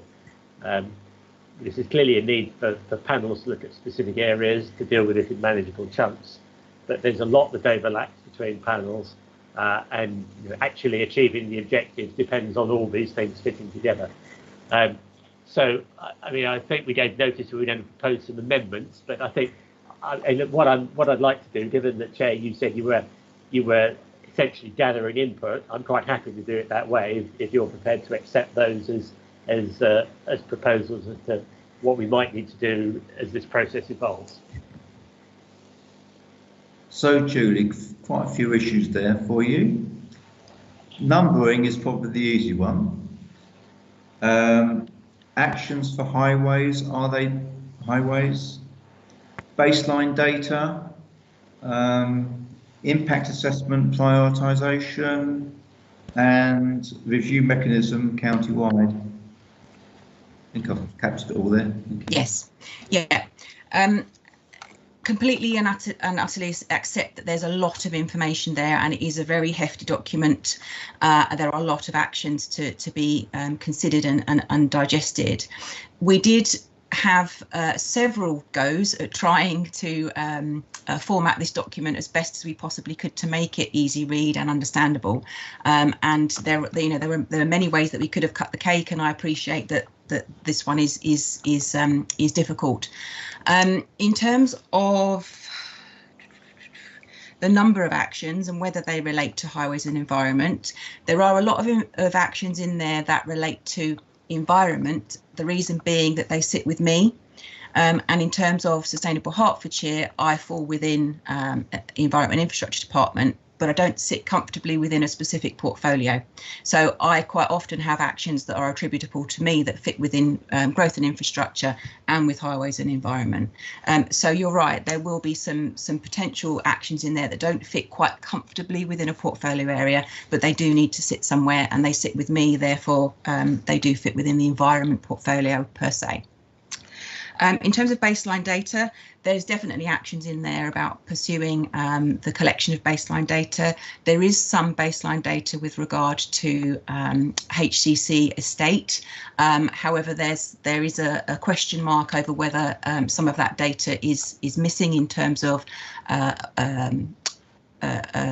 properties that are leased to other parties, for example, and whether or not that data is up to date. So that's why we want to make sure that we do have an accurate baseline for all of the HCC assets in terms of the estate. And also we want to make sure that there's an up-to-date baseline in terms of non-HCC estate. And you're absolutely right, we need to look at all of our emissions, and that's as an authority and also as a county via HCCSP. So both of those are works in progress at the moment in terms of trying to establish how we determine that baseline with a degree of certainty. The work that WSP did for us in writing the strategy, helping us write the strategy, they did look at existing baseline data for carbon emissions, and they helped us to prepare the waterfall diagram that's within the strategy, showing what we would need to do to achieve the carbon neutrality by 2030 as an organisation, and for the county by 2050. And they've also assessed these actions. There are some gaps in terms of whether or not we are going to achieve the 2030 target in particular, and also some of the biodiversity targets, because there are certain elements in there that we still need to investigate to understand how much impact they could have in terms of carbon. So there is some gaps, absolutely. And that's another reason why there's lots of actions in there relating to baseline data and assessments and understanding around feasibility studies. You're absolutely right in terms of trying to track all of these actions, and we are working with colleagues in the data team to come up with a specific dashboard of an overarching view of how we are achieving, or how we are working towards achieving, the 9 ambitions which are set out within the strategy. It's going to be very difficult to monitor over 200 actions, and what we would like to do is make sure that we go through the full panel process first, and then Cabinet and County Council, and then we look at all of the actions to try and come up with a suitable dashboard to be able to then report back to individual portfolio panels on their specific actions, and also, as you say, Steve, give an overarching picture of how we are achieving across the board. In terms of numbering, it would be very easy to number all of these. The reason we didn't number them is because we didn't want a list from 1 to 200 for then number 200 to be really unimportant. But I do take your point about numbering, and perhaps we could give them a unique reference at least, so we can look at that. I think that was all of your issues. If that's all right, I think I've noted those down. Yeah, I think you've covered everything. I mean, I certainly wasn't intending that you should imply any sort of priority by numbering them. It's just that it's much easier if we can talk about action X, Y, Z than have to explain what we mean every time. Yes, fair, absolutely. And I understand that there is work to be done on these things. I mean, in terms of the work that you say WSP has done in terms of the impact of these actions, I think that needs to be recorded somewhere in the action plan, because when we're trying to consider whether or not our progress on an action is important, we need to understand its impact. Yes, and some of the actions do have an estimated or potential carbon impacts associated with them. Where they were tangible actions, WSP could give a potential carbon impact and also a potential cost.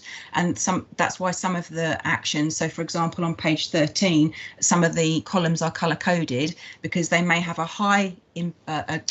low, medium or high impact in terms of carbon reduction, but also a high, medium or low impact in terms of cost. So some of them where they were tangible and they could make that kind of assessment, WSP did put us an estimate on that for some of the actions. Some of the actions weren't able to assess what the carbon impact might be, because we still need to scope them out as to what those actions are going to look like in actual delivery. Stephen. Trying not to repeat some of what Steve said, but I struggled, I have to say, to go through these documents and identify bits that were in the right portfolios. And at the very least, if the plan had been laid out or could be in future, I appreciate it's an awful lot of work that's been done by the proposed lead portfolio, rather than jumping from resources, then to another adult care, then back to environment, then to resources, then back to growth and infrastructure. It is very, very difficult to follow. I had to say, I'd also question, although it can perhaps be a question of interpretation. I mean, there's one here, because it's not numbered, so it's on page 19. Deliver a county-wide behavioural change on mobility management, promote home working, resources. I'm assuming that applies just to our staff, but actually we need that actually across the piece, not just to our staff. There's another one that sits in community safety, which is developing EV charging points. Well, I can't see community safety. It should really be in growth and infrastructure. So, no, I won't go through it at length, but I do question whether some of these are in the right portfolio in terms of that, which actually points me to think actually having a small group, not to discuss in any detail, but to go have a report from officers rather than this very lengthy but well documented report to every panel every cycle or whatever it might be, goes to a MAG or a working party, reports where officers have got to, say, yeah, that's fine, have you progressed X, Y or Z, and then subsequently does an annual report, might be a better way forward in terms of monitoring this. This falls, as I understand, in Teresa Heritage's portfolio, which is fine. Someone clearly has to have the lead on the climate emergency. And obviously there are a lot of individual action points here.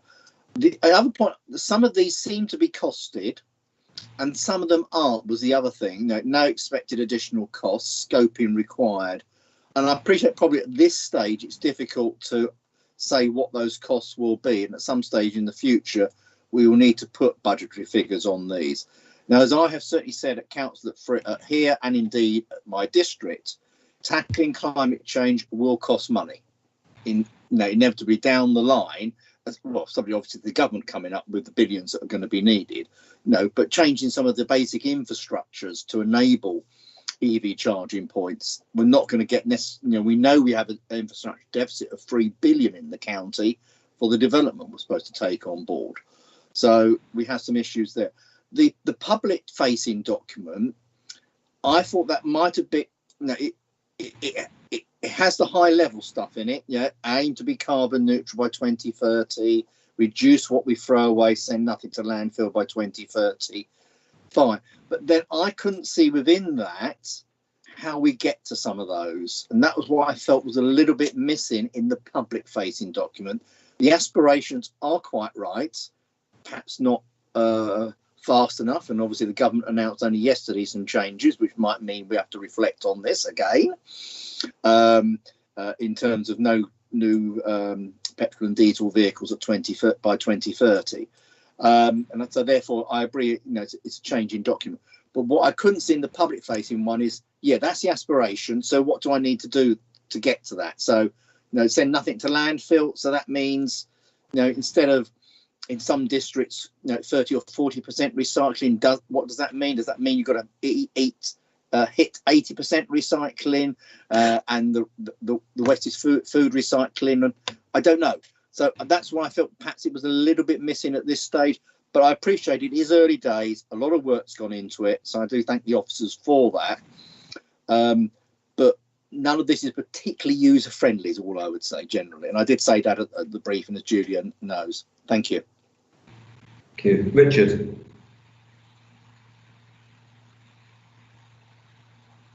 Mike, Richard. Sorry, start again. Yeah. All very interesting, but what I want to know from Julie is, are we working along lines that have been recommended by central government, and they in turn may be, for all I know, working on lines that have been set by the UN and other august international bodies? And the other thing is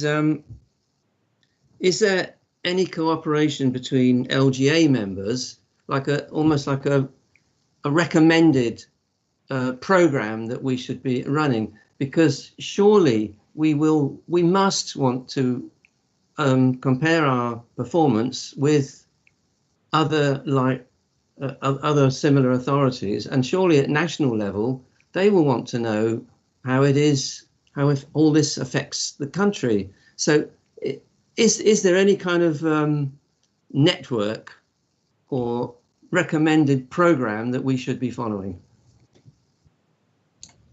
Would you like me to That's a thank quick you. question. Yeah. Yes, thank you, and relatively easy to answer. In terms of the UN and Sustainable Development Goals, the Sustainable Hertfordshire Strategy is specifically relating to the Environment Sustainable Development Goals, and we have been, when we went to the Health and Wellbeing Board, there was a conversation around looking more closely at the other Sustainable Development Goals relating to social and wellbeing, and that's going to be picked up via the review of the Health and Wellbeing Strategy. So in terms of higher level guidance, it's coming via the UN Sustainable Development Goals. So you're absolutely right there. In terms of the LGA, absolutely, we are working very closely with the LGA. I have meetings with the LGA every week, as it happens. specifically relating to some funding that we've been awarded to deliver a pilot project relating to net zero. And we are also, in terms of the authority, a member of the Climate Action Group via the LGA. We applied to be a member and we were successful. I think there's 26 councils that sit on the LGA Climate Action Group, and we meet in December for our inaugural formal meeting. So there are definitely networks there. We are also a member of APSI, and there's lots of collaboration and sharing of documents and best practice via APSI. So there are lots of networks in place. We are joining as many as we can, because there is definitely the need to share best practice and to share knowledge and understanding, and to work together on trying to deliver all of this, because we can't deliver it alone.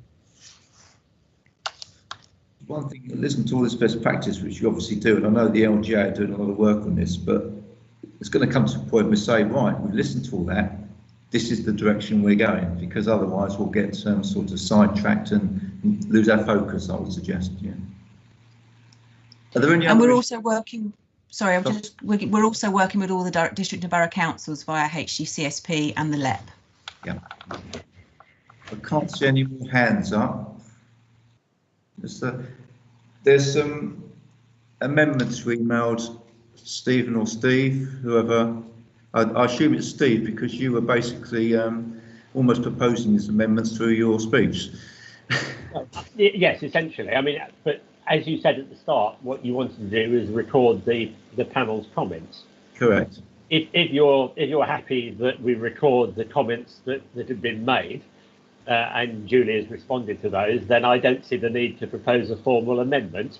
But as I think we've covered the issues, but obviously I don't want them to be overlooked.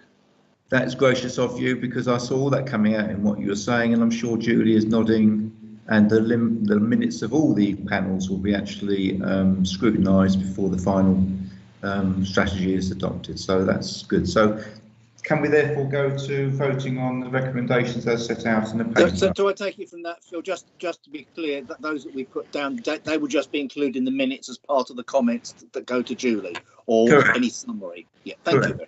Yeah. Thank you. So we could vote for the main recommendations, please. Thank you.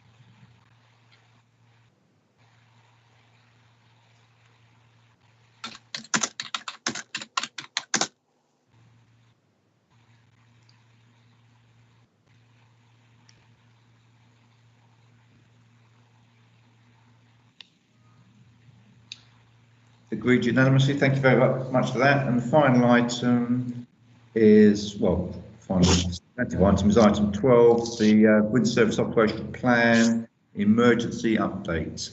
We have Richard Stacey on the line. Hello, thank you, Chair. Good afternoon, councillors and everybody, and thank you for allowing me to bring this report to you today. And I won't take up much of your time, hopefully, as I'm conscious we've been going on a little bit long, so I will keep it brief. As set out in Appendix 1, we received a letter from the Minister for Roads, Buses and Places that went to all local authorities and suggesting in quite strong terms that we grit to COVID centres, test centres that is. Following discussion with our legal department, because the paper had been through and the plan had been agreed previously, it wasn't possible to vary it, hence this report that's come in today. So the proposal is to grit to COVID centres as identified by Public Health England, so it's not like to a boot shop or anything, and also to future-proof this so we don't have to keep bringing it back in relation to a national pandemic or an emergency. For example, if they gritting to vaccination centres. It's not about taking routes away. It's about adding them in. I certainly, and I'm sure Phil wouldn't be either, an advocate of taking any routes out. This is about additional routes where COVID centres or vaccination centres have been put in, or they need more help, like extending the self-help scheme. as an example. I'm happy to take any questions, but there's the recommendations in section 4 would be that you recommend this to panel, and also that you allow myself or a deputy in consultation with Phil or his deputy to vary the WSOP in the future in relation to a national pandemic or an emergency. As Richard says, we're not going to be taking away routes because we still need to grit the roads leading up to testing and vaccination centres. I think to put a bit of context, we don't know where the vaccination centre is going to be, and that's going to be quite a massive rollout, so that's going to be quite significant. But we need to be able to move quite quickly on that. A few of our testing centres are not on gritting routes, so they would need to be added, and some are not accessible by the big trucks. So thankfully, we've got some small trucks on our fleet this year to help us with the inaccessible routes. So it's we're reacting with the times and in the emergency, and this is just allowing us to react even more quickly in the future. But I'll be assured that we're not going to be taking routes away. Stephen. Yeah, Richard covered one of the points I was going to make, and it was actually the vaccination centres, because we've got some, I know of some that have already been identified in my area, and at least two of them are not on not on the pre-sorting route. That's it. So can you just clarify? We're talking about actually increasing the pre-sorting routes. I assume that is the case. I think you're referring to the precautionary sorting routes. Thank you, Phil. Yes, yeah. You know the ones I mean. We've got two sets. It's the one that we don't never normally reach the second set of routes. And does this also cover situation? That's the routes that are obviously public highway. What is a situation whereby obviously the centre is a car park, which is not county? So is that a question of liaison with the district and local authority, or do we take control? I mean, I appreciate these are finite details, but I'm sure that the officers can sort out. But I wouldn't want a situation to occur. Yet we've correctly gritted the road, and I would hope in this case at least the approach footways to those centres, because some people will be walking to them. Let's bear that in mind as well. They're not all coming by cars. But then what happens inside the centre? For instance, I went to the one in Boreham Wood to be tested, which is in a car park. And you had to drive quite a way through the car park to get to the actual centre. Now, I would assume that would obviously be gritted in that case by Hertsmere Borough Council. So just obviously there's a degree of cooperation and coordination that's going to be required. But I totally agree what we're doing here. And if then you subsequently agree these changes as needs are must, I assume that county councillors per se will all be informed as to what those new routes will be, or what routes will be done once you've agreed them all. Yeah. Yeah, I'll come back on all of those. Yes, it is adding to the routes, the precautionary routes, Stephen. So they will be done. In relation to the car parks and the footways, it's about extending the self-help scheme as well, because we have considered that, and we're currently talking to a few of them as to how, if we did it, but the district or borough, or even if it's a site, one of the sites I believe is a supermarket car park, so they may do it themselves. But whereas normally we wouldn't give self-help to them, but it's about extending that scheme. And yes, we would let all county councillors know, and the relevant members, if those routes changed. And we're looking at having a dynamic map on the website, so that Ringway adapt the routes and can take them up and down on a daily basis. So the latest map that's on site will be the latest map that's being gritted. And that's why the map isn't on the website at the moment, because it's currently being worked on. Robin. Yes, thank you, Chair. I wanted to say originally that the paper only talked about gritting near test centres, and so I was going to ask about vaccination centres if and when they start, but Richard's already answered that point. So as a sort of additional point to that, if vaccination centres turn out to be your local pharmacy, is Richard confident that we will be able to grit the footways and the roads, for that matter, up to every single pharmacy? Or are you talking just about vaccination centres, as in schools and community centres and such like? Thank you, Robin. At the moment, so I'll start that again because there was a bit of feedback. Thank you, Robin. At the moment,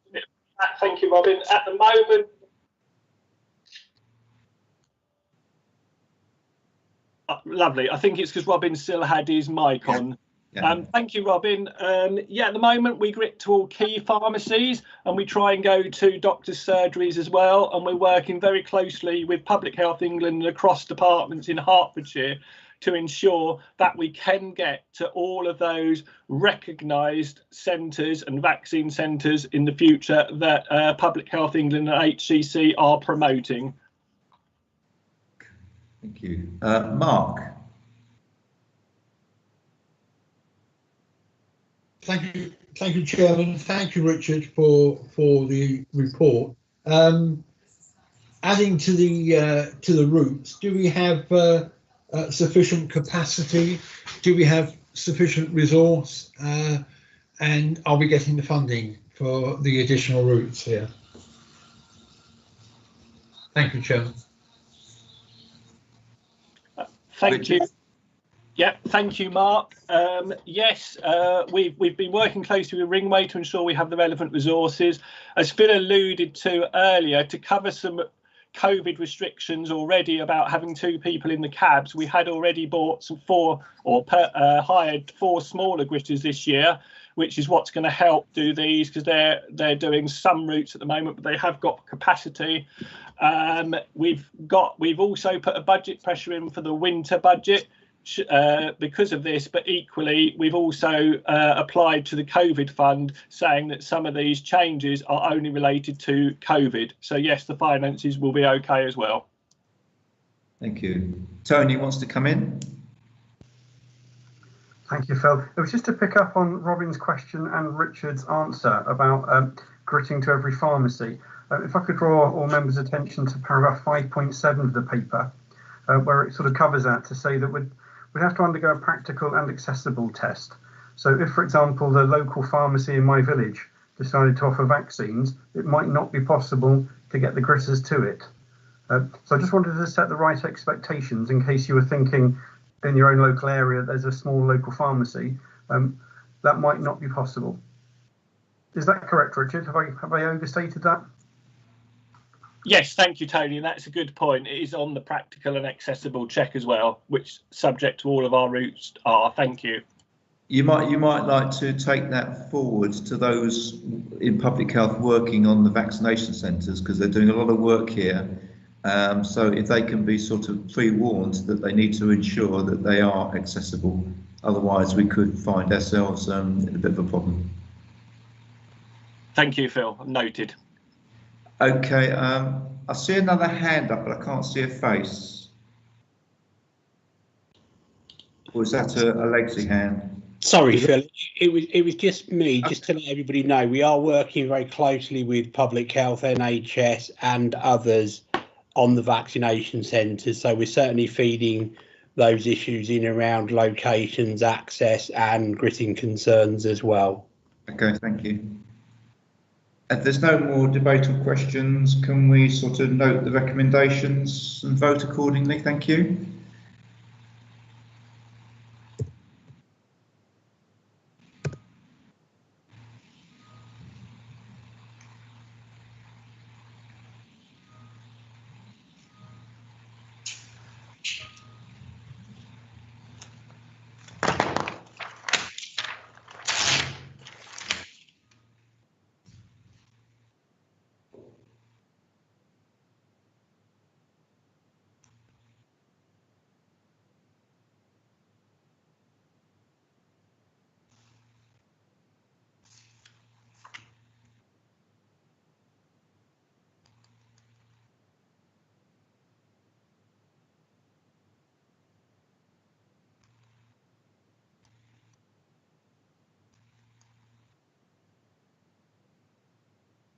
Okay, that's agreed unanimously. Thank you. There's no urgent other part one business. Just thank you all for your patience and your forbearance, and also particularly thank our Democratic Services girls, Teresa and Elaine, for keeping us online and on track. So thank you, girls, and thank you all for your attendance. See you next time. Well done, Phil. Thank you. Thank you. Well done.